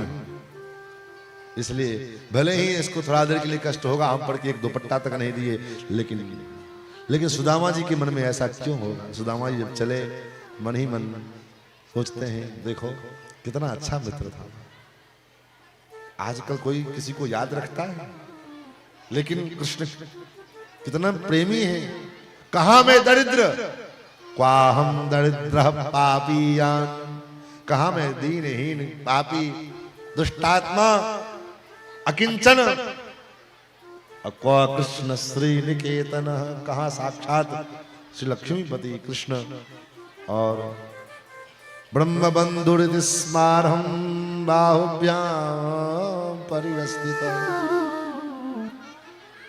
केवल ब्राह्मण होने के नाते मैं ब्राह्मण हूं, इस भाव से कन्हैया ने मुझे, और मित्र हूं, बचपन का मित्र हूं, इस भाव से श्याम सुंदर ने मुझे हृदय से लगाया। ऐसा और कौन देवता होगा, ऐसा प्रेम करने वाला कौन सा ऐसा देवता होगा इस प्रकार इतनी उदारता अपने भक्तों के लिए रखता हो।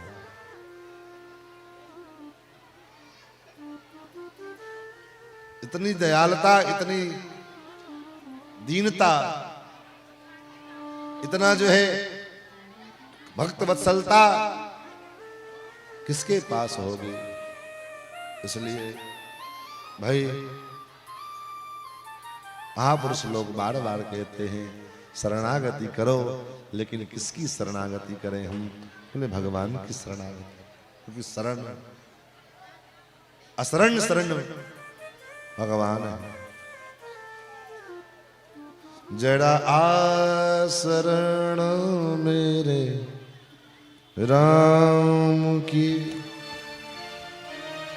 मेरा राम करुणा निधान है। जरा आसरण मेरे राम की, राम करुणा निधान जरा शरण मेरे राम की मेरा राम करुणा निधान जरा शरण मेरे राम की मेरा राम करुणा निधान घट घट में है वही राम रहा घट घट में है वही राम रहा वही जगत का भगवान है जरा शरण मेरे राम की मेरा राम करुणा जरा शरण मेरे राम की मेरा राम करुणा निधान जरा शरण मेरे राम की मेरा राम करुणा भक्ति में उसके तू हो मगन उसे पाने की तू लगा लगन भक्ति में उसकी तू हो मगन उसे पाने की तू लगा पुकारती तेरे द्वार अर्ज गुजारती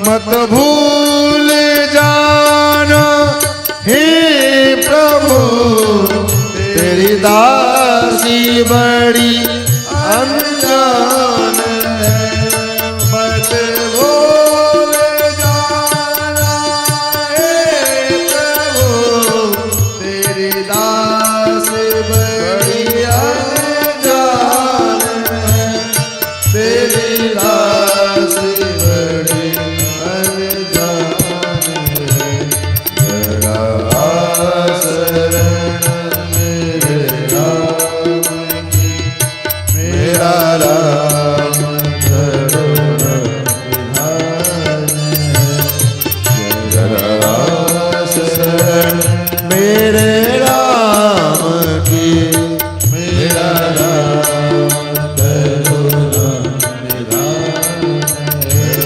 मेरा राम करुणा निधान मेरा राम करुणा निधान महाराज भगवान से बड़ा शरणागत वत्सल और इस संसार में इस ब्रह्मांड में कोई देवी देवता नहीं हो सकता सुदामा जी अपने महल में पधारे देखा जहाँ कुटिया खड़ी थी वहां तो महल कुटिया तो गायब है महल को देख करके घबराए तब तक पत्नी सुशीला जी थाली लेकर के आई प्रभु जय हो आपके ये भी ये सब कैसे हुआ बोले सब आपके मित्र का कमाल है सब आपके मित्र का कमाल है बोले महाराज ऐसा कैसे बोले वाह रे कन्हैया इतना दिया और कहा तक नहीं यही पद्धति है देने की देनहार कोई और है देत रहत दिन रैन लोग भरम हम पे करे आते नीचे नैन श्री रहीम जी से रोज दान करते थे रहीम जी तो दान करें और सर नीचा झुकाए रहे नीचे झुका रहे तो तुलसी बाबा ने पत्र लिखा कि आप इतना देते हो उसके बाद भी सर झुकाए रहते हो ऐसा क्यों इसी पर मैंने उत्तर लिखा कि देनहार कोई और है देत रहत दिन रहे देने वाला तो कोई और है जो सबको देता है और दिन रात देता है हम तो कभी एक आध बार किसी को दे देते हैं, नहीं देते हैं। लेकिन वो देने वाला जो दाता है वो दिन रात देता है। देनहार कोई और है, देत रहत दिन रैन, लोग भरम हम पे करे, याते नीचे लोग हम पर भरम करते हैं, इसलिए हमारा नेत्र नीचा है। महाराज आगे चर्चा आती है। भगवान ने सभी द्वारकावासी लोग कुरुक्षेत्र में ग्रहण के सूर्य ग्रहण के अवसर पर कुरुक्षेत्र पधारे। उधर उधर वृंदावन से गोप गोपियां सब भी पधारी हैं और इधर हस्तिनापुर से पांडव भी सब पधारे और महासम्मेलन वहां पर में हुआ सबका। वहां कई प्रकार की बातचीतें हुई। आगे महाराज वेद भगवान आए हैं। वेद ने भगवान की स्तुति की है। जय जय जय जामजित दोष भी द्विगुणाम तमसी यदात्मनाम समवरुद्ध स्तंभ भगः। हे प्रभु आपकी जय हो, आपकी जय हो, आपकी जय जयकार हो। और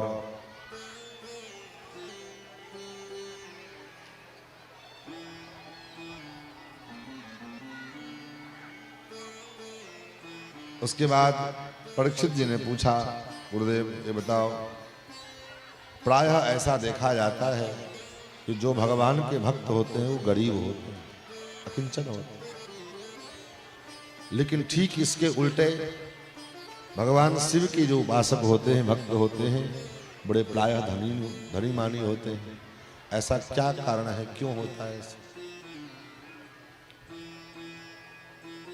देवासुर मनुष्येषु ये भजन्त शिवम शिवम प्रायस्ते धनिनो भोजान तो लक्ष्म्याः पतिम हरि।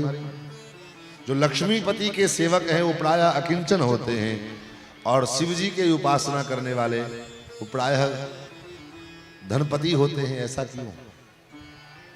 सुखदेव जी कहते हैं राजन, इसके पीछे कारण ये है कि कोई भक्त अगर भगवान से कुछ याचना करने के लिए जाता है तो भगवान पहले ये देखते हैं ये जो मांग रहा है इसके लिए है कि नहीं, इसके अनुरूप है कि नहीं। कहीं ऐसा नहीं कि मैं इसको जो दूं और इसको इससे जो है इस वरदान से इसकी हानि हो जाए।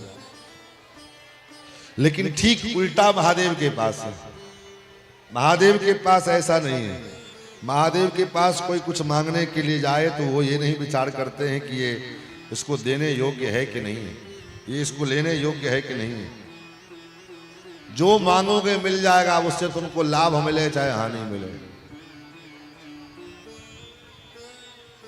क्योंकि वो तो अपना वरदान दे करके अपना जान पिंड छुड़ाना चाहता है।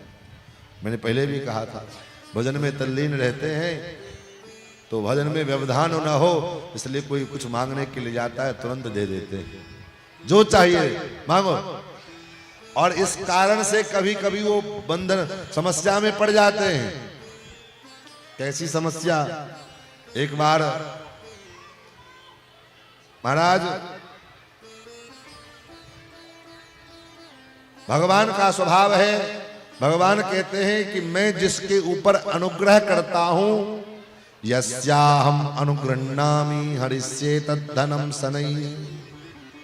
जिसके ऊपर मैं अनुग्रह करता हूं उसके धन का पहले हरण करता हूं, और तब ततो धनम त्यजन्त्यस्य स्वजना दुख दुखितम।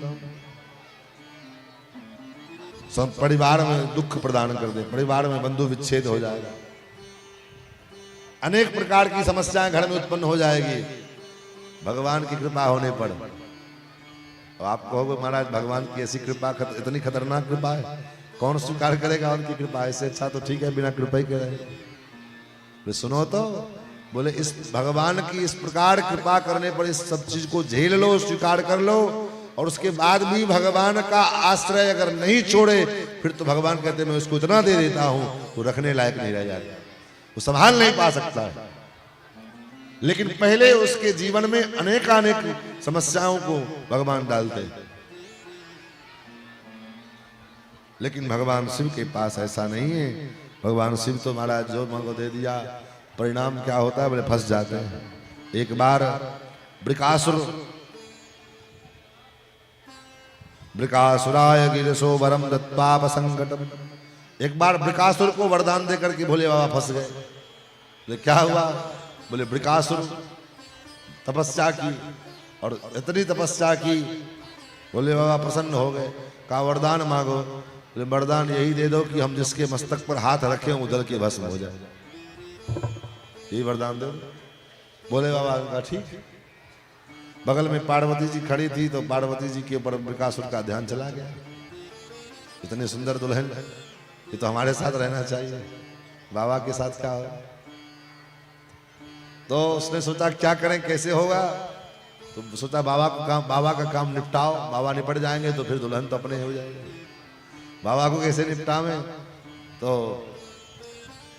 वृकासुर ने कहा बाबा आपने ये वरदान दिया है, ये वरदान सही है कि गलत है, इसका प्रैक्टिकल कैसे होगा, इसका जांच कैसे हो। वरदान आपका सही है कि नहीं है। अझूठे कुछ कह दिया आप चले जाओ यहाँ से तो फिर बाद में तो इतनी तपस्या हमारी विफल हो जाएगी।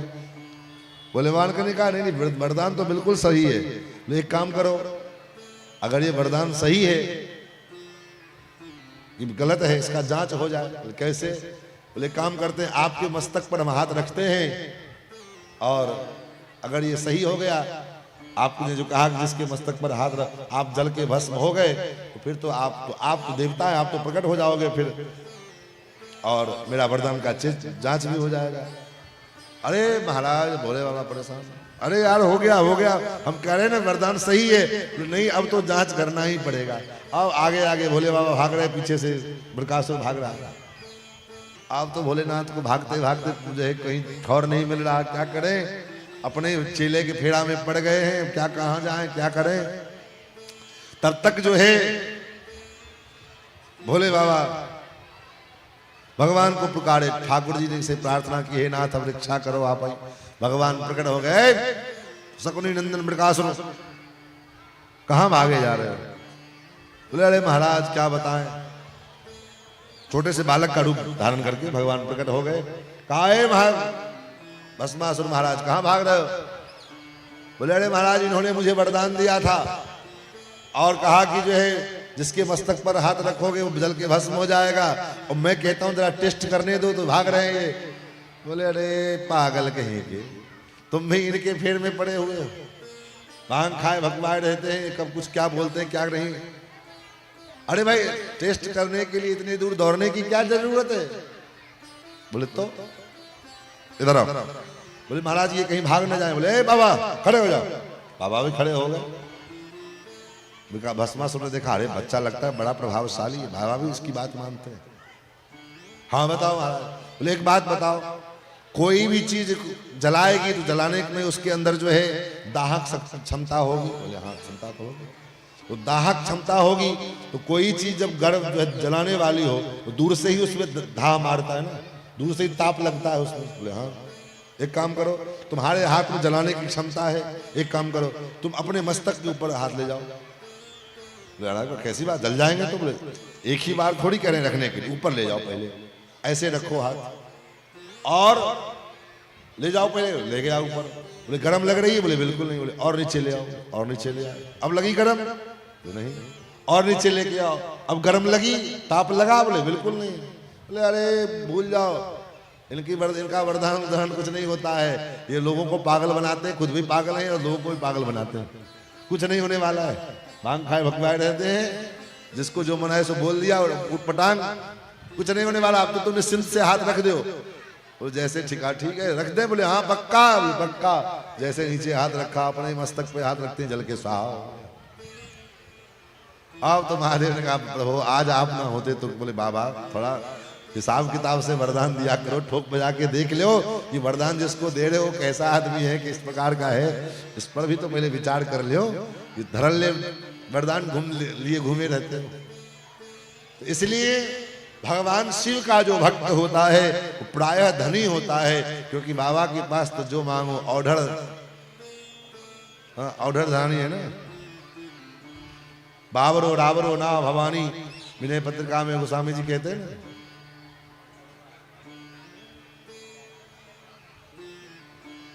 महाराज भगवान भोलेनाथ जो है इनके विषय में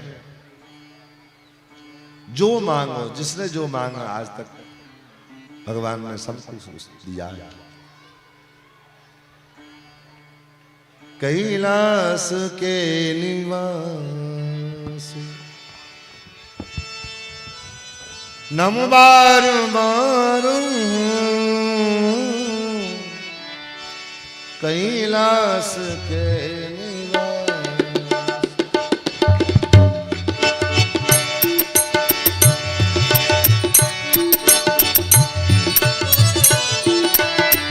कैलाश के निवास नमो बार बार, कैलाश के निवास नमो बार बार आयो शरण तिहारी, आयो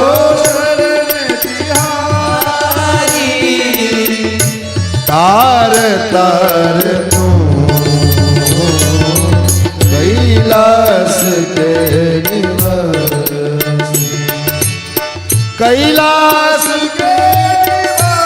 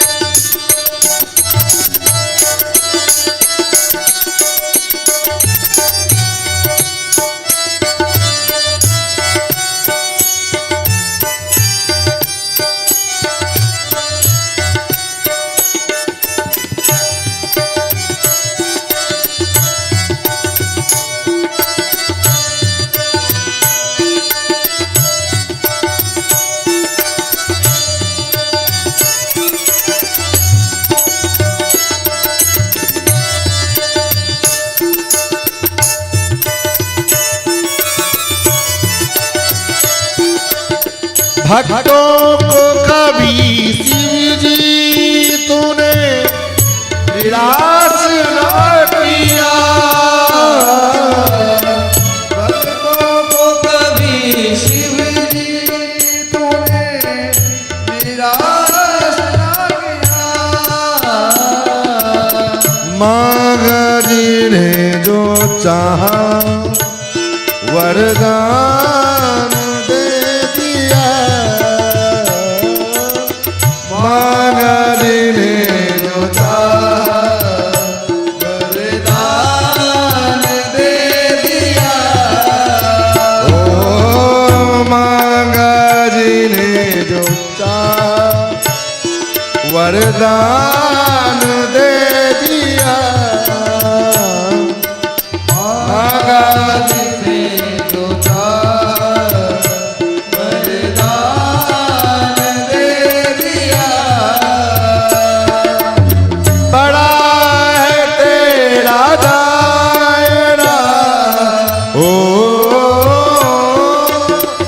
बड़ा है तेरा दायरा, बड़ा दातार तू कैलाश के निवासी, नमो बार बार हो आयो शरण तिहारे, आयो शरण तिहारे।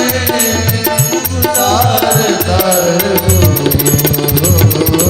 कैलाश के निवासी, कैलाश के निवासी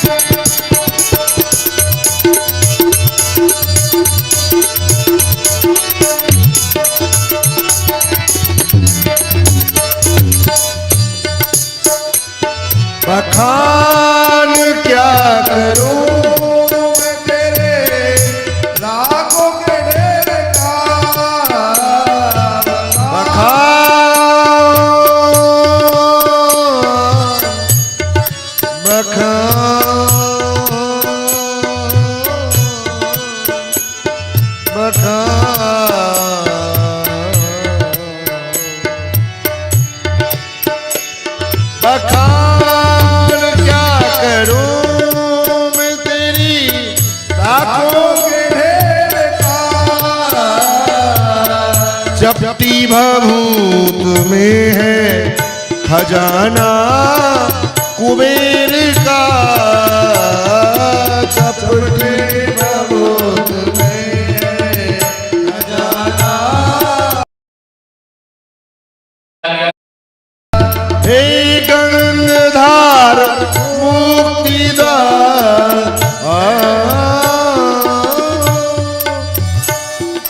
हे गंगाधार मुक्तिदार, ओंकार तो कैलाश के।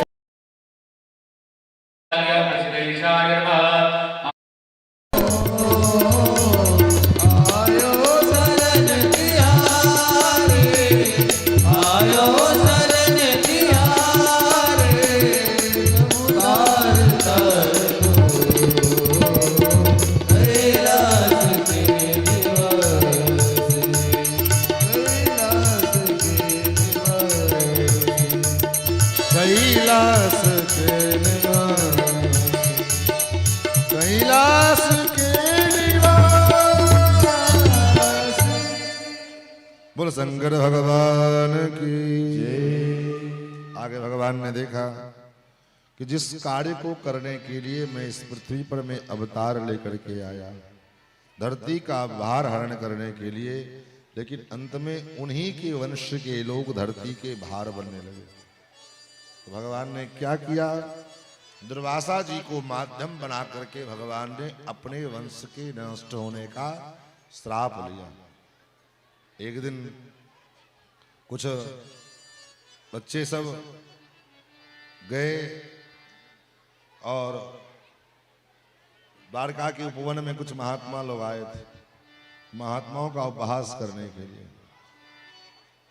एक जामवती के जो पुत्र सांब हैं, सांब को वह स्त्री का रूप बनाया और गर्भवती स्त्री का पेट पर कपड़ा पड़ा बांध करके लेकर के गए। बाबा, ये हमारी भाभी है, गर्भवती है, या को पुत्र होगा कि पुत्री होगी, बेटा होगा कि बेटी, ये बताओ।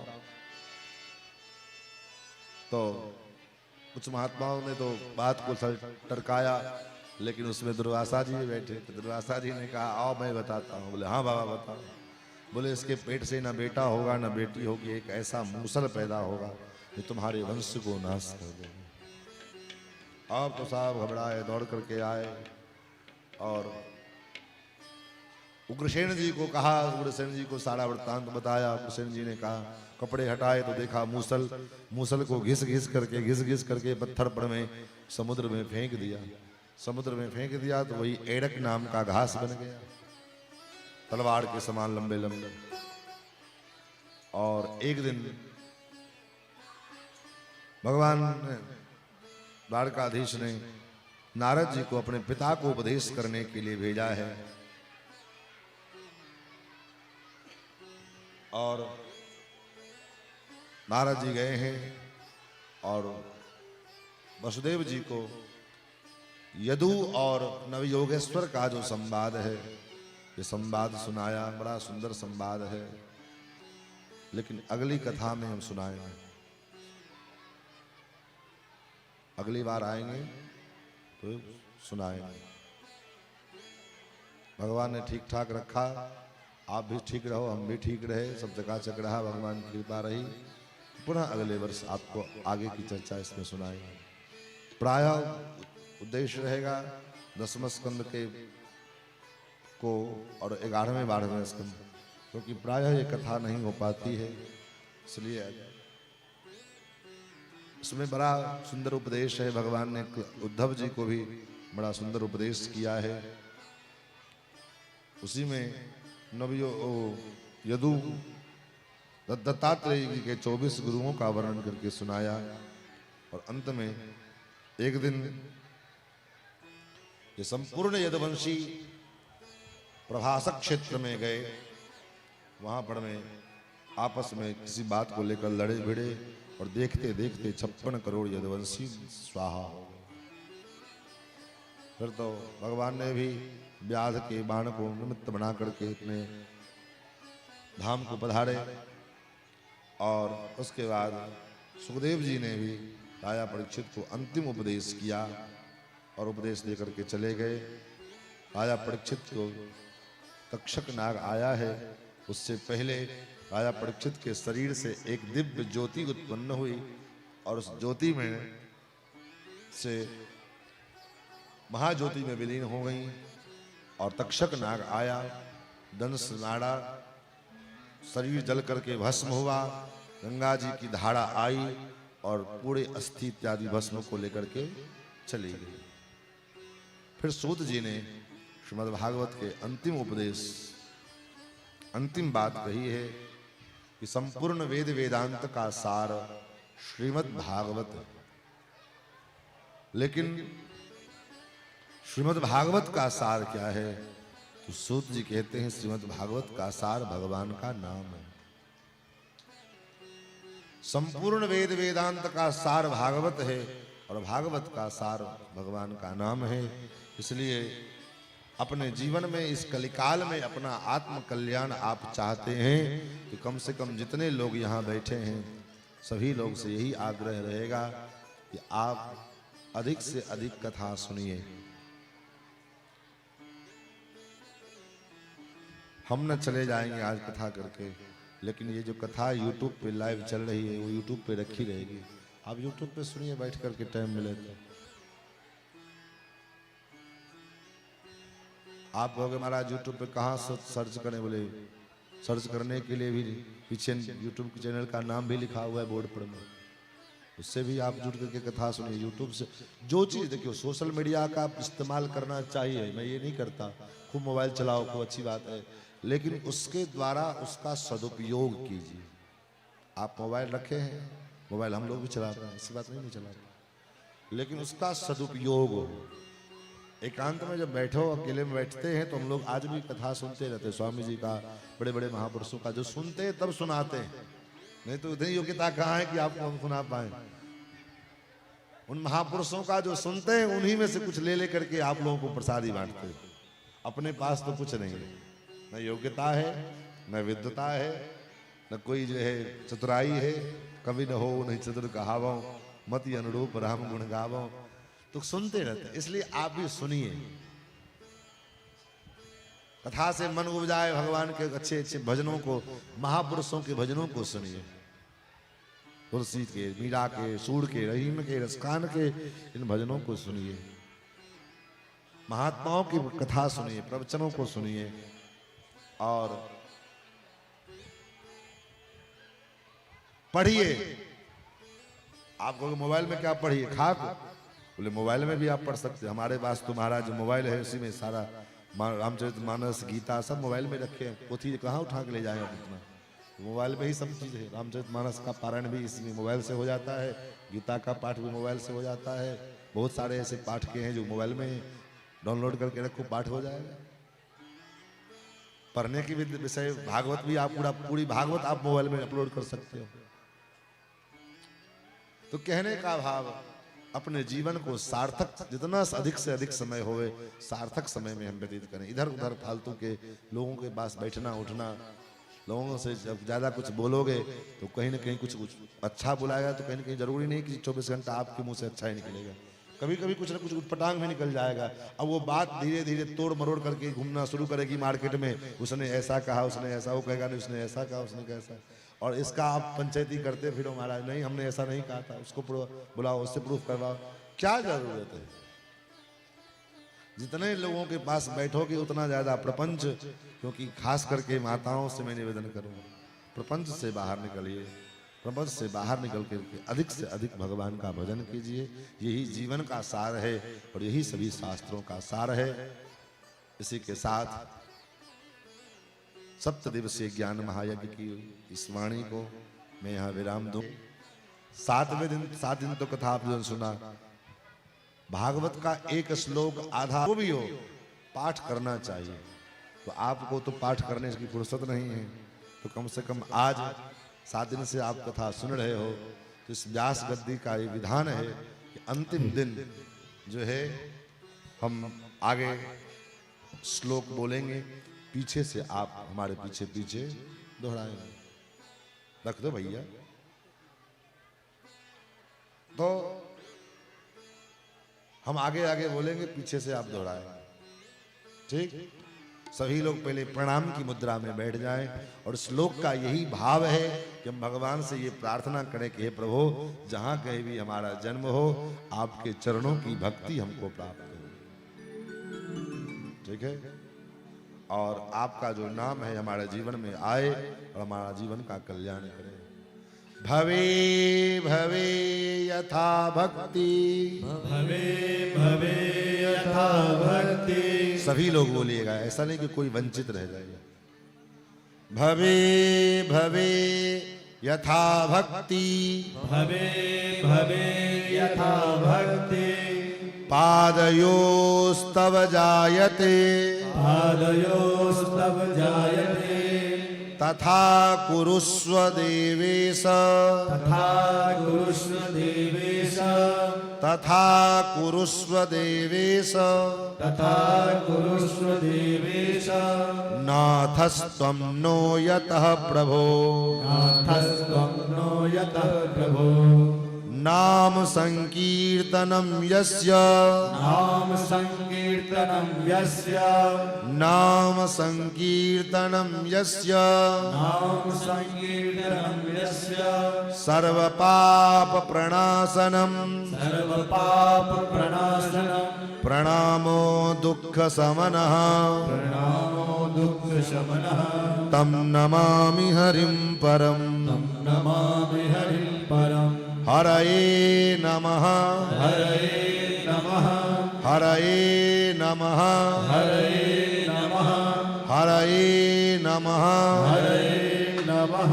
श्रीमद्भागवत महापुराण की, सप्ताह ज्ञान महायज्ञ की जय जय श्री सीताराम। 7 दिनों में आपको जो कथा आपने सुनी है, इन कथा में जो बातें आपको अच्छी लगी हो उसको अपने जीवन में धारण जरूर करना, और जो बातें आपको कड़वी लगी हो, अच्छी न लगी हो, उन बातों को अपना यही भूल जाना। क्योंकि मनसा वाचा कर्मणा, कर्मणा और जो है मनसा, ये तो आपका हमने कभी अभी 7 दिन में तो नहीं कुछ अपराध किए होंगे। वाणी से अपराध हुई हो, क्योंकि आपके हमारे मंच से भेंट होती थी, उससे पहले तो भेंट होती नहीं थी। उससे पहले भेंट होता तब ना पटकम पटकी चाहे कुछ उटपटांग काम होता, वो तो हुआ नहीं। तो मंच से भेंट हुई, तो केवल वाणी का जो है दुरुपयोग हुआ होगा, मैं मानता हूँ। इसलिए इस मंच के द्वारा, व्यासपीठ से, वाणी के माध्यम से हमारे द्वारा किसी प्रकार को कोई त्रुटि, किसी प्रकार को कोई कष्ट किसी को हुआ हो, तो इस बात को अपना बालक समझ करके यहीं पर में भूल जाना। ये नहीं कि दोबारा उसको मन में गांठ बांध करके रखे रहना। और इसी प्रकार व्यासपीठ से आप लोगों के लिए मंगल कामना, निरंतर भगवान की भक्ति में आगे बढ़ें। मुझे सच बतावें, आज लगभग 5-7 साल से मेरे मन में लालसा थी कि डुमरी में एक बार कथा करें, डुमरी में एक बार कथा करें।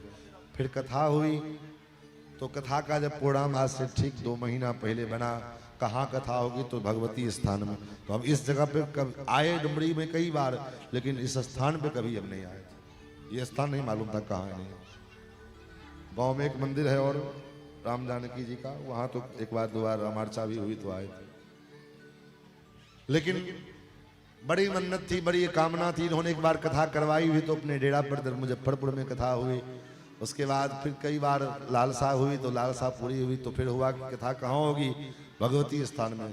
तो हमारे को पता लगा कि वो तो बिल्कुल नदी के बीच में है, गंडक के बांध के उस पार में है। तो हम सोचे यार कहाँ कथा होगी, पता नहीं कहाँ अरुण बाबू कथा का व्यवस्था किए हैं, यहाँ कोई आएगा कि नहीं आएगा कथा सुनने के लिए। 25-50 लोग भी आ जाएं तो बड़ी कृपा होगी। लेकिन आज जो आप लोगों के सैलाब को देख रहे हैं, तो ऐसा लगता है, क्योंकि पहले लगता था कि डुमरी गांव बहुत छोटा सा है, 10 घर वहाँ 10 घर वहाँ, लेकिन आज ये सैलाब जो देख रहे हैं, तो अब ये विश्वास हो गया कि नहीं, अब जब भी यहाँ कथा होगी तो कथा में आनंद की वर्षा होगी। और पुनः मैं आपको वचन देता हूँ कि बार बार मैं आपके बीच आऊँगा। अब तो ये एक बार रास्ता बनना था, रास्ता बन गया, लेकिन अब भगवान की कृपा और माई की कृपा रही तो बारंबार यहाँ आने का अवसर जो है कृपा बनेगी। और अवसर बनेगा। इसी प्रकार आप लोगों का स्नेह आशीर्वाद दास को मिलता रहे, आशीर्वाद की कामना। क्योंकि हमारे स्वामी जी महाराज कहते हैं कथा का कोई दक्षिणा नहीं दे सकता है, कोई दक्षिणा, कोई माया का लाल दक्षिणा नहीं दे सकता है। और वाल्मीकि रामायण में वर्णन आता है, जब लवकुश कथा सुना रहे हैं तो महात्मा लोग कथा सुन रहे थे आश्रम में, जिसके पास किसी के पास कुल्हाड़ी है तो वही जाके व्यास गद्दी पे चढ़ा देता है, किसी के पास, किसी महात्मा के पास कॉपी लंगोटी है वही चढ़ा देता है, बेटा ये लंगोटी कॉपी तुम्हारे काम आएगा। किसी के पास जटा बांधने वाली रस्सी है, बेटा मेरे पास तो यही है, महात्मा फकीर महात्मा न शरीर पे कपड़ा है तो वही चढ़ा देते। किसी के पास वलकल वस्त्र है तो वही चढ़ा देते। और जिसके पास कुछ नहीं है वो आशीर्वाद देते हैं कि बेटा ऐसे तुम जो है कथा सुनाते रहो, ऐसे तुम्हारी यश कीर्ति बढ़ती रहे। तो हम तो यही आपसे भी प्रार्थना करेंगे कि बस आपका आशीर्वाद मिलता रहे। धन दौलत रुपया पैसा जो है ये तो आने जाने की चीज है, आता रहेगा जाता रहेगा। भगवान से यही प्रार्थना हमारी हमेशा कथा में रहती है, हर जगह में यही प्रार्थना करता हूँ। माई से भी यही प्रार्थना करेंगे कि बस यही मन में कामना है कि ऐसे व्यास गद्दी पर कथा करते करते जीवन बीत जाए और एक दिन व्यास गद्दी पर कथा करते करते शरीर छूट जाए, अपनी सेवा में चले लें। बस यही काम, और कोई कामना नहीं, न नौकरी की कामना, न चाकरी की कामना, कोई। ब्राह्मण कुल में जन्म लिए है तो नौकरी करने के लिए जन्म लिए है, ठाकुर की सेवा के लिए आए, ठाकुर की सेवा के लिए देह मिला है तो उसके लिए लगे हैं। आप लोग ऐसे कृपा बनाए रखें। अब आगे हमारे अरुण बाबू को सूचना देंगे, आप लोग उस सूचना को सुने और उन अनुसार बस थोड़ी देर, ज़्यादा समय नहीं लूंगा, 15 से 20 मिनट में आप लोग को हम छुट्टी यहाँ से दे देंगे।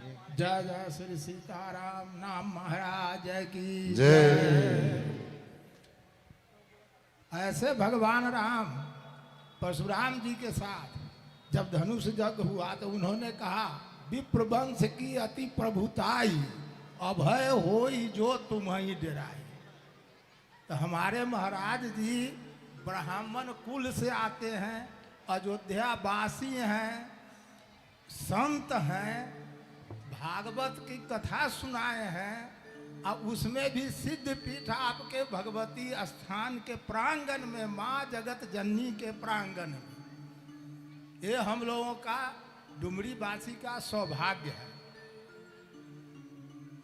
आप लोग अभी थोड़ा हमारे पाठक जी इनके सम्मान में कुछ कहेंगे, राजमंगल बाबू इनका कुछ सम्मान करेंगे। आप लोग यथा स्थान बैठे रहे, अभी 10-15 मिनट समय लगेगा। हाँ, आप लोगों को जो भी कथा के में चढ़ाना है, हम आप लोगों को बर्तन भेज देते हैं। आपकी संख्या बहुत है तो यहाँ डिस्टर्ब होगा, इसलिए जो है सो आप लोग यथा संभव आप लोग जो है सो भगवान के वहाँ रखवा देंगे। हाँ वही रखवा दीजिए, भगवान के कल जैसे रखवा देते हैं। आप लोग जल्दी यथा करें। संभव जो भी आप लोगों को देना लेना है वो आप लोग महाराज जी के सम्मान में आप लोग वहीं दीजिए। जब तक हमारे पंडित जी इनके सम्मान में कुछ करते हैं, और राजमंगल बाबू हमारे बड़े बुजुर्ग हैं, महाराज जी के सम्मान में कुछ करेंगे।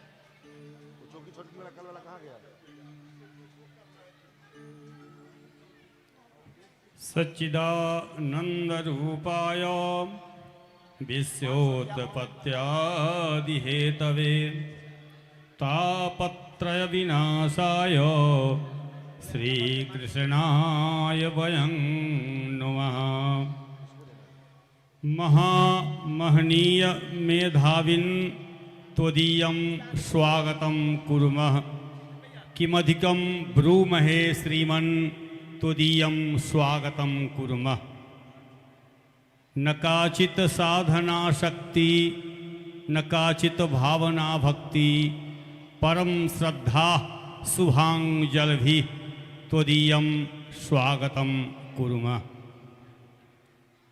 आज 7 दिन का श्रीमद् भागवत कथा आप सबने अमृत पान किया। ये अनेक अनेक जन्म के जब पुण्य आते हैं तब यह ऐसी कथा सुनने को लोगों को मिलता है। और विशेष ये जिनके द्वारा आप सुने हैं ये अयोध्या के हैं और ब्राह्मण भी हैं। धर्मशास्त्र में लिखा है अयोध्या, मथुरा, माया, काशी, कांची, अवंतिका, पुरी, द्वारवती चैव सप्तैता मोक्षदायिका। अयोध्या मोक्ष का द्वार है और जहाँ हमारे परम स्नेह चंदन जी ऐसे सुयोग्य विद्वान रहते हो, उनके चरण से भी यदि कुछ रज यहाँ आ गया होगा तो लगता है पूरे ये जो डुमरी है वह अयोध्यामय हो गया। अब इनकी विशेषता तो हम कह ही नहीं सकते, क्योंकि इनकी विशेषता इस छोटे मुख से कहा नहीं जा सकता है। जो भागवत की कथा कहे उसके विषय में मैं कुछ कहूँ यह मेरे लिए संभव नहीं लग रहा है। लेकिन आज जिस प्रसन्नता से 7 दिन की कथा हम सब सुने हैं, आज अब हम लोगों के बीच से आज जाएंगे, यह हृदय रुलाने की बात करता है। हृदय रोता है कि आज मेरे छोटे भाई इस पवित्र स्थान को त्याग कर पुनः अपने स्थान पर जाएंगे। यह तो हम लोगों को थोड़ा दुखद स्थिति आ रही है, फिर भी क्या करें, जाना है जिस स्थान पर आए हैं। लेकिन मैं इस चंदन भैया से हमेशा करबद्ध प्रार्थना करता रहूँगा कि इस गांव में आकर, इस गांव में ही नहीं इस क्षेत्र में जो लोग भी इनको बुलावे श्रद्धा और भाव से, और आकर हम लोगों को ये जो श्रीमद् भागवत अमृत प्राप्त दिला रहे हैं वो हमेशा दिलाते रहे, यही हमारी कामना है। आज चंदन जी इनका नाम है। चंदन शब्द का अर्थ ही होता है शीतल। चंदन का अर्थ ही होता है शीतल। नाम तो इनका ऊपर उससे और ऊपर है, जिसका सामान्य अर्थ तो हम ऐसे अच्छे विद्वान हैं भी नहीं और इन भाई के सामने तो नहीं ही हैं। लेकिन जो इनका नाम है चतुर्भुज शब्द है, जो विष्णु का दूसरा रूप है। और चतुर्भुज जो हैं वो जिसके हाथ में चारों वेद हो वह चतुर्भुज होते हैं। तो और जाके सहज श्वास श्रुति चारी, सो प्रभु पढ़ाए यह कौतुक भारी। तो जिनके चारों हाथ में वेद है और जब भी बोलते हैं तो लगता है मेरा हृदय रो रहा है, क्योंकि वेद उत्पन्न हो रहा है। और जो वेद उत्पन्न होगा तो वेद तो एक ही शब्द कहती है, विद धातु से बना है, ज्ञान से बना है। यानी वेद को जो जानने वाले होंगे, जो वेदवित होते हैं, वो भगवान का नाम है वेदवित। तो हमारे चंदन भैया वेदविद स्वरूप हैं, क्योंकि आज सभी लोगों को भागवत का जो सार तत्व है वह एक ही शब्द में इन्होंने कहा है। वह क्या कहा है कि 18 पुराण, चारों वेद, सबका जो सार है वह है श्रीमद् भागवत। और श्रीमद् भागवत का जो सार है वह है केवल राम नाम। तो राम नाम में जो विशेषता है वह अवर्णनीय, उसकी वर्णन नहीं की जा सकती है। तो आप उधर तो कुछ चल ही रहा है, आप जितने भी बाह्य लोग हैं आगे जो रखा हुआ है कुछ, सभी लोग उस पर अपना आशीर्वाद और स्वरूप देते चलें। और इसी बीच में हमारे बीच एक बड़े भैया हैं जिनका नाम है राजमंगल ठाकुर, जो हम सब के तो बड़े हैं ही, साथ ही आज उनका जो सुस्वागत करेंगे। स्वागत तो सभी लोग करते हैं, लेकिन सुस्वागत करेंगे, यानी सुस्वागत का अर्थ होता है इनके पास कुछ नहीं, लेकिन हृदय रूपी जो मन है आज इनके सामने अर्पित करेंगे। आज जहां भी हो हमारे राजमंगल भाई जी आकर इनको प्रदान करें।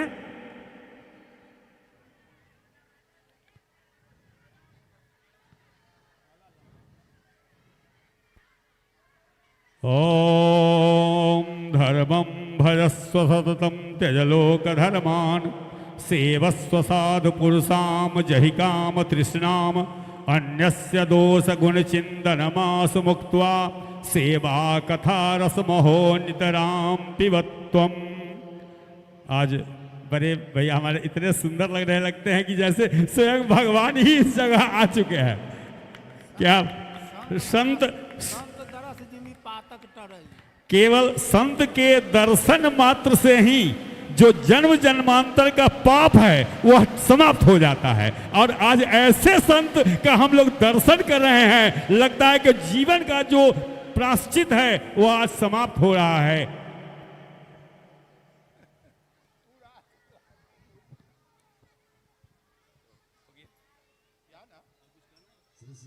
रामचंद्र भगवान की जय, वृंदावन बिहारी लाल की। अब सभी यजमान लोग भी अपना एक एक करके आवें, व्यास पोथी का पूजन, पोथी पर में पुष्प चढ़ा करके अपना जो है अर्पित करें। और आइए हम भगवान के चरणों में अपनी कथा की आखिरी भाव प्रस्तुति आपके सामने प्रस्तुत कर रहा हूं। तो इन्हीं शब्दों के साथ आज की वाणी को विराम देंगे। मिलन 7 दिन का हमारा